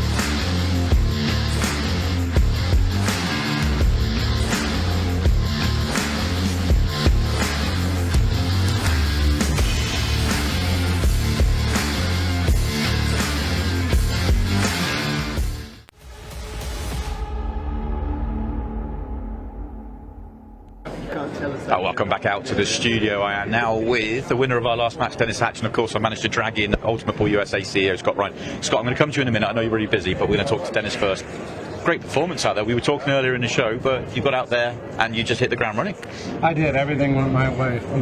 Every time I went into a ball that had to break out, it laid pretty nice for me. So sometimes it goes your way, sometimes it doesn't. That time it did. We're all looking forward to seeing yourself play, but also get to see Rodney out there for the first time, and he won't feel like he's played a match at all. No, he didn't even get to hit balls. He's like, "Do I get to hit a rack?" I said, "Nope." He started laughing. I said, "You better go hit some balls." But he didn't even get a chance to hit a ball. So I think the first time playing on Brunswick, the speed of the table, you know, they play a little fast. Yeah. I think they play beautiful, though. As you can see, you know, you really can't ask for much better than that. You got to love to hear that, though, Scott. I do. You know, bringing the table, bringing the, you know, using it at this event. First time the guys have had the opportunity to play on it, but it looks like it's playing really well. And you know, thank you to our colleagues at Brunswick for again supplying another quality table. Absolutely. If you guys noticed when I shot the 15 ball, it was by the side pocket, and I called an extension, and I had to roll it because if I hit it hard, I would have scratched in the side, and I rolled it slow. It rolled absolutely perfectly straight. Thank you for that. I've been monitoring the comments as well. Everyone's asking how big the pockets are. 4 1/4. I can tell you they are 4 1/4. Yeah, they're 4 1/4, but they play a little bit tighter. If you hit them soft for day one, the cloth is new, they slide in, but in a couple of days, it won't play so slippery. I want to ask you, Scott, about this event in particular. Obviously, we're going to talk a lot over the course of the week, but this Brunswick Legends event, I remember when you came to me and you said, I think we need to do something like this on the opening day. And this is exactly what you were talking about, getting some of the legends of the game playing on a brand new Brunswick table in a brand new environment. It's fantastic. Well, I'll give you two answers. I'll give you the corporate answer, which is obviously we want to see what but I'm going to give you the reality is, as I always say, we're all pool players, we're all pool fans, and to see the legends out there, you know, for me, we've all had our fanboy moments already out there. Certainly seeing Tommy Kennedy rolling back the years, seeing David, Nick, and Nick played really well, and Dennis is just gone out there and you know, he's played unbelievable. Poor Rodney, Dennis, you weren't supposed to beat him that bad. But no, it's giving people another event, especially for the guys who are at the event playing in our national tournament. It's a great event, super fun event, and the spirit is being played out in there. You know, we made the right call. Oh, no doubt about it. A quick one just on Dave Matlock. Didn't go his way in the match out there, but obviously, you know, what he did to open the show today and what we've got, you know, him coming into the Hall of Fame, it's super cool to see. Well, it's great to acknowledge Paul's past. You know, certainly our format, you know, might not have sat back many years ago, but to honour Paul's past was really important to us, and you know, to be stood next to a legend like Dennis, you know, is a big thrill. It's a big thrill for us all. But you know, we've got every right to honour Paul past, but you know, we need to say we are Paul's future, and it's really important for us to respect Paul's past. Yeah, absolutely. Couldn't agree more. And it's been great to see some of it in the quarterfinals. We're now going to move on to the semi-finals. Dennis, congratulations on getting the victory. We'll see you in a match's time. We're going to get the first semi-final. Can I just say, I would like to thank Ultimate Pool, all of you guys, Brunswick Tables, my sponsors, Dave Bartosiak at Classic Billiards, Chris from the League Room, Jacoby Custom Cues, and again, thank you for the atmosphere and the tables and the setup. Thank you. It's great. It's just great to have you here. I've got to be honest with you. Excited to have you in part of the broadcast team all week, but also to see you on the table as well. Good. So, okay, well, let's send it back out to the arena. We've got our first semi-final coming up very shortly. And welcome back to Harrah's Casino and Resort here in Cherokee, North Carolina. We're coming up now with our first semi-final in this Legends Shootout. Johnny Archer, the Scorpion, taking on Tommy Kennedy. I'm Tony Holgate, and I have returned, and my buddy that's going to be with me for this match, Stephen Wyatt. How are you, buddy? I'm wonderful. I'm excited for this match. We saw Johnny come out and play really well, and we saw Tommy just smile on his face the whole time. He's still got a smile. You saw that? He's the happiest man in the hotel. It's pretty incredible to see these. And look at this. He's changed his shirt. He's got a new shirt. Tommy Kennedy's got a new shirt, rocking the Ultimate Pool USA jam up top. I like that. I really like this guy. I had a chance to briefly talk to him after his match, and the first thing he said to me is, he said, wow, this is fun. Yeah, that's a big one right there. Yeah. We're all about wanting to have fun. I don't think anybody has ever played in an Ultimate Pool USA event and not had fun. I mean, okay, you get beat, it's not great in any sport being beaten, but the atmosphere and everything, being out in that arena and out and beyond, around all the tables that we've got going with all these other events as well. You know, the vibe out there is brilliant. It really, really is. Yeah, there's all kinds of stuff going on outside. Of course, we have Timball teams currently playing, but also pretty soon we'll have the first round. It's not going to be shown the first round of the League Showdown, but we will have the League Showdown matches starting here in just a few minutes out in the outer tables. Yep. So that'll be fun to see how that all plays out, because of course we're going to get to see all of that unfold. Quarterfinals on later tonight. Look at the 8-ball. This goes. Look at the 8-ball. That's the closest we've come so far. Tommy Kennedy. Yes, at a point, yes. He thought he'd done something wrong there. No, you're okay, Tommy. Another look at this break off from Kennedy. That 8-ball had a couple of goes. What he had asked referee there is the ball going in, is that a point? Because I think he was worried about possibly an illegal break. But Tommy, you don't have anything to worry about, buddy. That was a great break.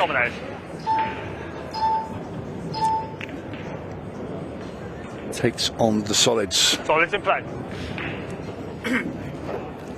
So this is an intriguing match, because both of these players have come out and played so well in their quarterfinals. Johnny defeating Janet Atwell. Kennedy, of course, beating Northern Ireland's Ronan McCarthy. And it's kind of crazy how this has gone down. So obviously Ronan got an opportunity, or a couple opportunities against Tommy, but he didn't get a lot of table time. That bottom right-hand corner did for him. Yeah. There's 3 balls in it. Same rack. Same thing with Janet Atwell, not getting a game and just not a lot of TV time.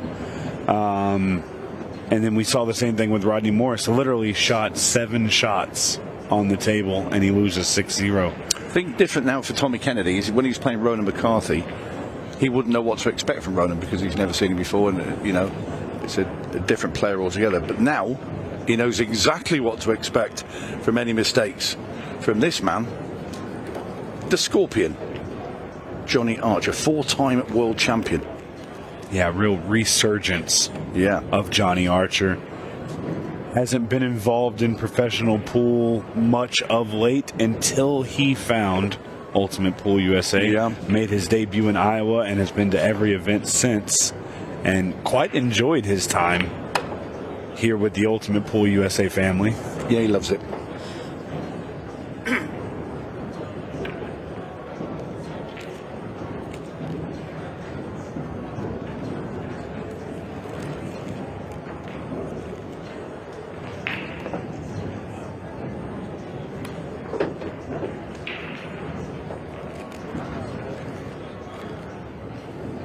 That a winner of this will earn himself a place in the final, which will come this afternoon as well. So straight off this will be the second semi-final. And I didn't commentate on the last one. Obviously you and Mike were there, but a bit of a masterclass from Dennis Hatch. Yeah, Dennis just really looks, for me, the word is comfortable. He looks like he's found a comfortable play style for this type of environment, this type of format, and I think we'll see it for quite a few years to come. There it is, the beautiful Harrah's Cherokee Casino. There you see the previous results. Johnny Archer winning 6 racks to 0 against Janet Atwell. Tommy Kennedy defeating Ronan McCarthy of Northern Ireland, 6 racks to 2. Nick Varner, wow, he was in great form. He did win that actually 6 racks to 3, not 5-3. And Dennis Hatch there stamping his authority in his quarter-final, defeating Rodney Morris 6-0. Of course, Johnny Archer, Tommy Kennedy trying to earn their spot in the finals, and we now know that Nick Varner will play Dennis Hatch in that other semifinal. Very interesting outcome here. You know, when you look at it, I'd like to see a Dennis-Johnny rematch, but I'd also like to see Tommy and Nick play. I mean, there's a lot of opportunities. See them all play in the final. I do. We can't. Just 4-man, duke it out. We'd have to create a whole new game. So Johnny Archer breaking off rack number 2, already 1 up. 8-ball moving. Close. Cue ball though. That's gone. Scratched. So Tommy Kennedy. Ball in hand from the kitchen. Come to the table. As you heard there, the referee say he gets ball in hand in the kitchen. Johnny probably ecstatic that 8-ball didn't fall now. Yeah. It's always great to get the golden break and get the automatic win, but with that, you always risk the golden duck. Stripes in play. Instant loss changes. It can change the sway of a match in a heartbeat. Oh, look at that touch. You know, for Tommy, he had the cue ball on a string in his quarterfinal. Did Tommy Kennedy? He really does, and you know that last rack that Johnny was able to come out ahead wasn't as nice of a layout for Tommy. Just had a little bit of a pickle that he got into, but this one looks pretty good. Yeah, no real issues here for Tommy Kennedy.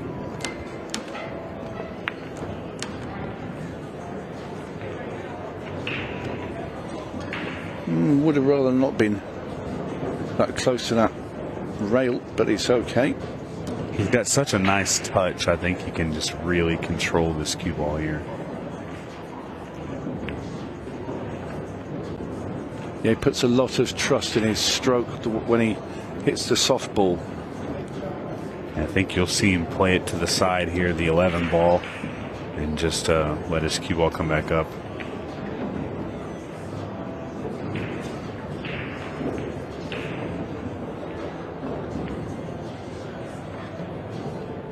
Perfect.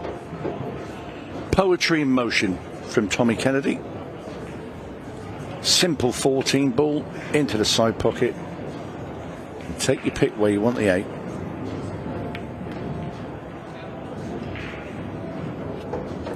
Happy enough with plenty of pocket here for the 8 to go past the 1 ball into that corner. I did wonder if he might just roll in and play the 8 in the side, but no, opted for the corner. And there is the equalizer.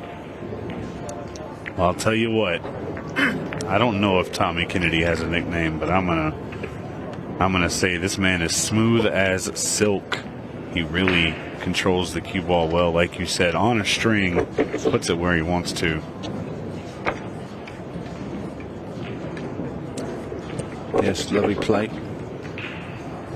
Also sends a little message to Johnny Archer that Tommy's firing well. Tell him this is no walk in the park, Johnny. You better put your big boy pants on, because you got your work cut out for you.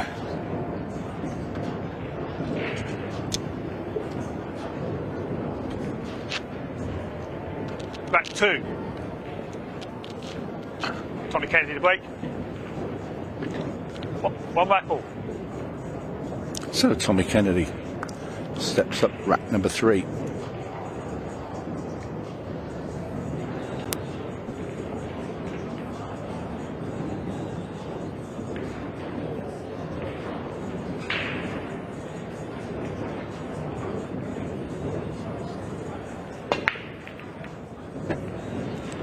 A softer break than Archer's, and it's going to be dry.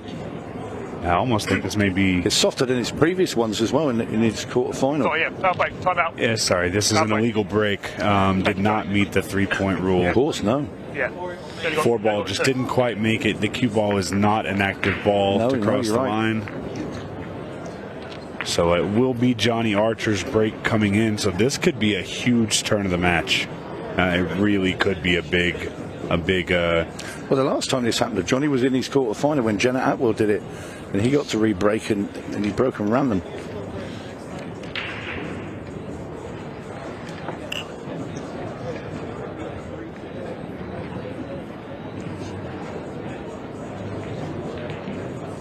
And Johnny just having the conversation. Johnny at this point almost a veteran of Ultimate Pool USA. Yeah. And he's just explaining just to what happens. Yep, Tommy's happy. If you're not familiar with our rule set, of course, the 3-point rule is across the center of the pocket. A ball down or a ball across counts as a point. Doesn't have to stay there, just has to cross initially. The cue ball is not part of that. So, unfortunately, that 3rd point was not met, and that's where we are now. Johnny Archer getting the break, and he'll get to break the next rack as well. Yeah, it's quite a rarity to have a break like that. 8 ball going towards that bottom right, but never ever was going to go in there.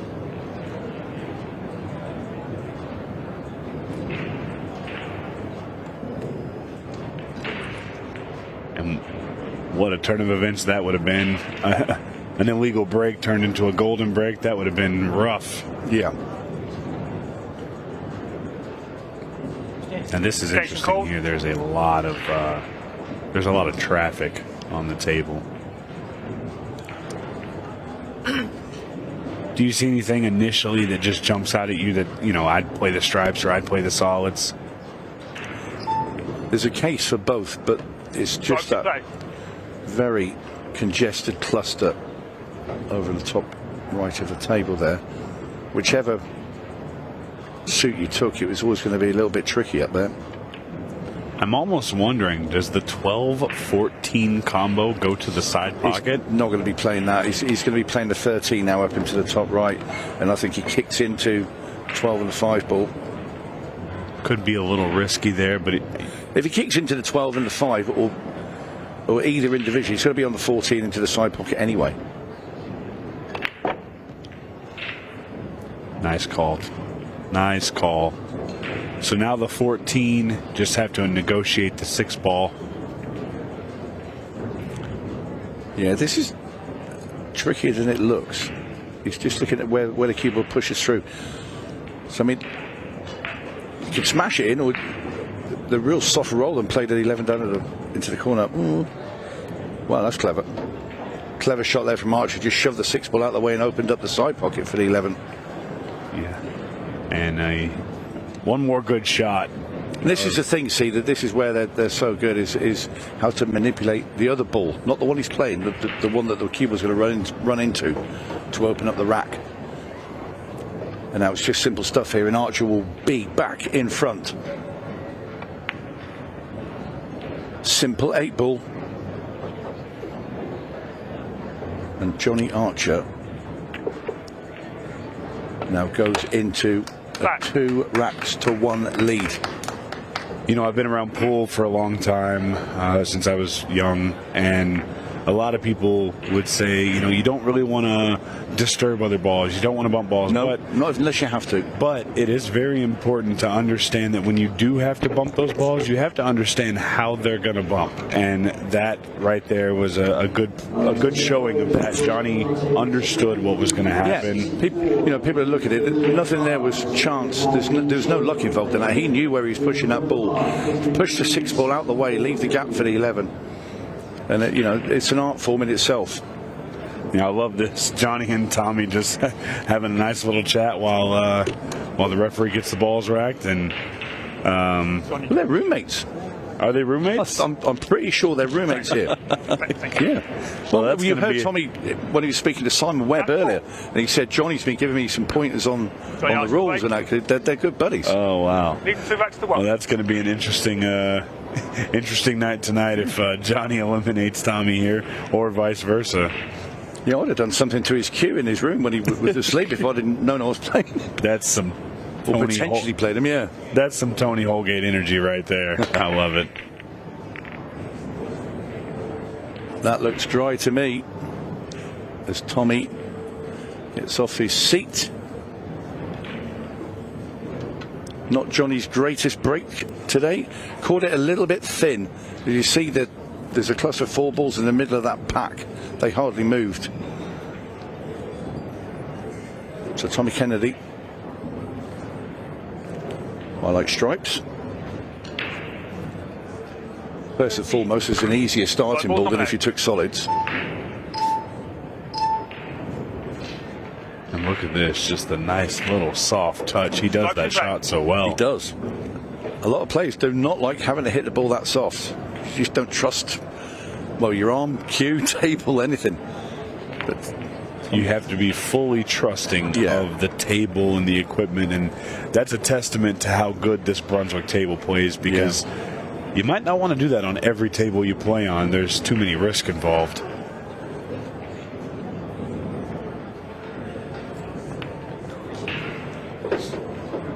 But you see, the thing is, Stephen, when you're playing on a table that good, you can put your trust in everything. Yeah, it's down to your arm at the end of the day, nothing else, because it's never going to be the table's fault. I already said it once today. I can't wait to walk into a room that's full of these tournament elite tables. They are absolutely beautiful. They play very well. And really another rejuvenation with Brunswick going into these 7-foot tables and creating something that really is special. Yeah, there's been plenty of hard work gone into developing this table.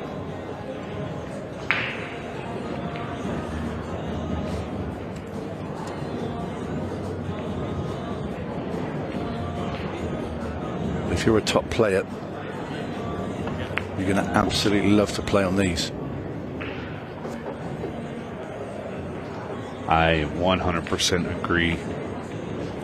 So Tommy Kennedy now 2 balls away from once again leveling this match. Just had a nice little bump off the 1 into the 5 and as straight in as could be.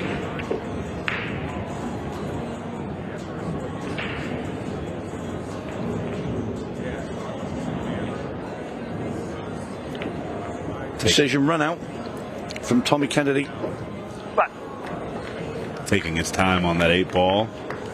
Nothing wrong with that. You got 30 seconds. Take your time. Don't make a silly mistake by trying to rush the shot. And the smile is returned. I don't think he's ever stopped smiling, has he, since he actually got to the venue. When I saw him at the jam-up booth, he was still smiling. He's smiling now. He's got a new shirt. Yeah, well, Johnny's not smiling. No, that's currently. That's more of a scowl. That's a game face right there. Yeah, he's all about, you know, he's come to these events. He comes to compete, and you know, he'll have a laugh with Tommy. But in the back of his mind, he's thinking, okay, yeah, it's great, but I want to win this match. Well, if Tommy's not careful, his mattress might end up in the bathtub if Johnny's a prankster.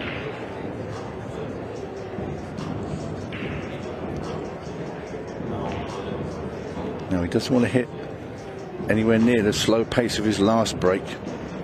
That's more like it, Tommy. But is he going to get a ball? No ball. He's gone dry this time. But what's the leave? It doesn't look like he's left anything easy to start with for Johnny Archer.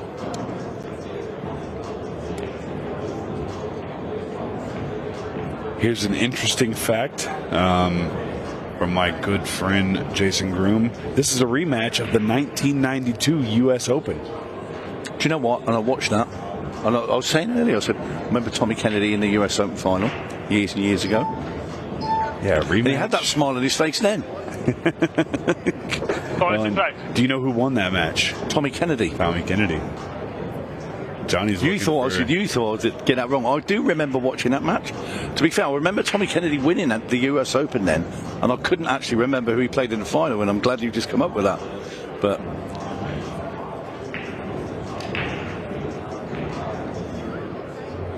yeah, 2 super players, and rightly in this Legends match because they are pool legends.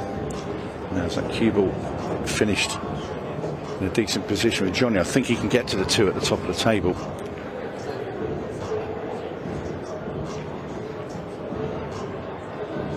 He can actually squeak past here and get to the 5 ball. Yep, it's a little thin cut. Can he nudge the 6? That'd be handy.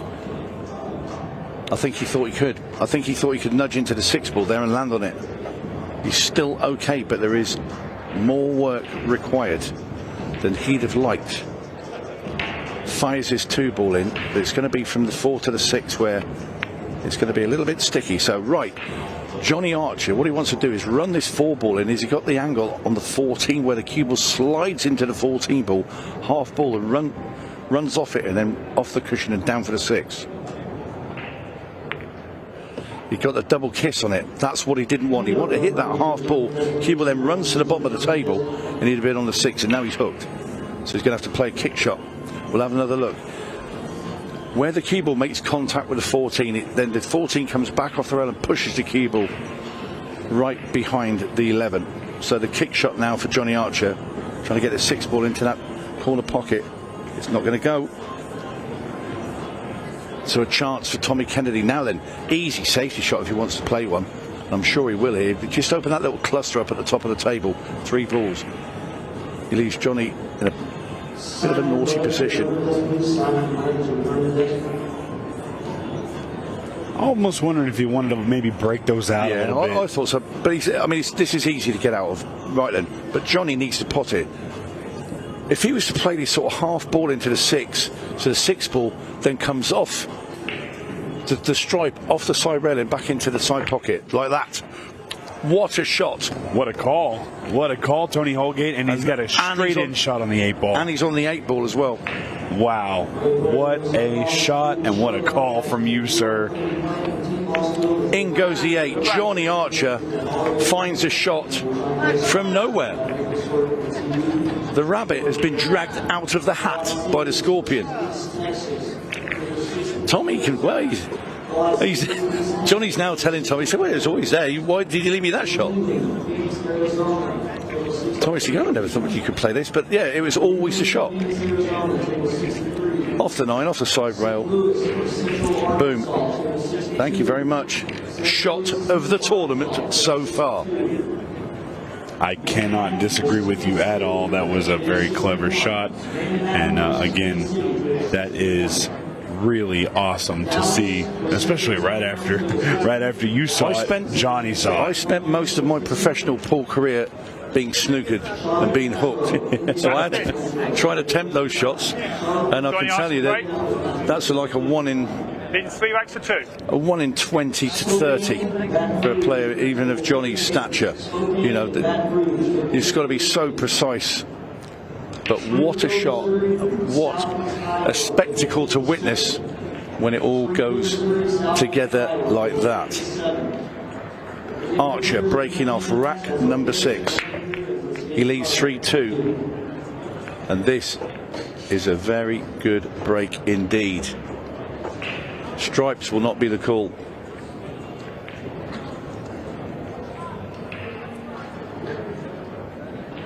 We'll be a little bit disappointed. Those solids are stuck together. The 4 and the 6 have got into a bit of an awkward position. But the happy thing for him, so if he makes the 5 ball, gets the cue ball back out, he can play the 1 into that same corner and then kick those 2 out.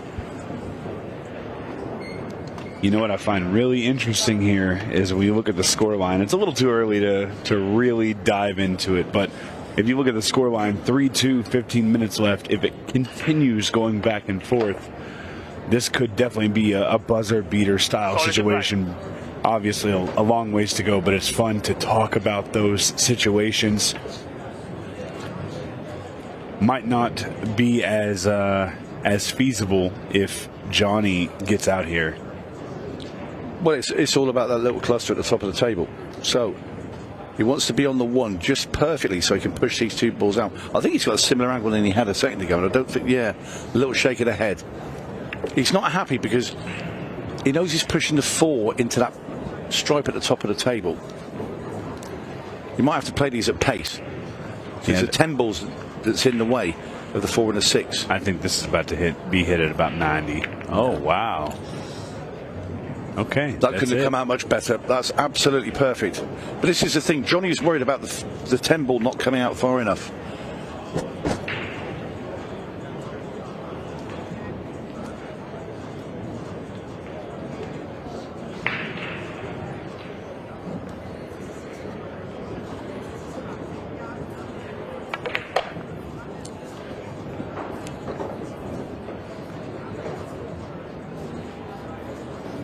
Simple things now just for Johnny to do. It's going to be 4 racks to 2 in favour of the man from Georgia.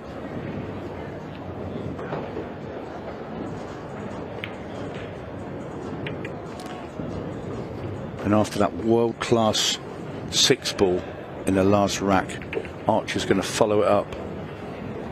We're running this rack from the break, so this is double punishment for Tommy Kennedy. Yeah, how do you even class that shot? Kick, carom, bank. Pretty crazy. It is 4-2, and the rematch of the 1992 U.S. Open might go the other way this time. Maybe Johnny's still sore. I mean, since 1992. Well, the look on his face. 33 years have hurt. The look on his face tells me that 33 years he's been very upset with himself over losing to Tommy. So But Tommy's enjoyed himself still. Tommy's still happy. Yeah, Tommy's always happy. Just brings joy to the arena.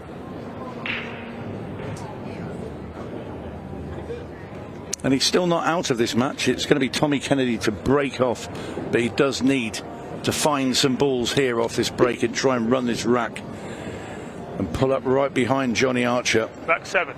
In this race to 6, first semi-final. 24 back to 2. Coming up right after this will be our second semi-final. Nick Varner taking on the Hatchet Man, Dennis Hatch. And obviously, once we get to that match, we'll know which one of these gentlemen has secured themselves in the Brunswick Legends Shootout final. And both Dennis and Nick are going to be looking to make their way into that final as well. So much pull ahead. I think the greatest thing about watching these events like this is just knowing exactly how much time you have. A lot of players, they go to, because we play the same format on league night, a lot of players find themselves saying, oh, I don't like not knowing how long I have until I play. I don't like knowing how long I'm going to play. And then with this, it's 30-minute matches, so that's how it is. Kennedy did not want that kick.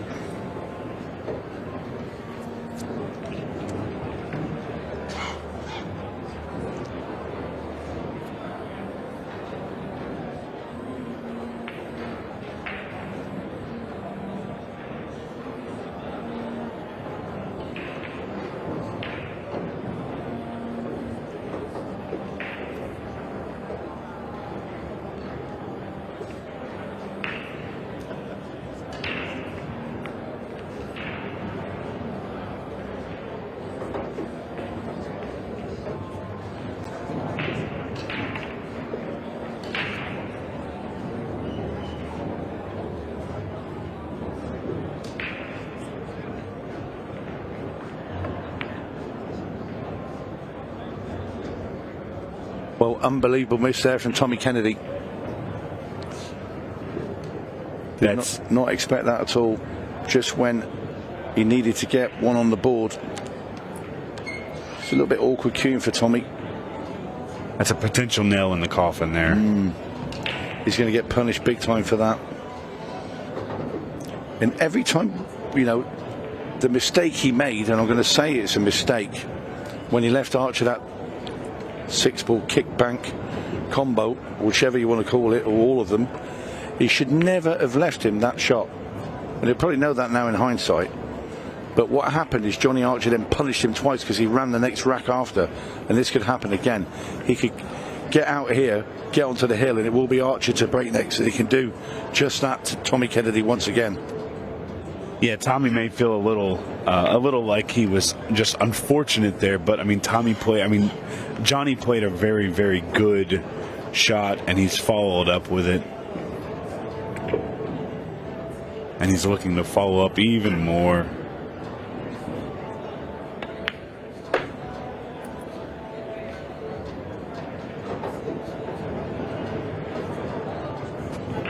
Just coming round to check the 8, passes the 14 into the bottom left-hand corner, which I think Johnny's satisfied with. I mean, he can choose pockets. He could draw the keyboard back here and play the 8 into the bottom right.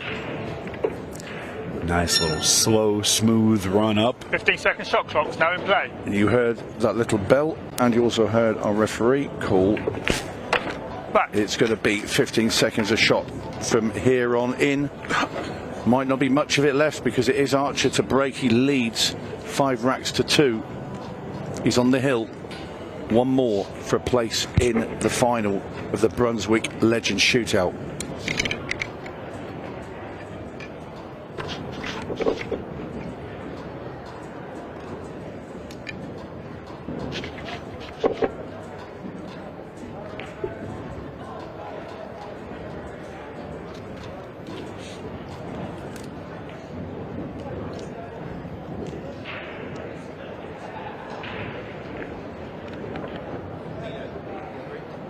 Just checked.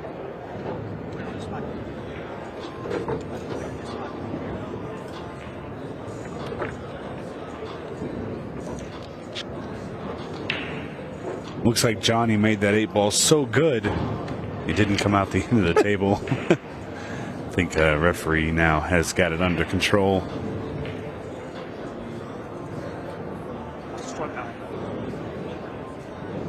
Thank you. Dean Winter, our referee. Great referee staff here for the event. We've got Dean in there now. We've seen Darryl Hibbert was out earlier. Yeah, Mark Goff. And Bossman's here as well. Yeah, head referee, Mr. Scott Price. Another the thing about I love about our referees is they're just here to do their job. It doesn't matter if your name is Shane Van Boning or Stephen Wyatt. They're just here to do the job, and I love that about that organization. Yeah, they are top notch, that's for sure. They don't miss a trick. So Johnny Archer breaking off. He's on the hill, one rack away from being in the Brunswick Legends Shootout final.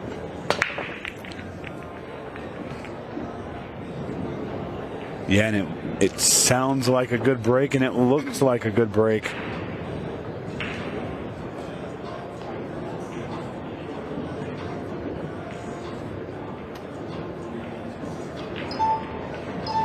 Jason Cole.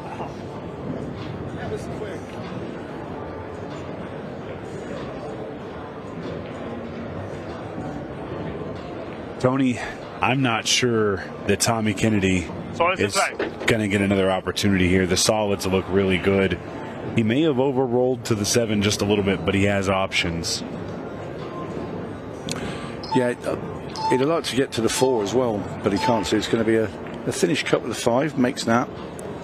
That's okay. He's on the 6 at the top of the table and the 1. Those two will be dispatched, and then he comes back down for the 4 and the 7. The only real kicker is that now we are in that 15-second shot clock. So if something becomes an issue, you don't have a whole lot of time to work it out. Nah, it's okay now. For me, I think you just play the 4. Play the 4, draw the cue ball back. 7 to 8, there's no traffic in the way. He's going to go the other way, that's fine. Down to preference, made no difference. I think if he went the other way, it would have been the same result. And Archer, 2 balls away. This looks really good. Yeah, Burrow. No, not Burrow. Certainly not perfect. He's got a shot with the 8 into the top left-hand corner, but that is not where he wanted to finish. I thought he was going to come with inside and try and get back across, but he didn't. Makes the 8 ball, however. It matters not. Johnny Archer defeats Tommy Kennedy 6 racks to 2, and he goes through to the final. When we come back, Johnny Archer, well, we're going to hear some comments from him. See you in a second.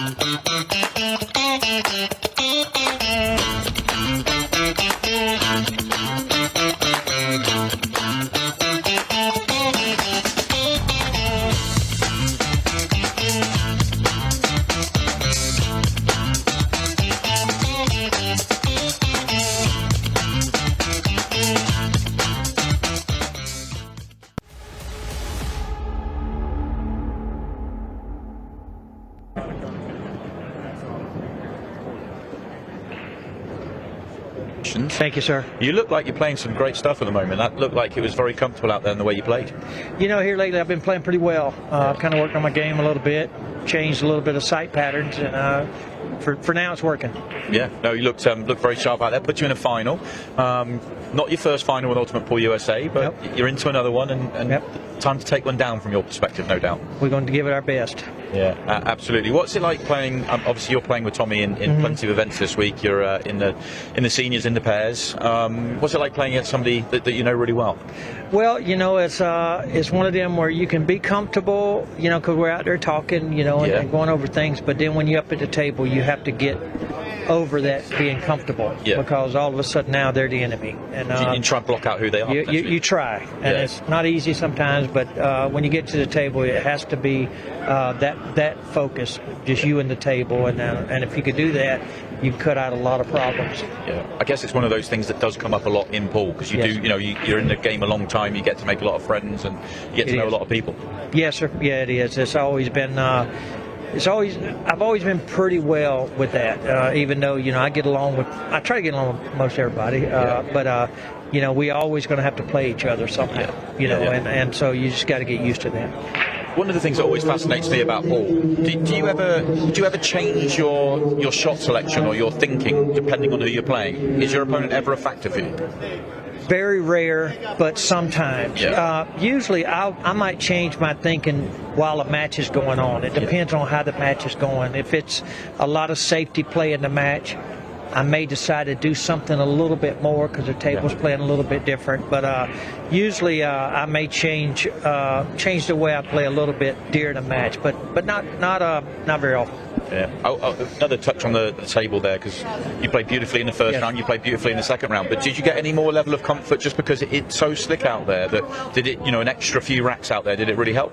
Well, you know, I got to hit a couple balls last night with you guys. At the end of the day, I was lucky that fortunate that I played first today, so I got to hit a few racks with none of the other guys did. So, you know, and playing in the Ultimate Pool before, that was the match table, was very fast. It's even faster than this one. But you know, the table's playing great. I mean, it's my first time seeing it, and I'm very impressed with it myself. It's really good to hear. Obviously, this is the Brunswick Legends Shootout, so it's pretty cool that the table is so well liked and respected. We've got the second semi-final going on shortly. Well, in fact, the players are almost ready. Nick, I can see in the chair, and Dennis just getting himself into position. I guess at this stage, you just don't care, do you? Well, it's going to be hard no matter who you play. I mean, we're all buddies. Dennis, I used to travel with Dennis. I'm traveling with Tommy now. We room together. Nick we used to always go around together. Rodney. So no matter who it is, so when you get to the finals, you just got to try to bear down on your first shot. If you can do that, you know, you should be okay after that. Yeah, work on your first shot and go from there. Go from there. Sounds like a pretty good plan. Good news is we're going to get to see you back out there very, very shortly in the final. Congratulations on making it there. Taking on either Dennis or Nick. I'm just thinking the fact that the two guys we've got here to be part of our broadcast team all week, if you meet each other in the first final, keeping yourself out of the studio, keeping me all alone. That's right, man. I got to leave you up here by yourself. We'll try to find somebody else to be up here so you all along. But no, it's either one of the guys. You know, I'm playing triples with Nick, and then Dennis and I. You know, it's a two separate style of games. You know, Dennis is very fast. Nick not so fast, you know, but he has to kind of play quick because of the shot clock. So it'll be an interesting match to watch. This one coming up. It really would. I'm really looking forward to it. I hope you are at home, Johnny. Congratulations. We'll see you in the final very shortly. Let's find out who you'll play. Let's send it down to the commentary box and to the arena. And welcome back. Thank you, Simon. And Johnny, well done to him. He's in the final. But let's find out who he's going to face. And it will be one of these two gentlemen. And you see sat in his Brunswick chair over on the left, Nick Varner. He's taking on the Hatchet Man, Dennis Hatch. Tony Holgate and Stephen Wyatt. We have stayed here for this. Once again, race to 6, 30 minutes match clock. So go on in, how do you see this one unfolding then, Stephen? You know, it's two very different styles. Dennis obviously used to the style, maybe Nick not so much. Dennis a fast shooter, maybe Nick not so much. But it's really just going to come down to who has the better opportunities and takes more advantage of them. And you know, Nick is obviously a legend of the game. Dennis also, same thing, legendary performances. I think Dennis's experience in the format may help him out a little bit. Let's talk a little bit about this. So, you know, obviously we're going to see all the way through to the finals of this. But we also have stuff coming up later tonight. We have the league showdown. If you're not familiar with that, league players from across the country gain spots into this tournament. It's a 16-team field, 3-man to a team, and they're going to alternate racks. And it's very interesting because it's a team dynamic in a singles game. What's your thoughts on it? How do you think that's going to unfold? Do you think it's explosive? Do you think we're going to see a lot of time management? I mean, it's interesting because, you know, right now we're watching pros, but what we're going to see here in a little while is going to be amateurs, players that are, you know, closer to my speed than yours. So I just think it's very interesting to see the first opportunity for some amateur players to get into this arena. You know, there's a lot of pressure out there. There's a large crowd. There's cameras. There's lights. There's a lot going on around you. And I know I'd be a little nervy if I was in that arena with, you know, several people watching me play on this arena table. Not only that, you've got your teammates to consider as well. That they're, you know, they're cheering you on and want you to do well, and you feel a bit under pressure because you're playing for them as well. You're not just playing for yourself. Yeah, and you know, there's some pride on the line, maybe a little cash on the line as well. Yeah. And obviously, to be the first amateur team to take down a title at the inaugural Ultimate Pool USA Grand Finals. That's got to be something that would be, I mean, you're making history. Look at this break. Dennis taking his time. Yeah, he's just picking his route. I mean, there was a case for both. Again, you could have took stripes. But Dennis looked at his route. He's got every ball planned.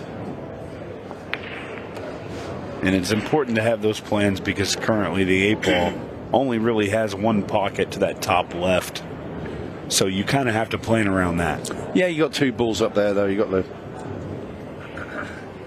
the 4 ball that's fairly central.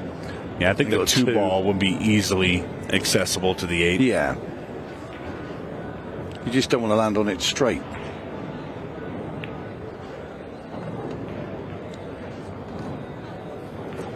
This has got a bit sticky.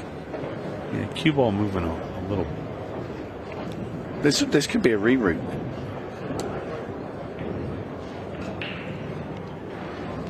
Going in the side pocket now with this 4 ball. Ooh, Dennis. And we know from seeing this in the last match with Nick against Dave, you can't afford to miss those shots. Absolutely not. It's not going to fly. Nick Varner will make you pay. These are lovely. Nick's probably can't believe he's coming to the table. Look at the stripes.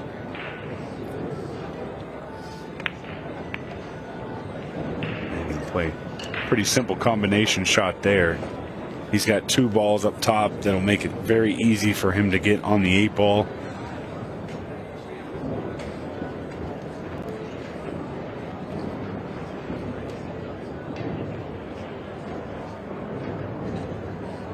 So the winner of this match will face off against Johnny Archer right after this semi-final.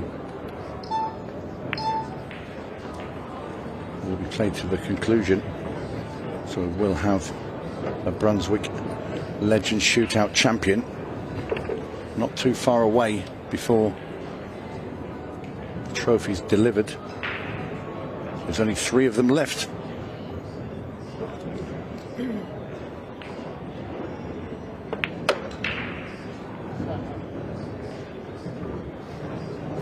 Now then, he nudged, well, he threw a body shape at that, trying to nudge the 4 ball out the way of the cue ball with his hips. I think he can get through. I think he's just enough. You can see this 13.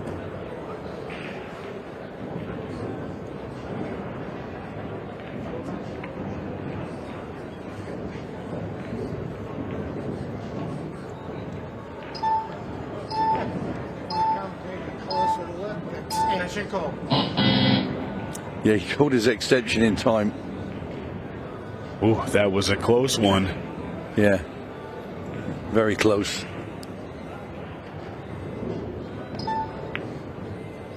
Oh no. Well, he couldn't see enough. He had to try and just gradually or slightly bend that round the 4-ball. What initially looked like a pretty simple run out for both players. Yeah. It's suddenly turned tricky. And if nothing else, it's killed a lot of time off the clock initially. This is rack number 1. And we'll be approaching the 5-minute mark, which is a very high number. Well, it's the way the players have been playing. I mean, we'd be looking around 2.5 to 3 minutes a rack. And this is, it's going to be 5 minutes for this one. There's still plenty of time, don't get me wrong. I mean, if you get a goal and break in this match, that's got all your time back. Yeah, 100%. On the other side of things, if games keep going like this, we'll never see somebody get to 6 if they go back and forth. No, but then when the match clock runs out, let's say somebody was 5-3 in front or 5-2, that's end of match. Yeah, that's it. But if they're tied, we have the 6-ball shootout. And I definitely think that favors Dennis. He was in 2 very close ones in Kansas City. He knows how to play that. And there it is, rack number 1, Dennis Hatch, the Hatchet Man, taking it down in what was a little bit of a shaky rack against Nick Varner.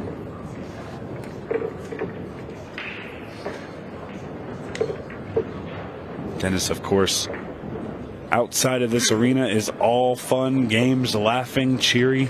But when he sits down in that chair, he is all business.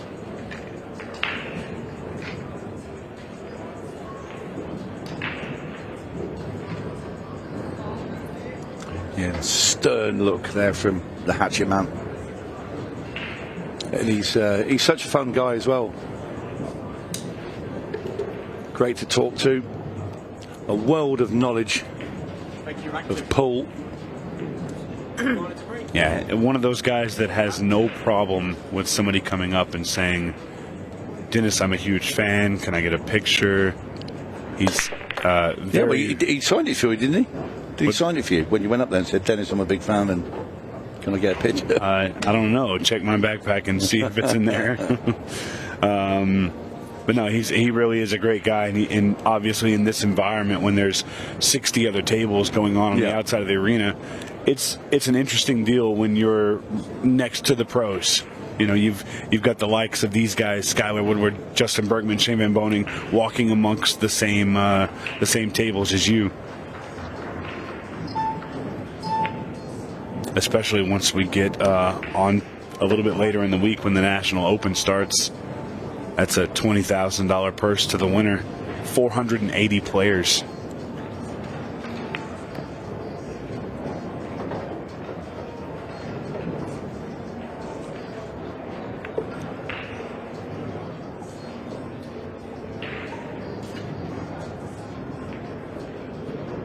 Do you think that 8-ball slides through the 2-5? I think I'd rather have it in the side pocket. I think I would too, but if he takes this 12-ball out here, it might make it a little bit tricky there. Okay, so he's going to go 9, 11, 12. That'd be the easiest way to do it.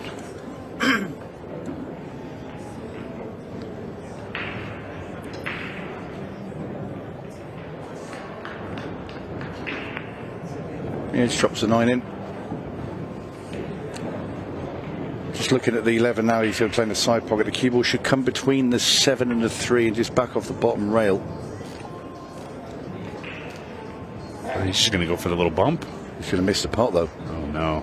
Right, so he tried to pinch a bit of angle on that ball there, and it wasn't available. Feel he should have just played the pot wholeheartedly and come down the table and back up. Maybe he didn't have the angle. Oh, and Dennis is going to make him pay for that. He is.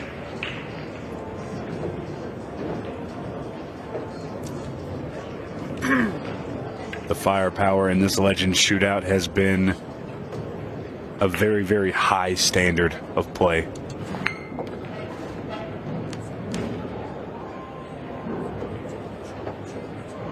It's just a nice amble round the table for Dennis. He just looking at the balls. He knows they're pretty easy.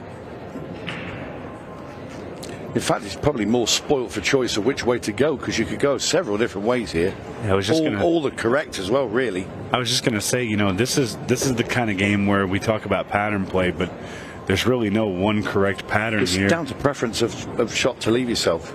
Some people like a cut into a side pocket. Some people like to play a more firmer shot into a corner.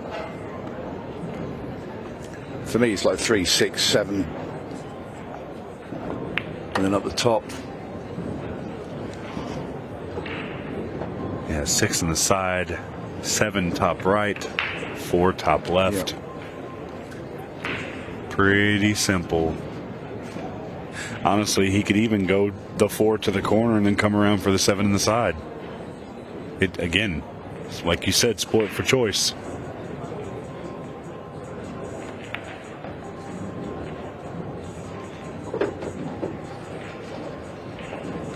Regina Wilson to return to this person.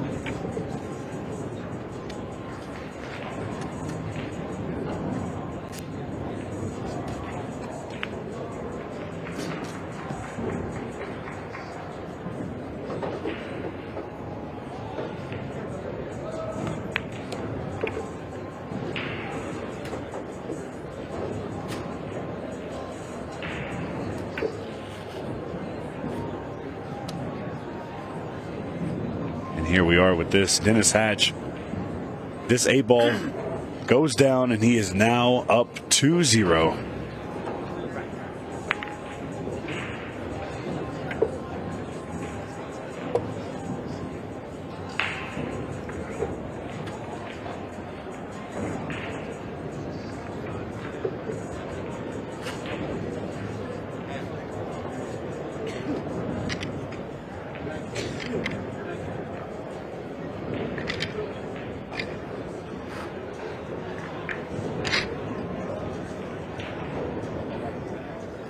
And Nick Varner gonna be a little upset at that possibility for the run out.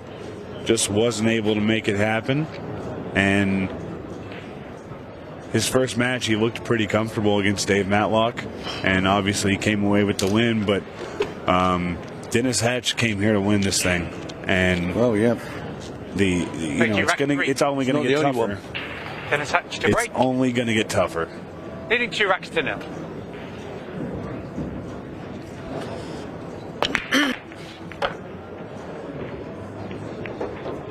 Look at this break. Oh, that's a dream. An absolute dream of a break from Dennis Hatch. Count them off. 1, 2, 3, and 4 balls down on the break. Yeah, 3 of them stripes. Going for the solids. Yeah, not really a wrong choice there. Solids in play.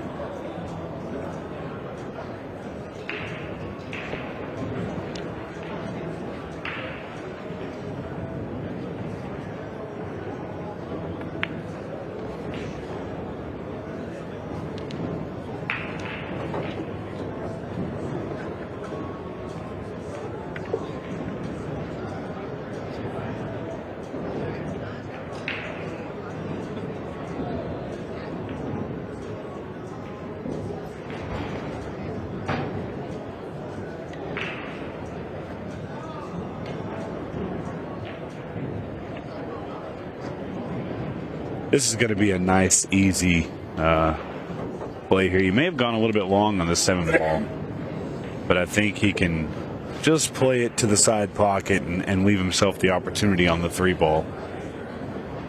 He may opt to go with something with a little bit more power, a little bit more stroke. Now, there it is. Yeah, very nice. Very nice indeed from Dennis Hatch.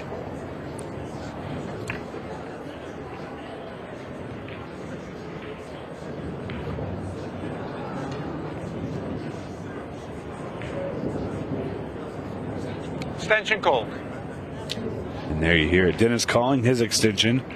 Doesn't want to rush this run out. It is very simple, but doesn't want to make a silly mistake because he's rushing. This is the important shot. So it's getting the correct position. Again, that cue away. Doesn't want to be too close to the rail. So, this 3-ball right up into the top right-hand corner. Yeah, that looks... he's been faultless, hasn't he? Yeah, that looks really good. Dennis Hatch about to make it 3-0. And in goes the 8-ball, and Dennis Hatch is 3 racks to 0 up. And I can tell you what, all the atmosphere down in the other arena. And I'll tell you, we are very lucky that we have a man in the middle of all that action, Stephen Jameson. Stephen, you're down there in the middle. How is it going down there? Yeah, thank you so much, Tony. It's electric is what it is. I have to say, walking around this venue, 100 tables in action throughout this Harrah's Cherokee resort, and we are seeing a lot of them already in use on day number 1 of the competition. The League Showdown has just got underway. We'll be seeing this later on this evening. We'll see the quarterfinal, semi-final and final of the League Showdown later on the stream here with you. But right now, it's last 16 time and it's already underway. You can see just behind me, Ashley Benoit in action. She's playing as part of a very stacked New England team that also has Kevin Guimond as part of its roster.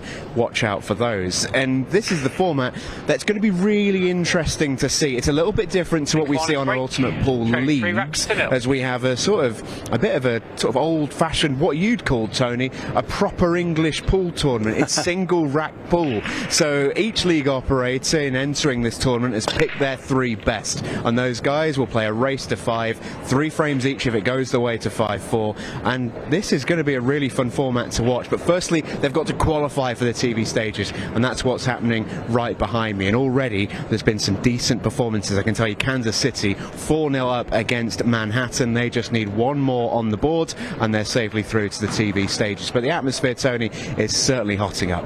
I'm glad they're looking after you down there, Steve. Great to have you out there, JMO. Are they treating you as a friendly? Yeah, I think so, and not as friendly as you would treat me, Tony, of course, but you know, there's levels to this game. But I have to say, the hospitality here from all of the different people from around the country has been exceptional, and we're being looked after really well here in North Carolina, as you'd expect. But let me tell you, it's all friendly and nice sort of out here, but as soon as you walk sort of beyond those black barriers and into the arena, well, the faces change. It goes from David Matlock smiling and happy to El Diablo game face. That's what it's like, and that is what this competition is all about. That's fantastic. Thank you, Stephen. Thank you. Well, I'll tell you what, it's great to go down there and just get a sense of what's going on, you know, around the arena, and we've got all those matches to look forward to tonight as well, Stephen. Yeah, well, I'll tell you, I know a few of the teams that are in this. Obviously, a team with Ashley Benoit and Kevin Guimond is huge. Currently Dallas playing San Antonio. It's a battle of Texas to see who's going to get onto that quarterfinal stages. And of course, Chase Stumfall, Kansas City native and Ultimate Pool USA veteran, playing for that Kansas City team. I cannot wait to see those League Showdown matches in our arena. And a little bit of banter between the league operators has been going on for several weeks now, and I can't wait to see it unfold a little bit later. But we can't get ahead of ourselves right now. Nick Varner at the table with a beautiful run out, and he is an 8-ball away from turning this into what could be a whitewash to a possibility of a comeback. In goes the 8-ball, and very quickly there, Nick Varner gets out, gets his first rack on the board in his semi-final, 3-1. You can guarantee all the years of experience that this man can call on. I'm sure there's plenty of matches where he's been thinking he's down and out and dragged himself back and come back and won matches. So that man is not going to give in.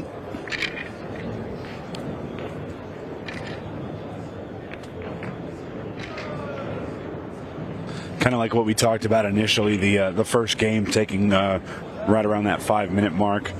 Now here we are, 3-1, and if it were to become 3-3, it would be past the 10-minute mark. It's going to get really tight if Nick Varner can continue his game-winning ways, but he's going to have to overcome Dennis Hatch's break here.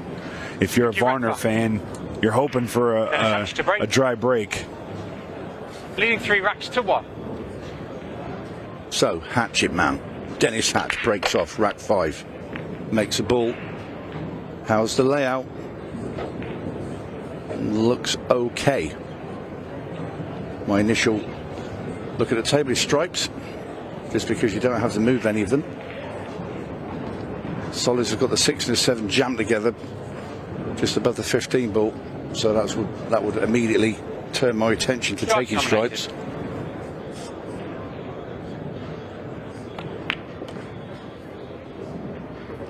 Stripes in play.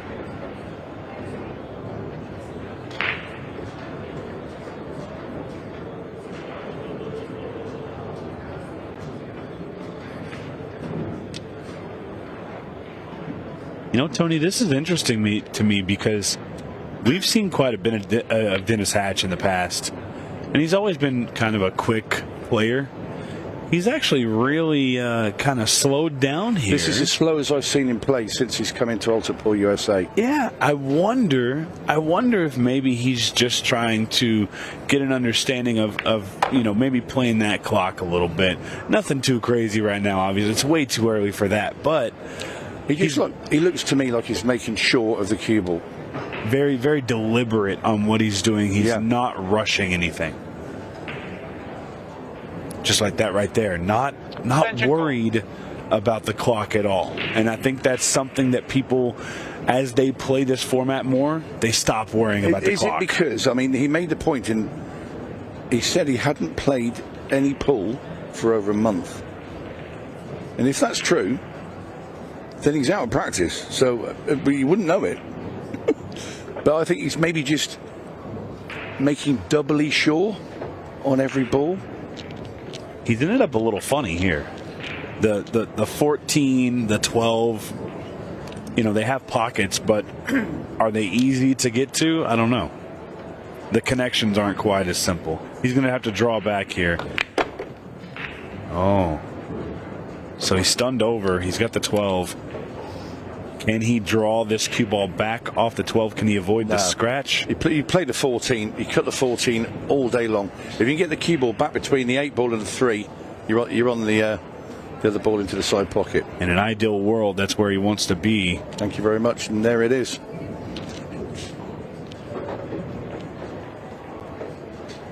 And this is going to be 4-1.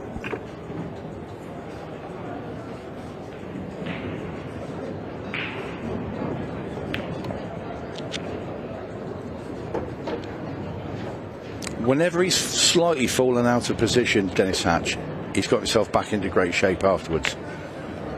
Very nicely done in the end there, Dennis Hatch, and now leads 4 racks to 1 against Nick Varner. He's 2 away from a final meeting with Johnny Archer. We started the show with those 2 gentlemen talking to Simon Webb, which is Johnny and Dennis. Are we going to finish this Legends Shootout with the 2 of them in the final? They had a little joke up in our studio a little while ago. Simon is supposed to be with Dennis and Johnny, and he hasn't been able to do that because they've been winning their matches. They're trying to keep their winning ways going and keep Simon by himself.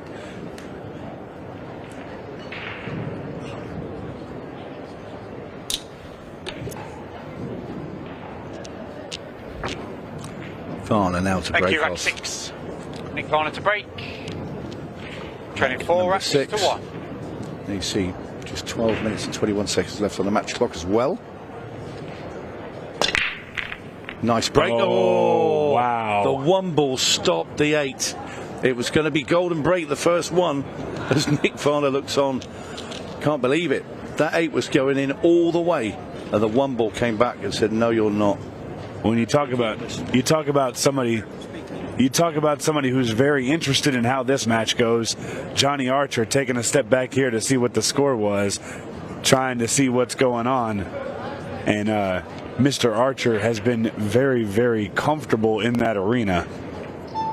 And he will play the winner. Stripes in play.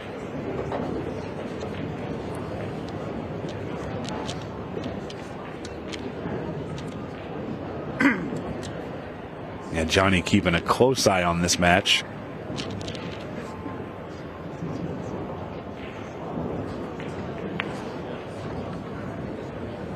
And you see referee Daryl Hibbard getting into position to make sure that Dennis's glove didn't touch either one of those balls.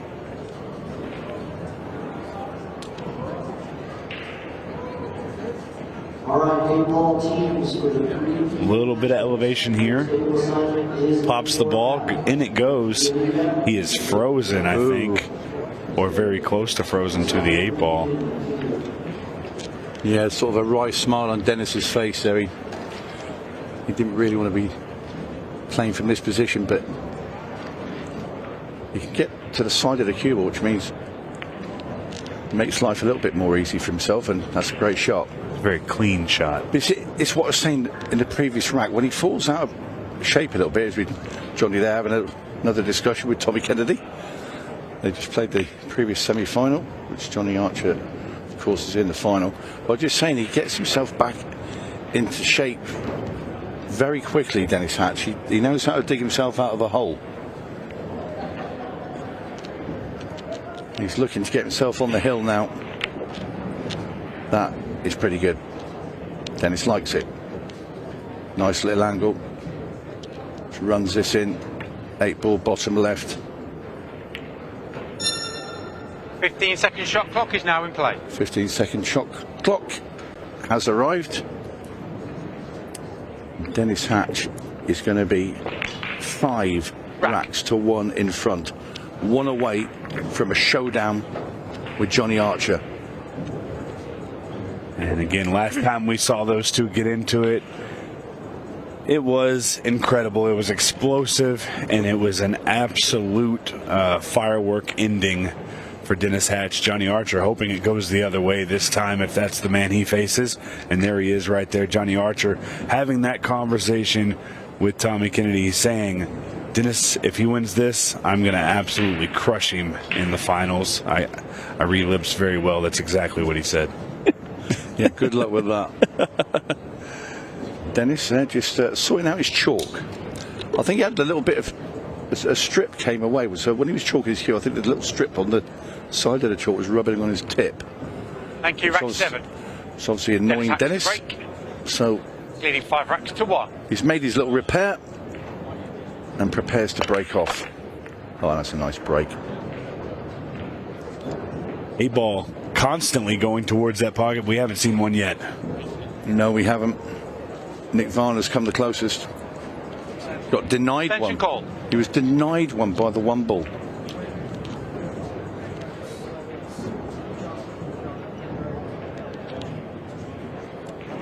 Dennis adopting the extension right at the start of the rack. This is what a lot of the UK players do as well. They look, they break off, make a ball off the break, and then Stripes look in play. at the pattern. And then they use their extension while they're looking at that. And then they go and try and run them out. And very quickly, Dennis having to make that decision. The 12 and the 15, I think the 12 passes by, the 15 goes to the bottom left. You just got to work out the order in which he needs to run these. I think it's the ball that would be the one for me. It's a 13. 15 and the 12 shouldn't be a problem. 13, he can't go top left with it because the 3's in a way. Well, at least I think it is. Might have to move it. And he has moved it. He can get to the 11.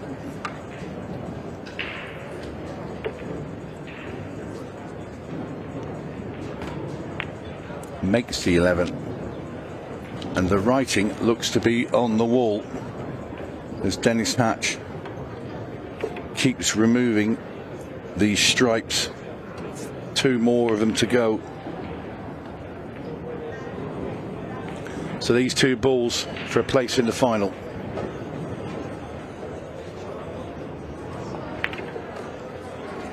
Well, this 8 ball, and it will be Dennis Hatch taking on Johnny Archer in the final.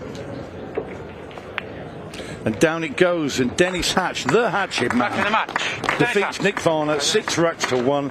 He joins Johnny Archer in the final that will be coming very shortly. When we come back, Simon will have a quick chat with Dennis Hatch. See you in a second.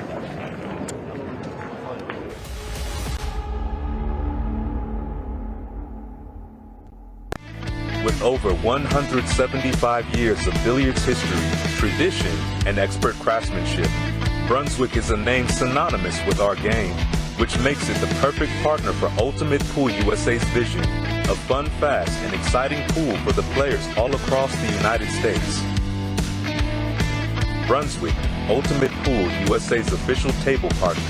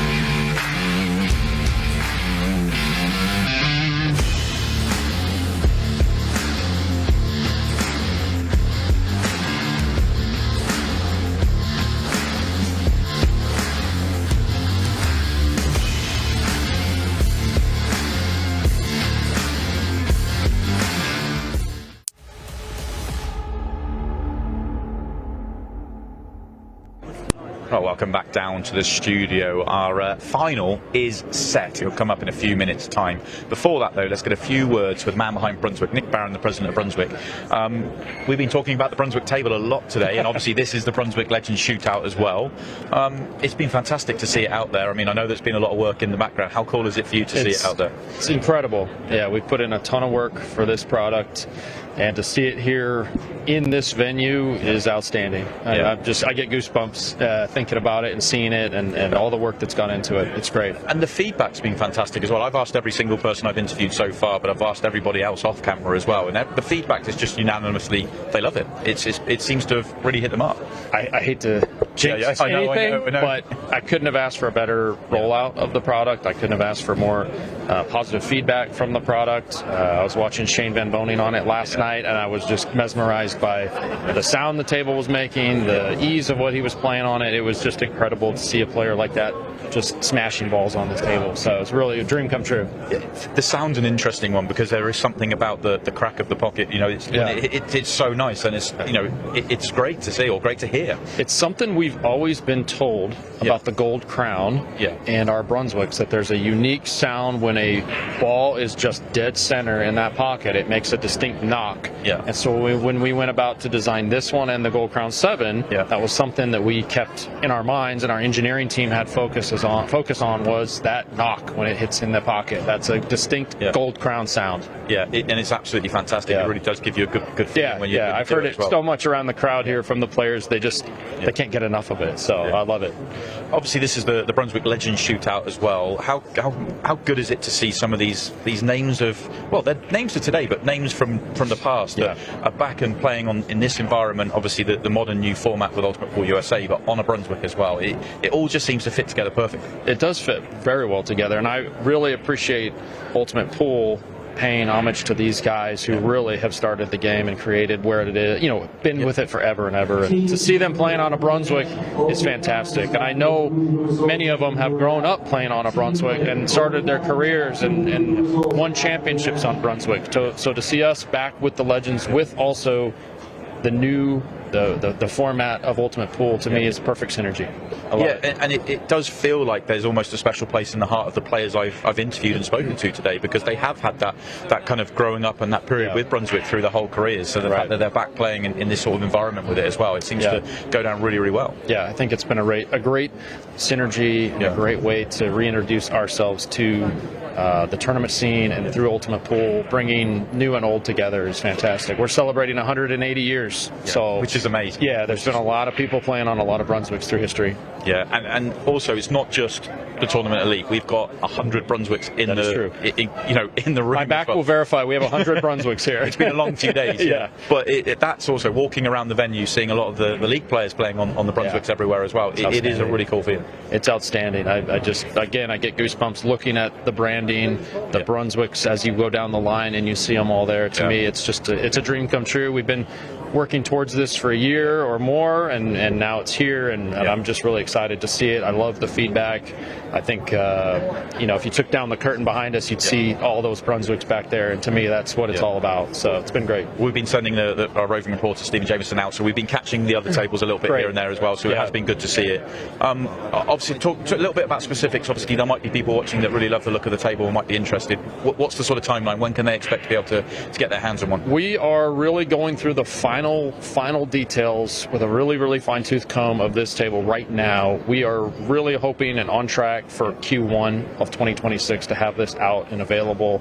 I've already have pre-orders. We have rooms that have them, and they're just waiting. They're texting me every day waiting for them, but we really have to stick to our philosophy of not putting product out until it's ready, and we go through them with a fine-tooth comb. And it's got to be right. Yeah, it's got to be ready. The rollout has to be perfect. So we're looking at Q1 of 2026, and it can't come soon enough. If somebody wants to get a pre-order, and what do they do? Is there an email they can contact us, or how do they get involved? Right now, we have a commercial sales rep named Mike Chappell who's here. He also is out and about. I think it's mchappell@brunswickbilliards.com. Send him an email and he'll reach out to you. He's specifically devoted to pool rooms, vendors, operators, people who want coin op or free play tables and all that. So Chappell, brunswickbilliards.com. There you go. If you like the look of the tournament elite behind us, then that is how you get yourself on the list to get yourself one for next year. I'm certainly one of those. I've got one. I think you, Scott, Jordan. We're gonna have to get some shipped over to the UK, so which we're looking forward to. Yeah, I can't wait for the first container to hit the UK. That'd be great. Yeah, I'll be there to welcome it. We welcome that as well. So absolutely. Nick, thanks for your time. Thank you, Simon. We've got a big final coming up now as well, so we're looking forward to that. Somebody's about to win the Brunswick Legends Shootout, which is really, really cool. I love it. I love being paired with that too. So thank you guys for that. Yeah, thank you for your time. And we're going to take a short break. On the other side of that, we will have the finals. Stay with us a couple of minutes, but final.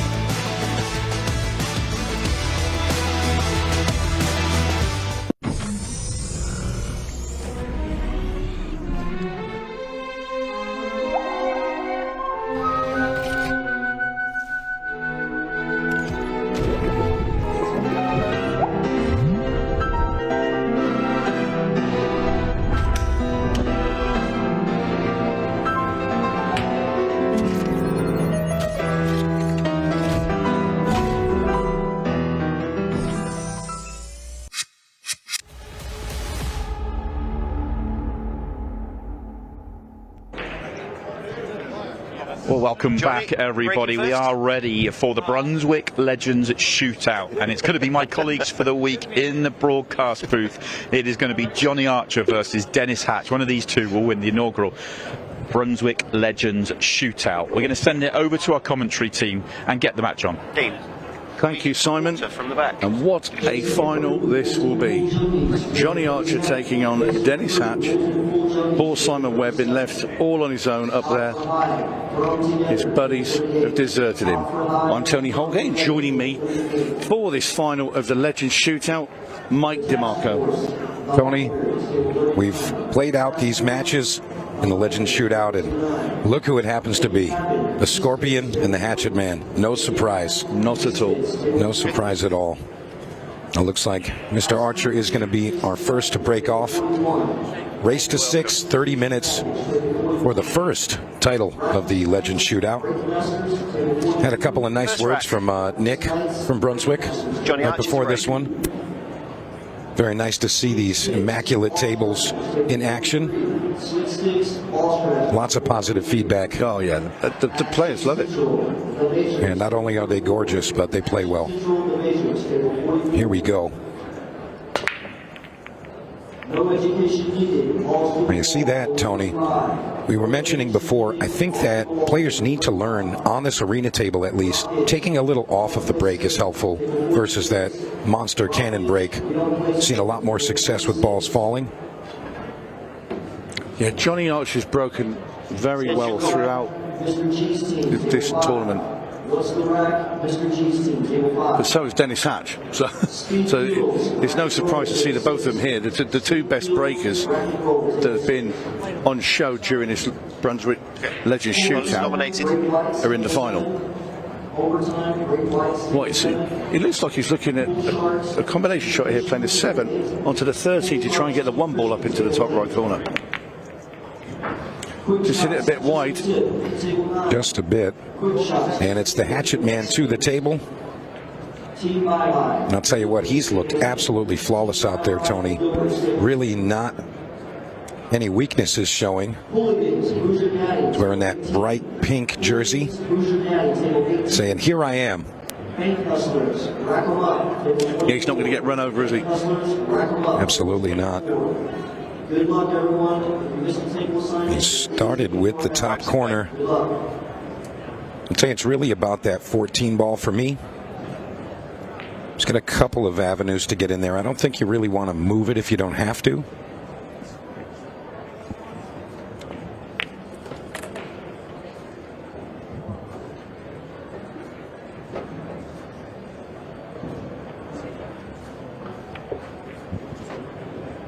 And Dennis hoping that he's got an avenue to that 14.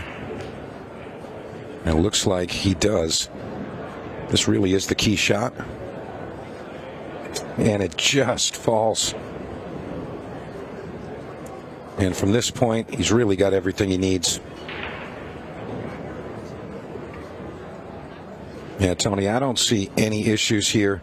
It's a little close on the 13, but he's got a couple of shots to get position back onto it, so.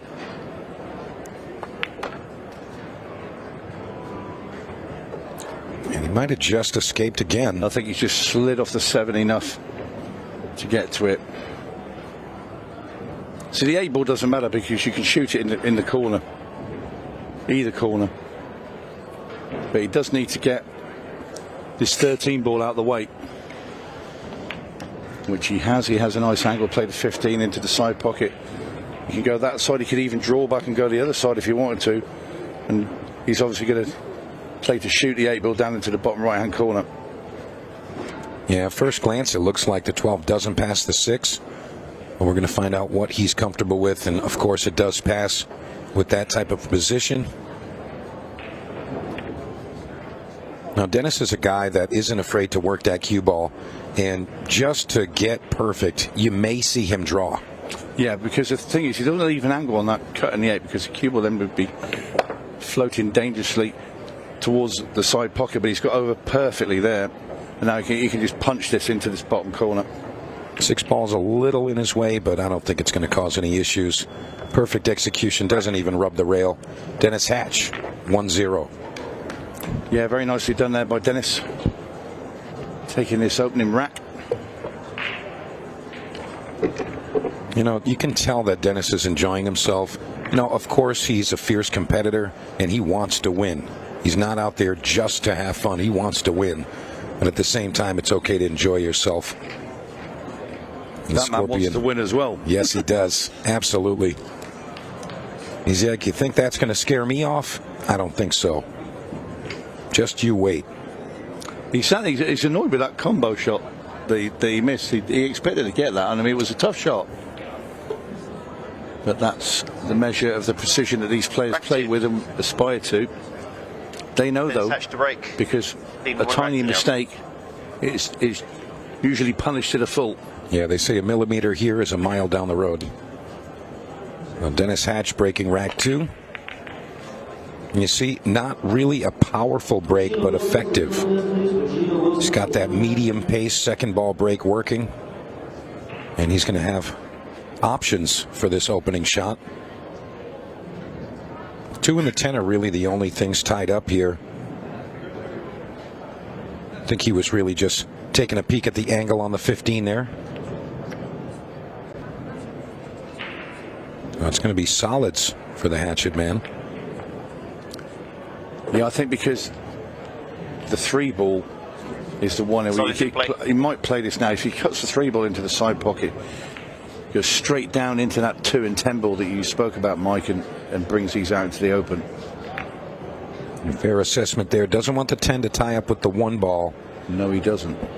That's a nuisance. It's okay because the 1 does go into the bottom right, but it's a nuisance. He'd rather that stayed another couple of balls short and he could fire it anywhere he wants. Yeah, it complicated the run out just a little, but I think he's going to follow with the 6 ball here, get above the 7 perhaps. I don't think you want to be bridging over that 2. A 6 ball floated in the left side pocket. Try to get above that 7. Perhaps he's going to take the 1 ball out of the equation right now. Yeah, I would. That's the one. That's the 1 ball that's. Is it a worry? No, but it's the one that's a nuisance. So let's just get rid of it. The other 3 are fine. The 8 ball's in the open. Agree with that. Pace looks pretty good. He wants to get above the 7. Straight in is okay too, and that's where he's ended. He's fine. I got to compliment Dennis on his fearless approach to this game.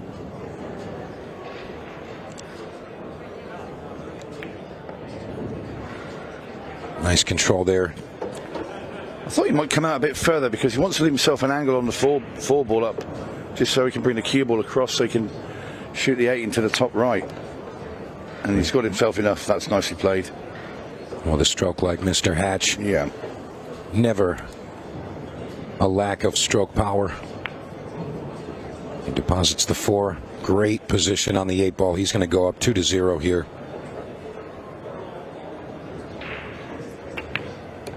Lovely play from Dennis Hatch. Rack. 2 racks to 0. He leads Johnny Archer. Absolutely nothing Johnny could do about that rack. Spent the entirety of it sat in his chair.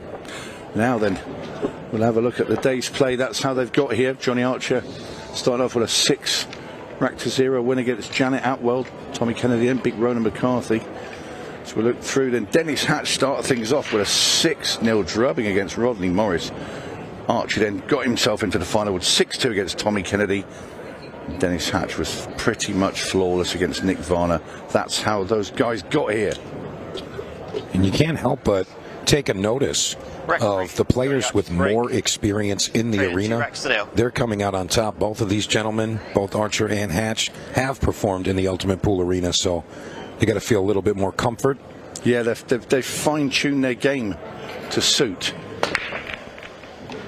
Archer now really does need a ball, and he's made one. He needs to run the rack. You cannot let a player of Dennis Hatch's stature run away over the hill. Yeah, Johnny looks like he's been comfortable out there, being mindful. It's going to be stripes in play. Stripes in play. And what do you think, Tony? I don't see any issues for the Scorpion here. No, he'll make these. You wouldn't bet against him, would you? Absolutely not. Absolutely You'd not. lose some money. And we're talking about a former player of the decade. The 4-time world champion. And I'm sure a laundry list of other accolades. Absolutely. And Mr. Archer is definitely someone that has dominated pool. And he's got plenty more fuel in the tank, if you will.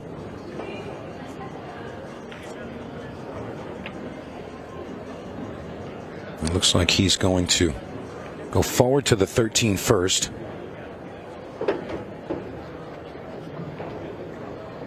So 13-11 to the same pocket.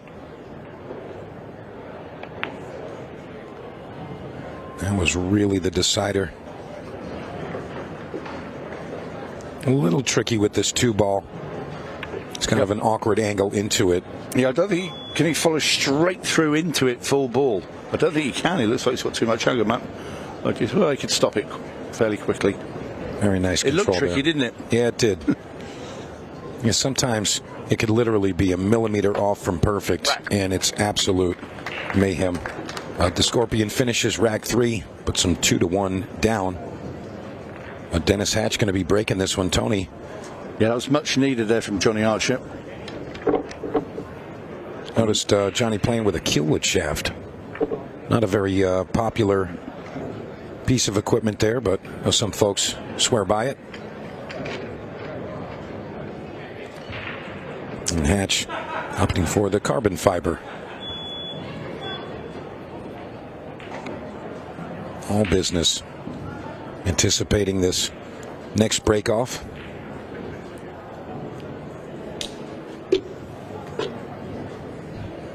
Looks like we are set to go. Rack 4. Dennis Hatch to break. Leading 2 racks to 1. Let's see how Dennis Hatch can attack this rack.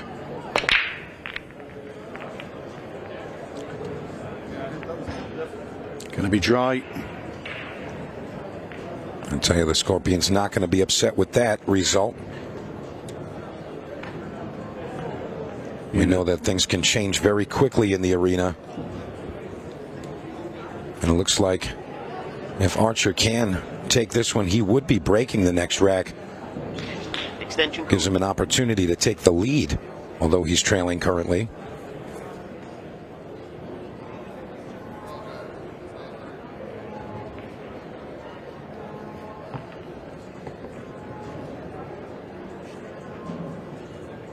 He's opting for the stripes here, 13 to the top corner.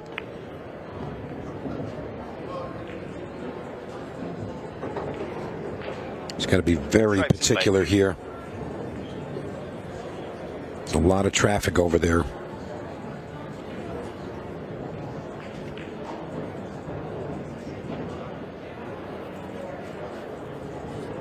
Johnny really burning through this clock right now.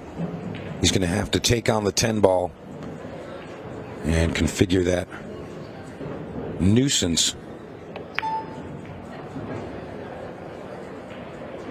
And I'll be honest with you, I'm not sure what his thought process was there. Looks like he almost was taunting Dennis to come to the table. Nonetheless, Dennis Hatch looking like he's starting with the 5 ball. He wants to come into the 3-1. And that might not be enough, Tony. Looks like he's hooked on the 3 ball to the 4 just slightly. The options are limited here.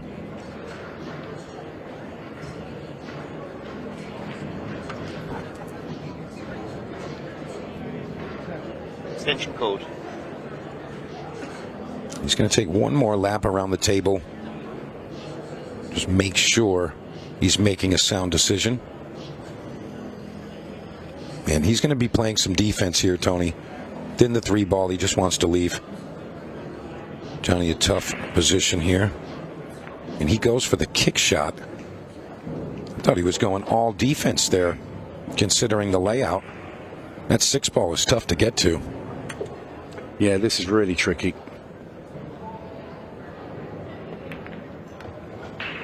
Now then, can he shoot the 7 into the bottom right? But he's going to have to power this in. I don't know how much angle he's got and try and belt that 6 ball out of there. Well, he's not done anything. In fact, he's made it worse. Yeah, he's moved it. I think he's going to have to play the 2 to the 3 and kind of hope that he can make something happen on that 6 ball. He was looking to see if the 6 maybe passed to the top left corner. Now then, what angle has he got? He has some. Not a ton, but he's got a little. Could he run this 3 ball in, roll the cue ball into the 11 and bank the 6 into the bottom left? Oh, he's got it through. Great shot. I just wondered if he's going to roll into 11 and maybe play the bank. I think the bank was really tough anyway, but that's a super shot there from Dennis Hatch. Yeah, fair assessment, but I'll tell you, he really just finds a way. It's kind of the theme of Dennis Hatch. He uses that firepower he has and just works through the rack. And well, how impressive, Mike. It's getting onto the 3 ball to leave that angle in the first place. Now, really, really precise positioning there from Dennis Hatch. And he maintains his lead here. Puts him up 3-1. And you see that smile. Again, really just enjoying the time out there, as well as staying on course as a competitor. And Johnny going to have our rack number 5 break off. Really needs to come with a break and run here, Tony. He needs a point.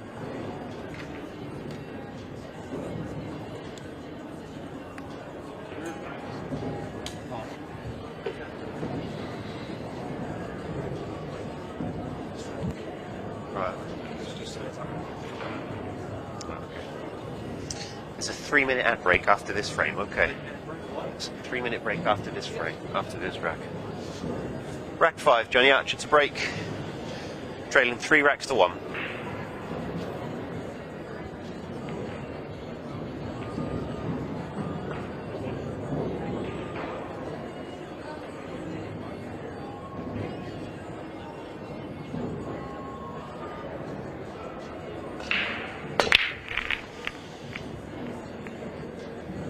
It doesn't look like he's found success there, so Dennis Hatch back to the table.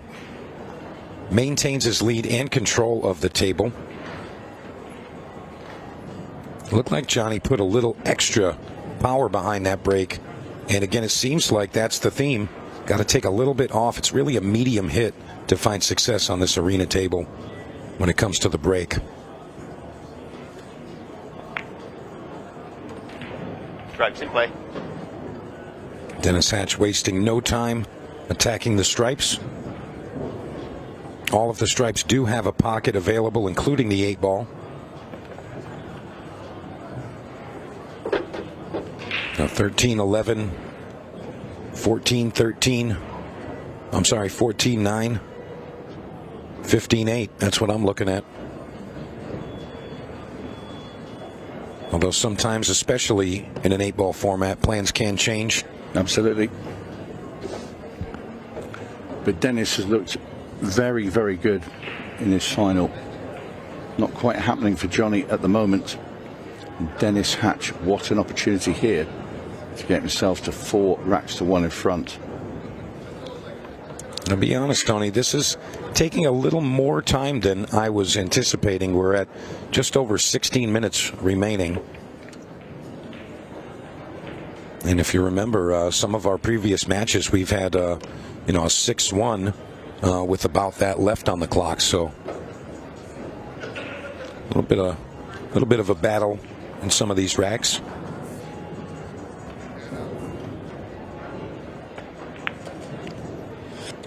Dennis missing the 9 ball. Wow. A little lackadaisical there. That wasn't in the script. Absolutely not.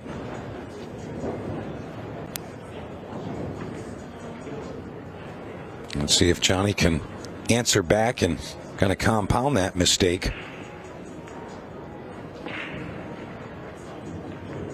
Now here's a question. Does the 6 pass the 8? It looks like it does. Yeah, he's got plenty of space there, and if needed, he can go into it. Right now, perhaps.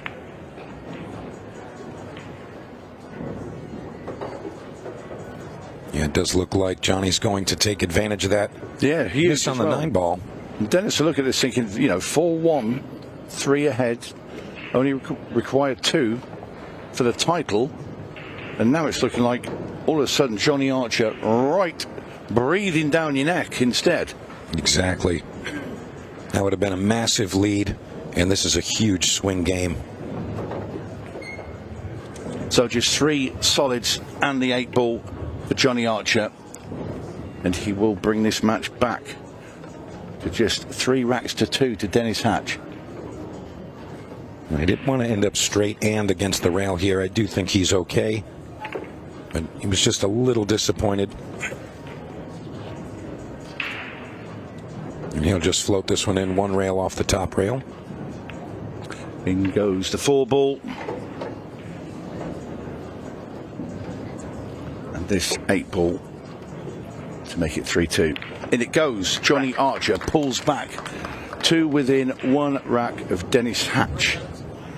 Well, I can tell you that the big tournament that we're all really here for, the $100,000 team event, has got underway. How spectacular is that, Tony? Unbelievable. I'll tell you what, there is a man down there, and he's going to give us some news about what's going on. Stephen Jameson? Tony? How are we, sir?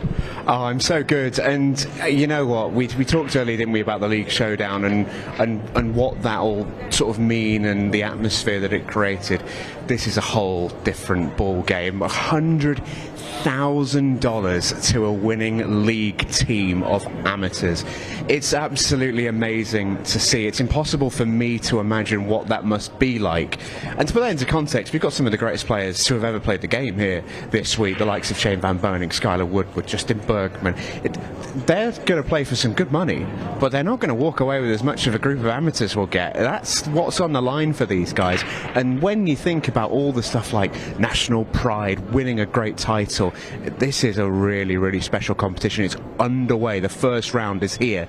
We'll see plenty of it throughout the week here in North Carolina, but the first round has begun, and there is a genuine tension in the air. You can feel it behind me. Yeah, JMO.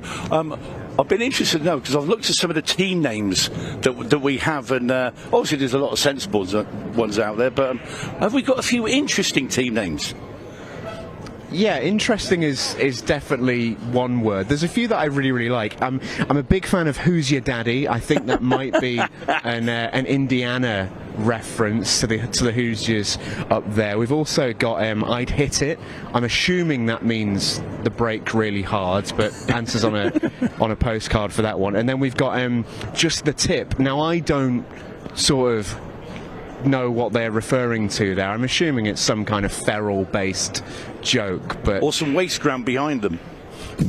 Maybe, but this it's great, and do you know what it is? It helps these teams show their personalities as well, which is really important. And quite a lot of them, the ones with the more sensible names, are sort of representing with their own personalised jerseys from our friends at Jam Up, and they've got their names on the back and all the rest of it. It's a full team spirit sort of thing, and you can really feel it, and that's a really, really special thing. And I think as we get deeper on into this competition, not just in the 8-ball but in the 10-ball, of course, we're going to start seeing these guys really start to sweat it out, because $100,000 is not a small amount of money. No, it's not. And the further you get through the week, the more and more that's going to start to feel real. I'm sure it felt real when they walked in this morning and they saw the setup and all the rest of it, and they thought, okay, we're here to play. But in the early rounds, it seems a little bit far away. Even if you've already made it here, it's an incredible achievement. But as they get further and further into the week, towards those big finals on Friday night, it's going to start to really, really heat up, and that's what we're all here for. Did you bring that antique 40-year-old Riley Q with you on the plane? Because I'm sure some people down there would have actually loved to have a look at that and maybe try it out on the table. Well, I'm glad you've brought that up. For our American viewers who won't be familiar, I got a hand-me-down recently back in the UK, but the issue with that is it's 40 years old. It's seen some things, and I reckon if I broke off with it, it would snap into 14 different pieces using American ball. So no, that stayed at home, Tony. But thank you for inquiring about its well-being. It's thinking of you too. That's my pleasure, Stephen. Anyway, I think we will be probably going back to the Legends final. Any last things, JMO? No, I was just going to say I'm enjoying this Legends final immensely. I'm keeping up with it on the big screens here in Cherokee. Yeah. And it's such a special game between two brilliant players. And the most important thing is they're keeping Simon Webb alone in the studio, and that's what's most important for everyone here. It is important to keep Simon Webb away from other people. I agree. Thank you, Enjoy the match, Tony and Mike. Speak to you soon. Right, we're coming back to this final. It looked like Dennis Hatch was going to get himself away from Johnny Archer, but the Scorpion had other ideas. It's 3 racks to 2 to Dennis Hatch. 3 racks. 3 away from winning this title, but Johnny Archer breathing down his neck, Mike. Yeah, that was a really unexpected miss for Dennis on the 9-ball. You know, wide open, just last 3 balls, and just a momentary lapse of, you know, what he was attempting there. But look at that 8-ball sitting square in the pocket. That could be devastating for someone. Yeah, that's absolutely incredible. When you look at it come across, you think it's going to go in. How has it not gone in? That should have been our first golden break. Extension court. Tell you what, they're going to be avoiding that area of the table like the plague. Just for this, you've got to go solids all day long. There's four strikes near that 8-ball. There's only the 4-ball that's, and the 4-ball will go off 14. But tell you what, it's had a bit of a dangerous shot though. But he'll have to play it. Yeah, you've got to go for it, and you've got to play it quite thick, because if you play it thin and it starts to rub too much into that 8-ball, you may. I don't know. I was thinking maybe you could double kiss it in, but I think the 4's okay. I'll be honest with you, Tony. This match is shaping up to look like we may get possibly a 3-3 or a 4-4 shootout type of situation. Quite possibly. Not really sure what Johnny's thinking here, but that 4-ball will go by that 8-ball. But again, with the slick cloth, really tough just to know if you're not going to let the 8-ball fall as well.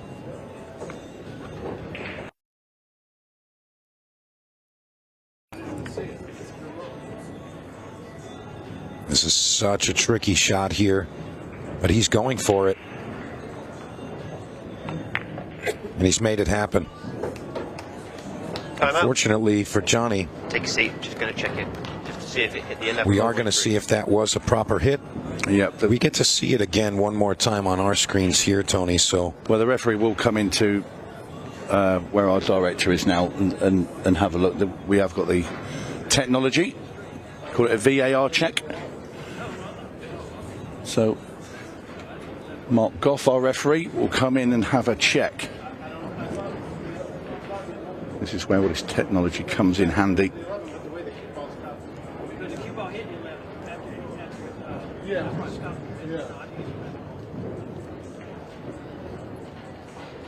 And you can see this replay that we're looking at now.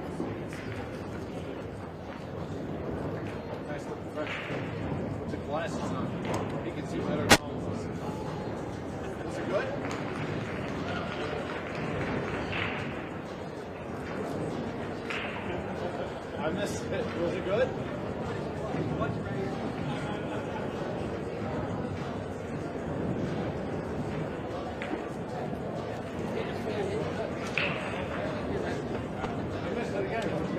Well, we've been having a good look at this, and Mark Goff, our referee, has been in. I'm getting a signal that the shot was good. Good hit. Well, the Scorpion continues. Time running. And there we are, and Johnny Archer will continue at the table with a bright smile on his face. So the Scorpion briefly stopped in his tracks. Of course, Dennis and Johnny, good friends for many years. Tell you what, Mike, there's no easy solution still to this rack. No, that 11 ball ended up getting right in front of that 3. That would have made it very simple. Oh, that's a wonderful shot.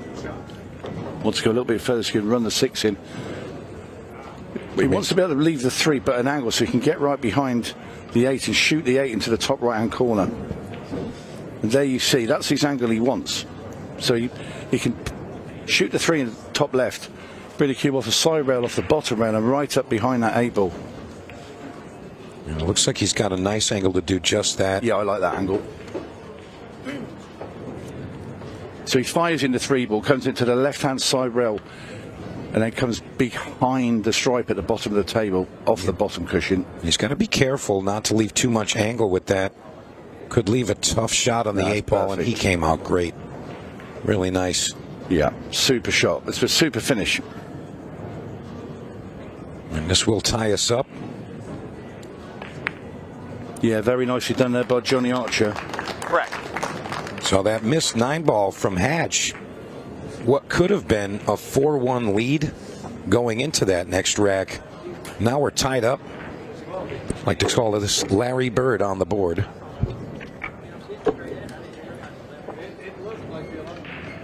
And again, it really looks like this match has the recipe for a 6-ball shootout, Tony. This is really shaping up to be that. I don't think we're going to get to 6 before this time expires. No, it's going to be. It always looked like it's going to be such a tight affair anyway. And Dennis had such a good start, but Archer certainly fired back. Rack 7. Johnny Archer to break. 3 racks all. All right, here we go. Rack number 7, the Scorpion. Let's see if he continues with that slightly harder break or if he takes a little off of it. Again, he's been breaking really well.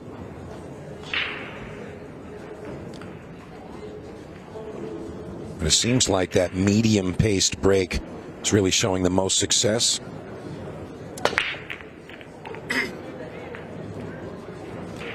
And that was the ticket, but nothing going to fall. Look at disgust there from Johnny. Yeah, very disappointed. Claws all the way back from 3-1 down, makes it 3-3, and he comes up dry. Gives Dennis the opportunity to go back into the lead and follow with the break. We'll take a quick lay of the land here. Figure out how he wants to go with this. I mean, because of the 6-ball, it seems like you want to go with solids, but then you look at the 3-ball, and you're kind of conflicted. What do you think, Tony? Where are you going with this? Well, I'm definitely going strikes, but there's so much work to do here. Strikes in play. Curious what Dennis has up his sleeve. A bank. I think you can play it. You'd sort of tighten the angle of the bank and play it across there. Great call, Tony. Made that one nicely. He's still tough, though. See a long cut shot here? Yeah, see 3 balls at the bottom, isn't it? It's just, if he gets out from here, you know, that's an incredible finish. You heard that little bell there. Last 10 minutes, we're going to see some fireworks now, I can tell you. Shot clock in play. 15-second shot clock. Means these boys are going to be moving around the table with haste. Extension called. Johnny using that extension very quickly. So he's got to get a move on here. And a lot of times you hear someone mention about a shot clock, and 30 seconds can feel like an eternity. Yeah. And now we're in the 15-second zone. We're going to see these players moving. But Johnny's got the problem with the 3-ball.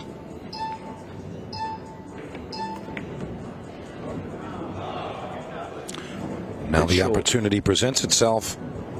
He may go for it right here. I mean, he's got the 4, 2, and the 1 as backup.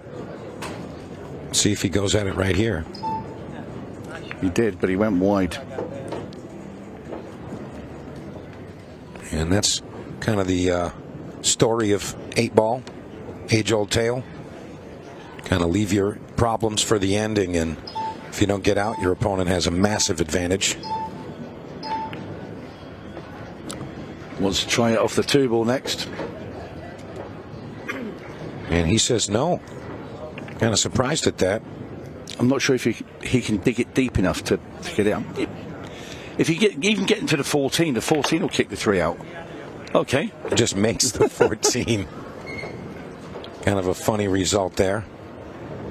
Oh, let's see. Is the 8 in the way of a length of the table bank shot? I think it might be. Well, hold on to your hats. And he's going to go with a bank to the other corner, I think. Yeah, you've got to be careful there because that cue ball could get in the way of that. Could he not play the 3 into the bottom cushion, into the 9, and off the 2 stripes and try kind to of get a it double up? carom? Yeah, sort of just scream it in down there. Well, certainly not that. Miscue. It was a miscue. So we'll never know which shot he was trying to play. I thought the cue ball might get in the way of the bank because of the angle. Yeah, I think he overran his position just a hair. He did. But this is happy days for Dennis Hatch, though. 3 strikes. Well, there was 4. There's now 3 all over the pockets and the 8 in the open. Yeah, well, this is where you want to be in front. When we see the clock coming down, just get your nose in front. Yeah, he'll gladly accept that. And he's trying to make up for that missed 9 ball earlier, which gave Johnny the opportunity to get back into the match. Now 2 balls away from a 4-3 lead with just under 7 minutes remaining. You see, it doesn't look like Dennis is feeling the shot clock at all. Kind of just moseying on over to that final 8 ball, and he makes it. 4-3 now to Dennis Hatch. Rack. Yep, no mistake the second time around for Dennis. 2 frames, racks should I say, away from the title. Not an awful lot of time left, but the important thing for Dennis is he has his nose just out in front. Archer, face sort of tells a story there. Disappointment in that last rack. He got himself back again at 3 each. We got 6 minutes 34 seconds remaining on the match clock. Well, when you think about it, Mike, the average rack time I think is taking around 2 minutes 40 to 3 minutes a rack. So then if you factor all that in, we should have at least 2 racks to play. Fair enough. So you think how big this one is for Dennis to get 2 in front, take a chunk of time off that clock, then he can sit there, maybe put his feet up a bit and start thinking about where am I going to put my trophy when I get home. Yeah, there is going to be a point in some of these matches where the opponent just doesn't have enough clock to get back into it. And Johnny definitely disappointed at not being able to complete that last run out. That 3 ball was really a hampering on that table. So it's Dennis Hatch looking like he's going to sail right on to victory here. But again, still a fair amount of time, as you mentioned. But Mr. Hatch really playing super strong. Doesn't look like he's feeling any type of nerves whatsoever.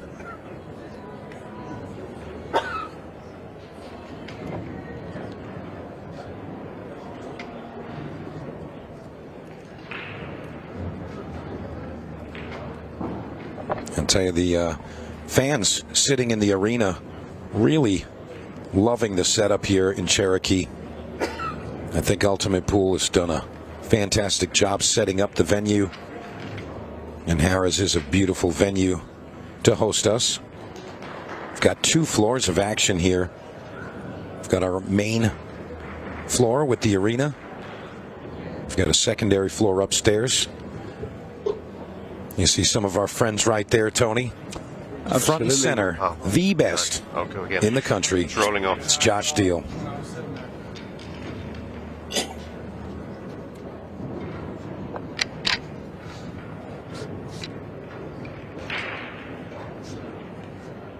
Hatch anticipating this break.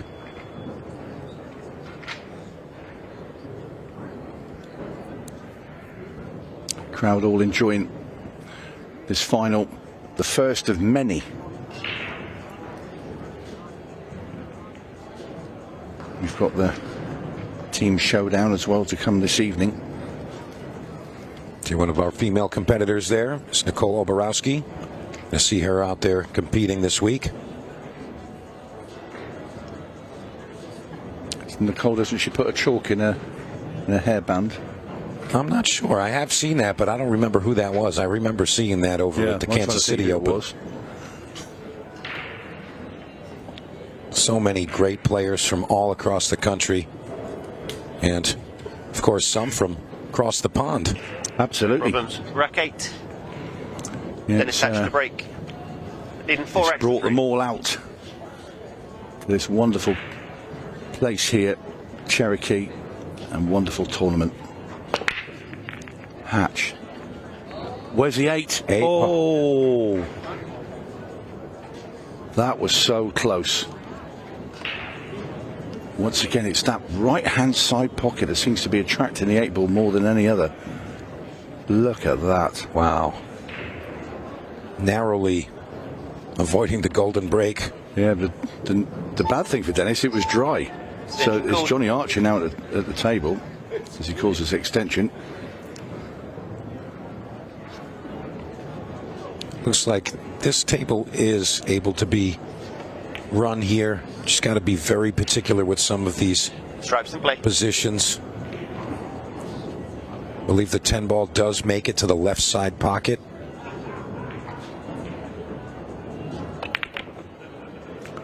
I'll tell you, it's a dangerous shot to play when you start moving the 8 ball around. He's okay. Yeah, I got to be honest. I agree with you, Tony. I don't think that I would have moved all of that traffic there. He kind of created issues. You were dancing with the devil a bit there. Great bank shot. Oof. He wanted to be right behind that 12 ball, and he's gone through that gap. Dennis Hatch eagerly looks at that table, looking for where Johnny Archer can make a mistake so he can pounce.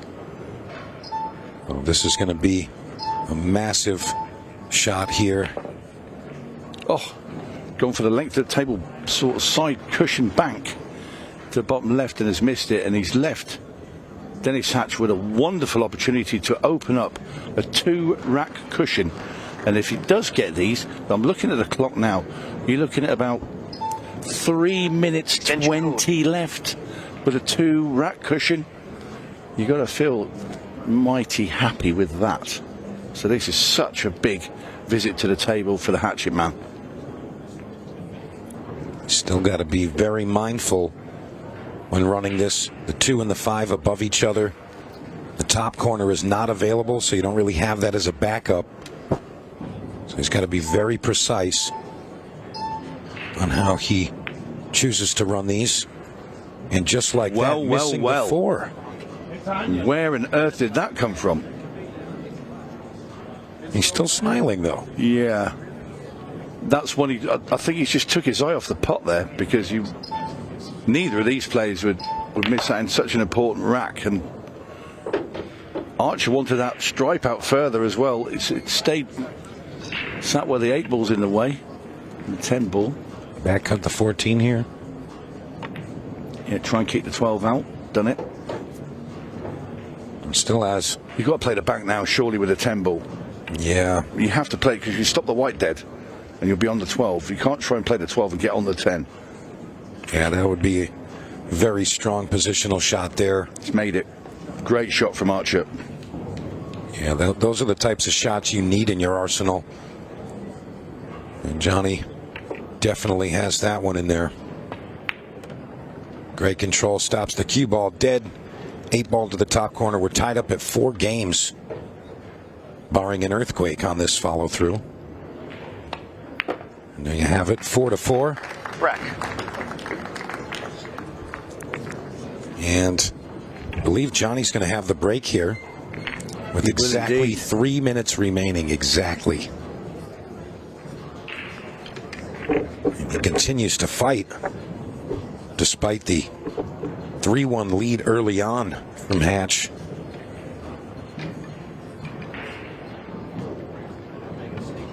See him switching to that break cue.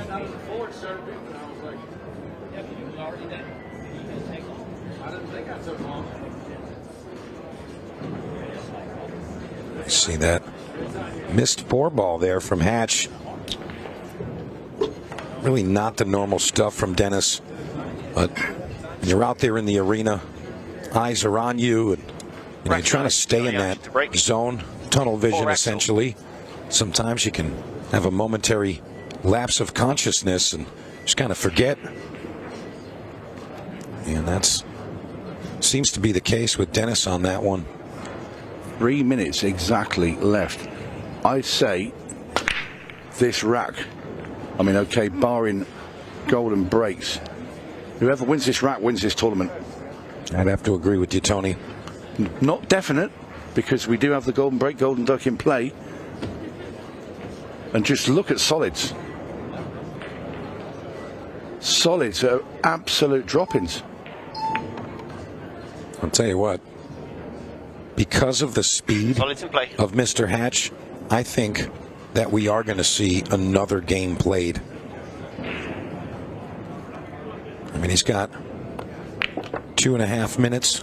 Yeah, but you get to the stage, if you know you got this pretty much wrapped up with like 3 easy balls in the middle of the table, that's when you take your full, try and play like 12 or 13 seconds for each shot. Try and drag that. Also, I'll tell you what he hasn't done yet. If you get on the 8 ball, it's straight now. If you're Dennis Hatch, you then call your extension. Yeah. Chew some more time off. Chew as much time off that clock as you possibly can. In fact, I think I'll call it after the 2 ball. Make the 6, play the 2 down the table, then call extension. A little bit of strategy there. Well, it's clock management. And you know what? I think he is doing exactly as you've specified. And he gets it. Dennis Hatch gets it. Are you his ultimate pool coach? I couldn't coach Dennis Hatch. You guys have the same mindset there. Yeah, well, he's a winner. There you see, he just put his finger there just to that diamond in the middle of the 3. That's where he wants the cue ball after this. Thank you very much.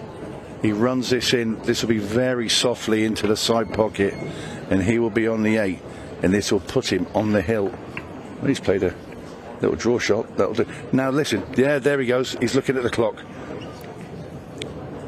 Eat a couple more seconds. There you go. He just chews as much as he can off that. Wait for the beeps. Thank you very much. 5 racks to 4, Dennis Hatch. And what we have left is 43 seconds for Johnny Archer to try and rescue something out of this. I'll be honest. I don't think it's possible. Dennis gonna have the break here, right? Yeah. Now then, if Dennis was to smash this break, Mike, and make the 8 ball and scratch, that's a golden duck. That will be then 5 racks each. Imagine that. And then Archer jumps up the next one and gets a golden 8 ball and wins 6-5. See, these are the things that can happen in these shootout matches. You know, I've seen some crazy things happen That's been some in crazy the past. But when you look at if you were to go to the bookmaker now, you'd make Dennis Hatch a 1 to 25. Rack 10. At least. Dennis Hatch to break. You know, even shorter. Leading Because 5 racks to 4. if he breaks and makes a ball, any ball, and doesn't scratch, it's over. Because he'll just run a few balls in. So you've got a pot about 4 or 5. How about the 8 ball to win 6-0? Oh, is he going to do it? He has! He's made a golden break to win the title. Dennis Hatch. That's incredible. Unbelievable stuff here. Well done, here. Dennis Hatch. He defeats Johnny Archer 6 racks to 4. Oh, sorry, 6 racks to 4. But gets a golden break to win it. What do you think about that, Mike? Honestly, that was just the way that it was supposed to end in epic fashion. And you got to give kudos to the Scorpion fighting through that, tearing back into the match, tying it up at 3. Yeah. But I'll tell you, from the start of this, Dennis Hatch has looked flawless, and he's earned it. He's earned it. He was great. And I mean, the fact that I was talking about the golden duck, and then, well, it's just incredible. Anyway, we're going to go down to the arena because Stephen Jameson is ready to present the trophy to our winner. You're welcome, Dennis. That was so enjoyable. Before we speak to our winner, Dennis, let's have a word with the one and only Scorpion, Johnny Archer, everybody. Coming up, Johnny. Well played, sir. How much have you enjoyed this afternoon? Well, I enjoyed it real good till the end. But no, it was a great event. It's fun to see a lot of the old guys and even some of the young old guys. So yeah, it was a lot of fun seeing Nick and all of them back, Matlock. Is it safe to say that you guys have very much still got it? Well, I don't know how much to got it. We got it, maybe not as much, but we got it. But yes, I think we could still play a little bit. Oh, it was so good to watch you, and I got to ask as well. First ever Ultimate Pool USA Nationals, the setup here, to me feels enormous. I know you've been around this game an awful long time. You've seen pretty much everything there is to see. But what do you make of this experience? It must feel really special playing out here. Well, all I can say is whoever's not here is missing out. It's a great event. It's put on, by a top-notch company. And, with the new Brunswick table here, playing so good and everything, I think it's just the best. Got the best table, the best venue, best company. So everybody needs to come next year. Yeah, we've enjoyed watching, and the best news for us is we get to see you plenty of times across this week. Of course, I know you'll be in pretty much every tournament you can be in. So in regards to your personal week, it's only just started. We're only just warming up, and it looks like you're playing really well. So you must feel pretty confident here, snapping something off. Yeah, I'm playing pretty well. I've been playing pretty well of late. So just a few things here and there. Need to get a couple good rolls, but yeah, I feel pretty good. Well, we've enjoyed watching you, Johnny. Best luck for the rest of the week. Johnny Archer, everybody. And now let's get a word with our Legends Shootout champion, the one and only Dennis Hatch.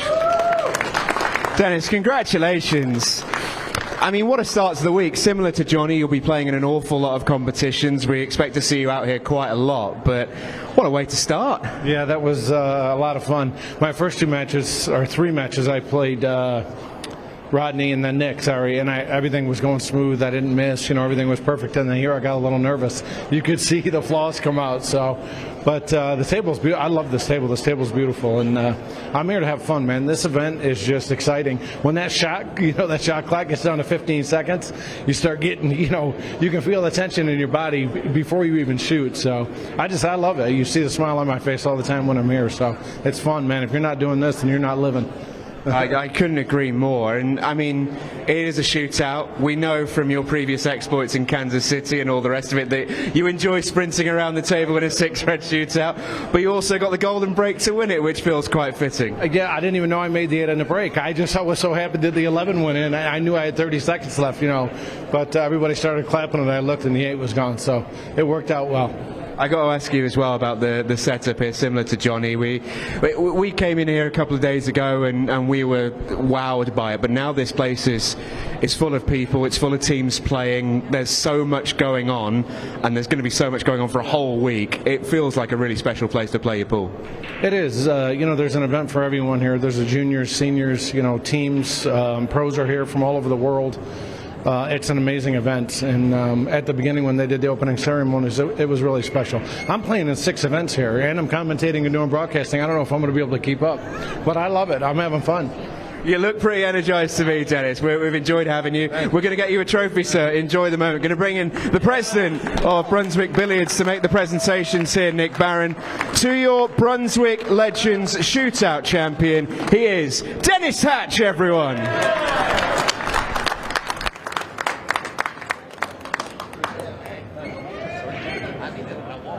What a brilliant tournament we have seen. What a way for us to start off our week. It always felt perfect to have the Legends Shootout out there first.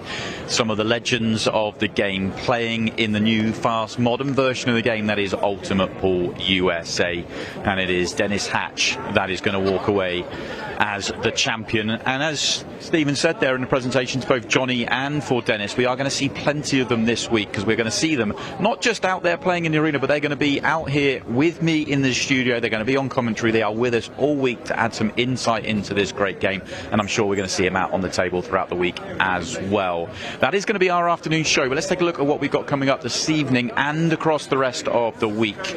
Tonight we will see the League Showdown. That's 3-player teams. We are down to the quarterfinal stage. We're going to see the quarterfinals, semi-finals, and the final. The shootout will happen on Tuesday and Wednesday. We've also then go on to the 10-ball team final. We've got the 8-ball all day on Friday. Some team there will win $100,000, $250,000 overall across the payouts there. And then we'll finish our week with the CPBA Open, Women's Open, and Junior Open. Plenty other events as well aside that we'll be keeping an eye on. We'll show some finals and other events as well. So plenty to enjoy throughout the rest of the week. But make sure you join us again. 6 o'clock tonight, we're going to be back. Got the league showdown, quarterfinals, semi-finals, and final. Plenty more drama on the table, no doubt about it. We'll see you at 6.